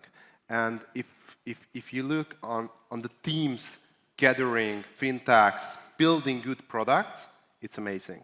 What is missing is the capability to really bring it to bring it to the market. So this kind of building partnerships, building business, this business development and sales-driven mindset, this is what is missing. And what I can see is that several good fintechs from the Swiss market, from UK, from other parts of Europe and globally as well, bringing their technology hubs to Hungary. But when a team is starting something from here and want to scale and really scale, and scale doesn't mean like 30% of growth or 50, but like triple every year, 5 times growth every year. This is not happening without a very strong business development and sales-driven mindset and finding the right product market fit. And this is what is lacking from the market today, and I hope that this is something that will change. And about the size of the market, I have a theory, and maybe it's not a good one, but I like it. That the size of a country like Hungary, with approximately 10 million or a bit less than 10 million people, can be captive. What does it mean in practice? That you use the market as a pilot one. So if you do something new, you try to sell it for Hungarian players, which is obvious as this is your home market. But what you do after that? You sell it to another Hungarian player and another one, and if you start to work for one market, even if you think as this is a pilot market, it's even more difficult to scale. So if you don't start to think big at the very, very beginning, think of Europe, think of the globe, just think on one pilot market, it can be very easily sticky. And what I can see in several cases that after they start to, they can be successful here and not able to really scale up as the market size is sticky. And it's not about Hungary, it's about the size of the market. In case of Germany, the market is big enough to grow strong just from one market, and then you're able to scale because the market is big enough. If you're speaking about like Estonia or Lithuania, smaller markets, you don't even think about starting anything with your own market. So you're basically pushed to go from the very beginning, Europe-wide scaling at least. So this size of countries are having this kind of situation where fintechs and newcomers can be a bit sticky. Yeah, Tobias, go ahead. I think I totally agree that you have, I would call it the medium-sized country. So Estonia, etc., is a small one. Germany, it's a bigger one. But I told also you some disadvantages that we have of this manner. But where I'm not agree, and where I'm especially in these times, I would slow down the expectations. Think big, it's okay. It's as well what we would think in German. You say think big because there are 80 million citizens. But what we see in the last 12 months is that there's a lack of funding. And the capital burn rate increased so much in the last 18 months because of the inflation. We have the strong increasing of interest rates, which lead to the fact that you get no funding and that you have to tell a real success story. And it doesn't matter if you're in the Hungarian market or in the German market or whatever. So will be a good wish to the whole market that we can accelerate in the same speed as what was happening in the last years. but I think we would be in a good position to put down all the expectations as long as we have this high interest rate level. I supposing if that interest rate level will be decreased a little bit, there could be new success stories. But the Association of German Banks has also an extraordinary membership, and we were the first banking association in Europe who allowed fintechs to be a member, and that's now 7 years ago. And what I can say from the last 6 months, I never have seen last year such a high reduction in reducing of memberships in banking or bankruptcy or merchant acquisition, etc. So reduce the speed. I think it's for us out because also from the risk perspective, but fintechs are quite important for the market and the most important innovators for banks. Certainly. I mean, there are a few different points we've covered here. One is the actual financing of these firms, but also the positioning of Hungary being slightly different because it's not in the Eurozone. It's not so small that it's part of a large market, but it's a sandbox on its own. So we can see some advantages here. Matteo, from your point of view, I mean, do you recognise the funding point that Tobias is making there? Are we in a tech winter still? In terms of how you would consider funding Perfinal, are there as many options as you would like there to be? No, not at all. What can be done about that? There's the overall climate, but is there anything practical that can be done about that? Yeah, I think the most important macroeconomic reason behind the fundings being evaporated from the market is the high interest rate climate. So that basically means that money is more expensive, then eventually investments are more expensive. So they are much more risk-averse regarding to what and how they invest.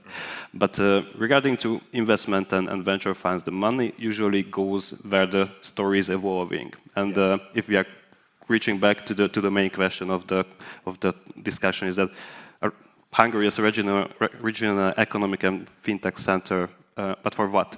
I think that's the main question. So what is going to be the story, or what can be the story in Hungary which can eventually become something that not just locally, not just in the region like Central Europe, but also from Europe-wide, but also from globally can be attractive. And there are not many potential stories which you can eventually leverage to be the story. I mean, opportunities to leverage to be the story. So since we already talked about Lithuania, Estonia, and the e-money regulation there that came in 2012, 13, something like that,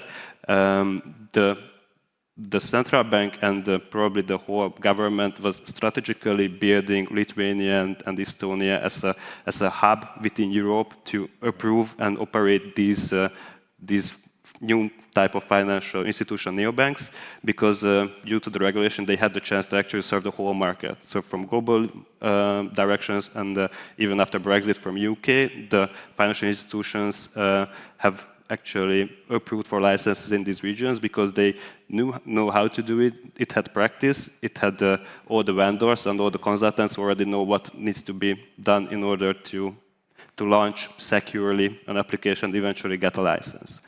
And as a next story, I know the cryptocurrency is also approached from different opinions, but as the evolving markets in crypto asset regulations is going to be a European level regulation, and by anybody obtaining a license in a particular country at the national competent authority, they will have the chance to go for the whole European market.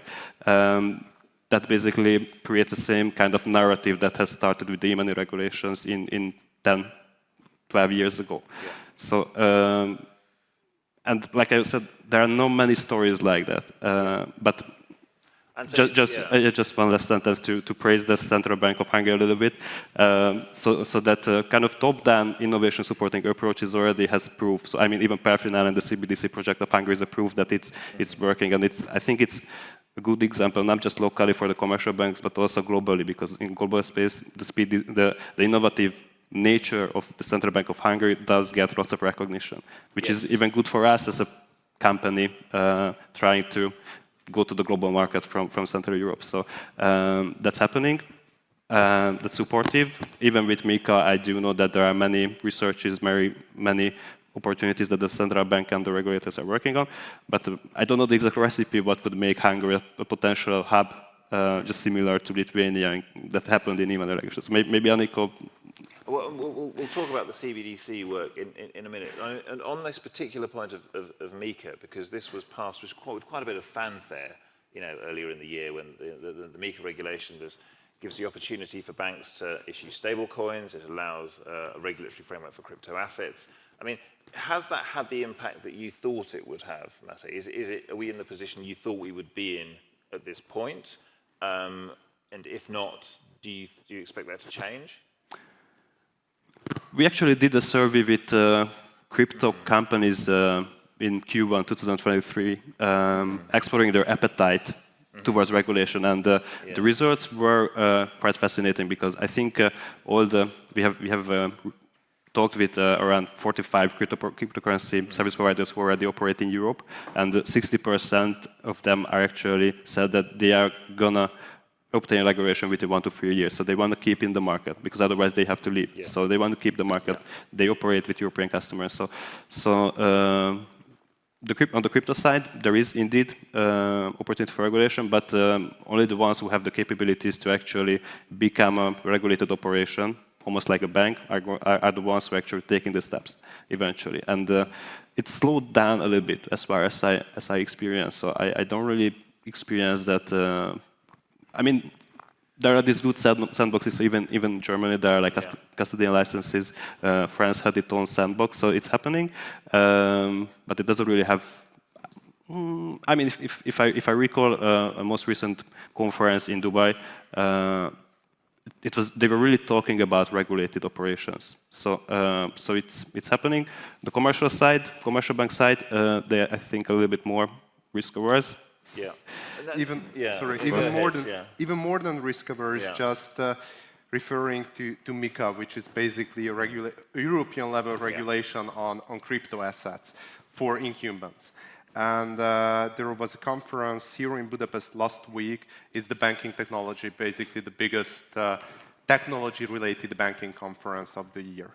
And I had a presentation on MiCA and the impacts of MiCA, and I started my presentation approximately 100 people in the room, and I asked them, how many of you ever heard about MiCA? That it is not coming, it's here, so it's already accepted by the EU Parliament and coming in force with all the detailed regulations, 2024, December, here to Hungary. And I asked them, how many of you have ever heard about it? Commercial bankers, technology guys from the big banks, from like 100 people. Guess how many of them ever heard this word of MiCA?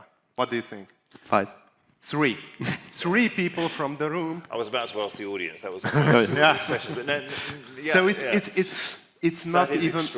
It's very, very far away from their thinking. They don't even know that 1 year from now they will have the chance by regulation to basically sell Bitcoin to their clients theoretically. They will have the chance to do that by 2024 December, and they don't even know. Yes. But if I can jump in, because I think there's one challenge, and that is what we're discussing already.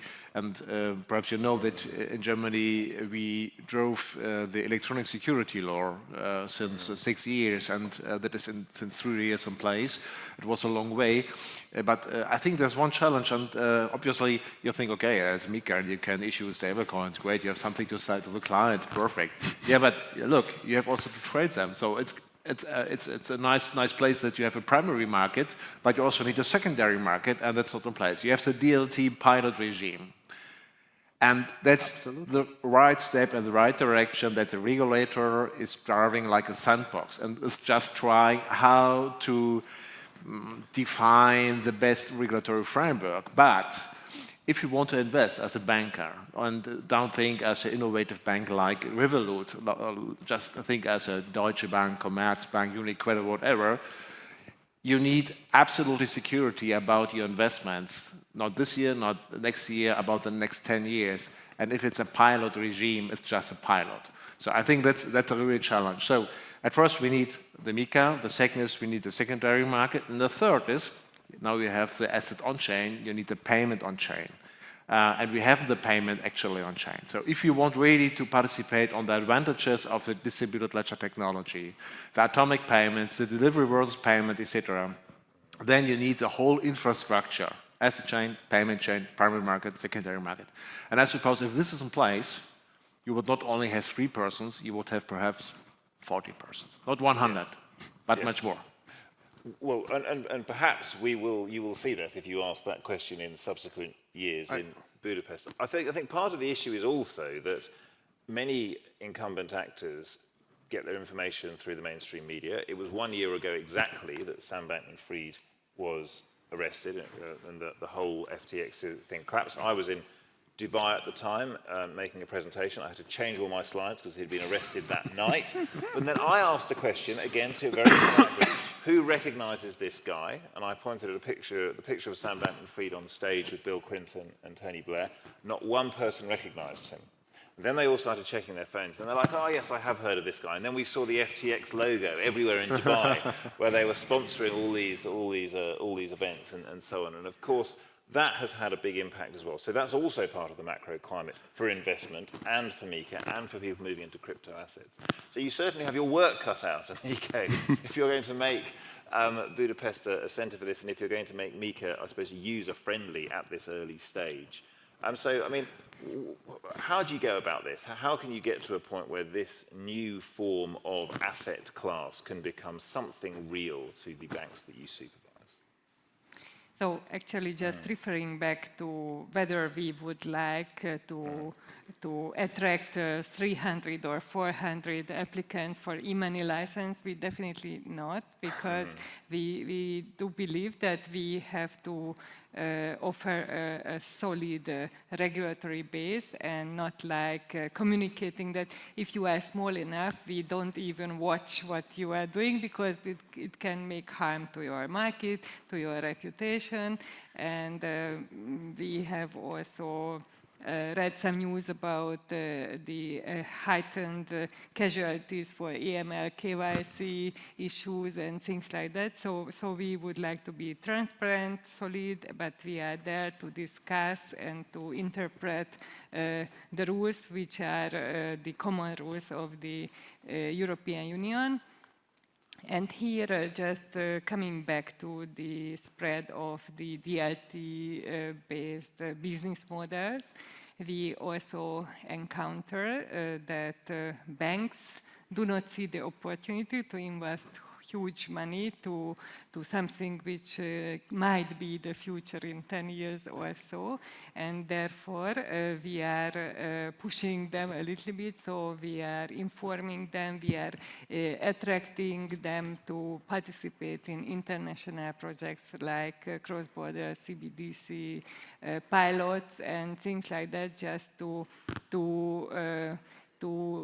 build up the skills and to have those preferably not too far from the management level who can decide on these directions.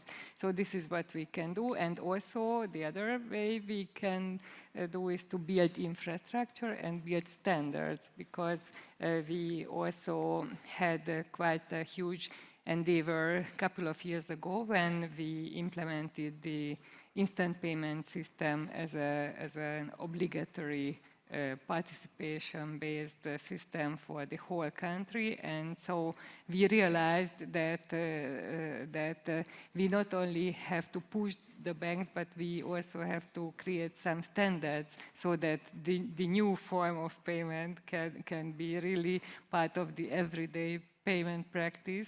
So we cannot let the market to fly as freely as you would think. And one of the things that the Central Bank of Hungary has done is created the CBDC pilots, which you can tell us a little bit about now, because what Tobias was saying is if you're going to have the assets on chain and if you're going to be able to invest in crypto on chain, you need to have the payments on chain. And now CBDC may or may not have anything to do with blockchain, but a form of digital money that allows people to access and to buy and sell tokenized forms of value is something that's very important. So I'm going to come to a question for the audience in a minute, but do you want to just tell us about how you're working on that bit and how the CBDC work is part of the wider digitalization strategy in Hungary? Yes, with pleasure. So just referring back to the technology experiment on a DLT-based framework, we see that we have to lead by example. So the central bank already has a blockchain-based system in its core ledger, which on the one hand it's a very serious experiment. It was our CBDC pilot where we are allocating NFTs to our users in return for solving quizzes, and these NFTs can be collected, stored, exchanged, and finally they could be qualified for a lottery, and when the real physical sets of coins are distributed, they can also be registered on the blockchain. So on the one hand, this is a very small scale gamified exercise where, let's say, we don't run so much credibility risk or operational risk, but on the other hand, we are preparing the central bank to work with the new technology. But we also have an even more serious CBDC pilot. It is called digital studentship, where we, on the one hand, are targeting the age group of 8 to 14 years of primary school year students, and we are offering them a free digital wallet, which is actually registered in the accounts of the central bank. So it's operated as our CBDC offering, and these wallets can of course be topped up with a card payment, and with the help of the QR code system we implemented, you can pay at more than 20,000 merchants, and also you can transfer this money to anyone who has a bank account.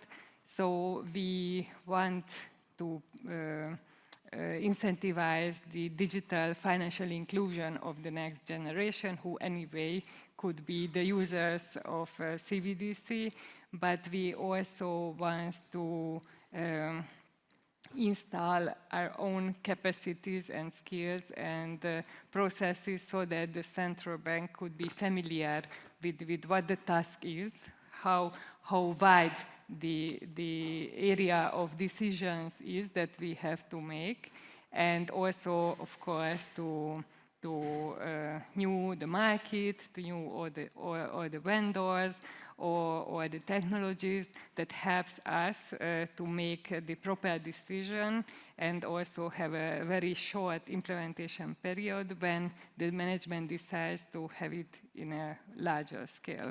And this is one of the things I think does set Hungary apart and plays into the sandbox story that you were saying, is that these are actual assets that are used by actual people. I mean, the CBDC is a claim on the central bank's balance sheet, and that is unusual from the work that Soda does, certainly I noticed, but also the actual tokens as well in the NFTs are actually issued from the central bank's ledger and used by members of the Hungarian public, which is different from how most central banks are approaching this. Any questions from the audience? If we can have a microphone, please. There's a gentleman at the front here who's got a question.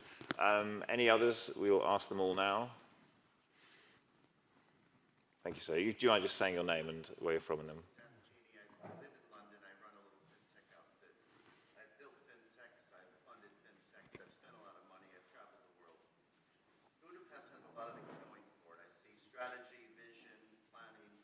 Lot of tech. But this week, Lisbon has 50,000 people at Web Summit. This week, 60,000 people, probably 100,000 people go to Singapore for MAS, the regulators event, which is basically the roadmap for fintech for the next 10 years. I was in London, there's Digital Assets Summit. I spoke at an event called the FinTech Talents Festival, which had 400 speakers across open finance, embedded AI, open finance, all the things. So why can't Budapest be the center for events? Because you need media, you need buzz, you need international sort of presence here, because I don't see Warsaw or Prague or any of the others taking the mantle, but as part of it, budget for bringing people to Budapest to talk it up. That's my advice. And this is a big week for fintech anyway. It's perhaps a challenge for OMFIF as well, who are hosting this as part of the conference. I mean, the storytelling is a hugely important part of it. I mean, what I've noticed is that the storytelling, it represents a real clash of cultures, because if you spend any time in the crypto space, then the storytelling is the main thing. Look at what we've done. We've saved the world. We've created this token. Haven't we done brilliantly? And central banks is almost the opposite. It's a very kind of even-paced approach to this is what we're doing, this is how we're doing things. And so how do we get this right? If you want Budapest to be a center where people come, you need to be able to tell the story in a serious way, not with the sort of hype-type crypto events that can sometimes backfire, as we've seen. Baron, you must see a lot of this as Dawson expands quickly. What do you think is the best way to tell the story, I suppose, which is John's question there? It's a good question, as you somehow need a real ecosystem around, and if you don't have that, it's just not going to be real, and you're not going to be able to attract the right people to one place altogether. So what's going on at this time in Singapore, basically, they are a hub, and everyone knows that if you're speaking about that region, it's Hong Kong and Singapore, and that's it, and everyone knows that. And if you're speaking about digital assets and crypto, it's basically Zurich. If you wanna be somewhere where it's really happening, not faking, but the doing, it's Switzerland. And that's why it's just not feasible to do it here. For even me, if I want to be on the highway at that topic, I go to Zurich, because I know that the guys there that I can meet there, they are doing this. They have real use cases. They have clients on that. They have something really on chain that is in production. And it's not about Hungary. It's about basically, if you're not a hub, and building a hub, I don't know the success receipt or how to build a hub. But if it's not there, it's not enough to have an event, because no one will be there. Why come here if you want to know what's happening in the fintech universe? So. Actually, we are in a very close relationship with the MAS. So usually we are in Singapore, we are in Zurich. We have been co-organizers of Point Zero Forum with the Swiss authorities and MAS. So we had several occasions. Especially in the COVID times, it was easier to set up World FinTech Festival as a satellite event of the Singapore FinTech Festival. So actually, the problem is that, as I see it, that if those gentlemen are doing the business, they don't have the time and effort to build the network and promote the ecosystem per se. So therefore, some of this work is done at the central bank, but of course, we can be successful only if we do it together. Thank you. I'm going to just come back and ask a question about the German perspective. I'll also make a comment on Portugal. But this gentleman also has a question. I want to involve you. So my name is József Zimmer. I'm working for a Hungarian IT company. And I wanted to say that, of course, Budapest will never take over Singapore's role. That's for sure. But there are certain territories where Hungary can be on the forefront of development. Anniko has mentioned already the instant payments. which the first part of the project was not a classical fintech project, it was an implementation of systems. But the second part, the instant payment 2.0, is a fintech project where the central bank is a very effective driver. There is a good gyro, and there is a company, it is a Capsys company, which has produced the Capsys Smart Payment Solution, which is the basis for the whole solution, which makes possible to initiate instant payments from whatever use cases. And the pilot project for Europe, let's say, is going on in Hungary, and we can say that most probably by next September it will work. Everyone can watch it, and we are already presenting it to the European Commission, to the UK leading organizations, to the largest payment companies in the world, and everyone is looking at it, and on one side is waiting what will happen in Hungary, and on the other side they are looking how they can use this solution. So there are parts where Budapest or Hungary can be, and the Hungarian community can implement a fintech-type project also. Thank you. And I think the seriousness of the discussion today does actually reflect the quality of work that's going on here. The storytelling also matters. It's just this unfortunate reality that, you know, showing, you know, but being able to get the storytelling right is something that's... Did you have a comment on that, Tobias? Yeah. Yes, because... Actually, after you've spoken about that, can you also talk about your... Annika spoke about CBDCs, and just talk about how your members, fintechs and banks, are viewing a CBDC. What do they think it will be useful for? I know we're sort of squeezing a lot in, but answer the first point and then move on to that, because we should talk about CBDCs a bit. And then I will come back to you as well, Belinda, don't worry. We might have to overrun a bit on this panel, I think. Don't worry, gentlemen, they can see the clock ticking down.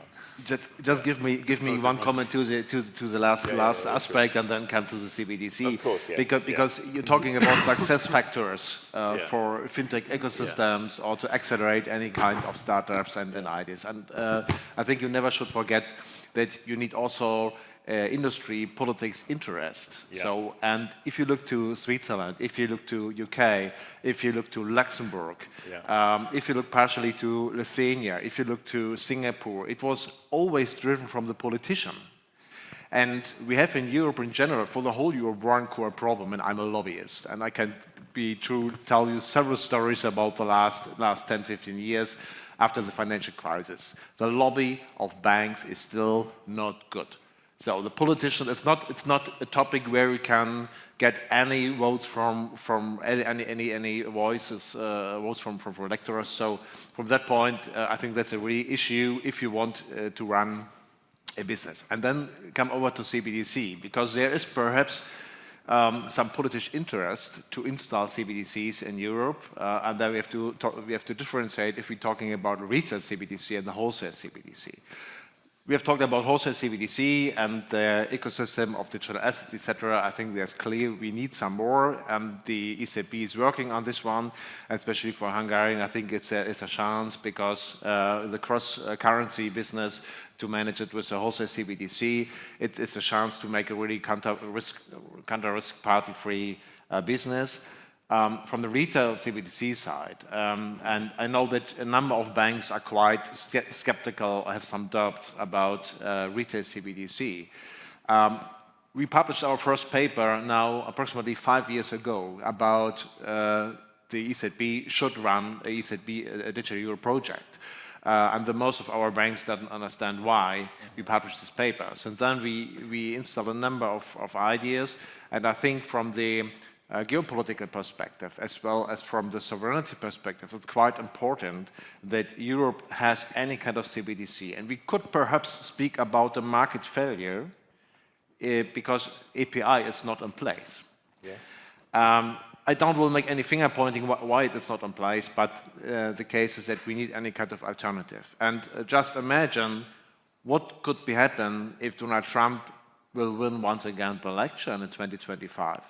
And what's happened if Donald Trump will put any defense fee on MasterCard and Visa card by 3% of each transaction to European. So to refinance any efforts that the US is doing in Europe. So we get a strong problem not on the banking side. As a society, we get a strong problem on the whole economy. So from that perspective, I think we need a common sense in Europe, not in Hungary, not in Germany, not in France or whatever either. We need a common sense about, do we need CBDCs? Yes, we need to underline our authority. The question is, in which kind of role model? And that is a role model what we see at the moment from the ECB. It's not our initial idea. Our initial idea was to install like a raw material. And the same what you're doing today with the cash. It's like you have the street and you have the car. The car is the cash and the ATM is the street. So the ECB is telling us how the paper, the cash that we're distributing is look like, but the color of the ATM and where I want to install the ATM is just my own decision. And I think it's totally fine and to leave that to the market. What now the digital euro has come with up is the ECB is delivering the car because they explain us how this digital euro should look like, and they're installing also the payment rails. So they install a completely new payment scheme. And there's a conflict of interest because the ECB on the one hand is a supervisory of banks and now get also the competitors of banks, and that I don't understand.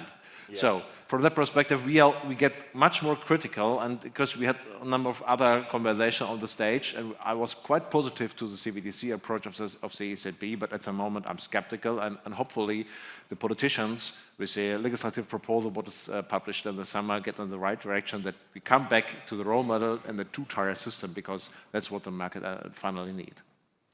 There's another whole couple of panels in CBDC, but Balint, you've been waiting patiently to make your point. So make your point, and then I will ask the audience, and then we'll wrap up, okay? Just referring back, and don't take me wrong about how we build the ecosystem in Europe, because it's going well. But my point was that you really need a high density of companies and people doing something that can be a success story. And it can be like the retail CBDC, which is something unique. It can be like the instant payment, which is something unique. But you need a success story, and you need a high density of people and companies around the success story. And this is something solid that you can build on if we are speaking about a hub or ecosystem. And the topic itself, I think, is crucial. And selecting the right topic, and strongly agree that after that, a high, I wouldn't say pressure, but a high support from politicians and from the political landscape, including really the government, but including like public organizations as the National Bank, is crucial, because this is the next step. If you have the success story and the right people, then you need to somehow build up the defenses, the bubble around, and this is part of good policy making. And I think on the policymaking side, and I am not just telling this because Aniko is here, but we're okay. We're doing a good job as a country. We miss those loud success stories, even if we have those as the retail CBDC and this project around the student safe. It's a success story. I love that project. It's amazing, but still, the visibility is not high enough at that point. And this is what I mentioned at the very beginning, that this kind of business development and sales mindset, this is just something that here in Eastern Europe, this is not part of our DNA. So it's more of a US and UK kind of DNA, and this is something that we need to better understand and learn how to do it right. Well, that's certainly a challenge for us all. And I think some of the hubs that we do see, we spoke about Lisbon before, that is a political decision. Many of the people we know who work in crypto live in Lisbon because they tax them nothing. That means you can have a conference whenever you want, but then Antonio Costa, just before he resigned, said he was cancelling the zero tax. So maybe that will be the last 50,000 people summit in Lisbon if all those crypto people have to leave by the end of the year. And that's not the sort of thing you want. The taxing policy of crypto is quite favorable here as well. You also, I think, have a serious approach to it. Right. I did promise to ask the audience something. We've way overrun, but I'm only going to give the speakers a one-word answer to finish. So we didn't speak about CBDC much at all. I thought we would speak about it more. Who thinks, and you can define this question however you wish, please raise your hand. I'm going to give you two options, which currency zone will introduce a CBDC first, wholesale or retail. I'm going to go for Hungary, I'm going to go for the Eurozone. Who thinks Hungary will be the first to introduce some kind of CBDC? Retail or?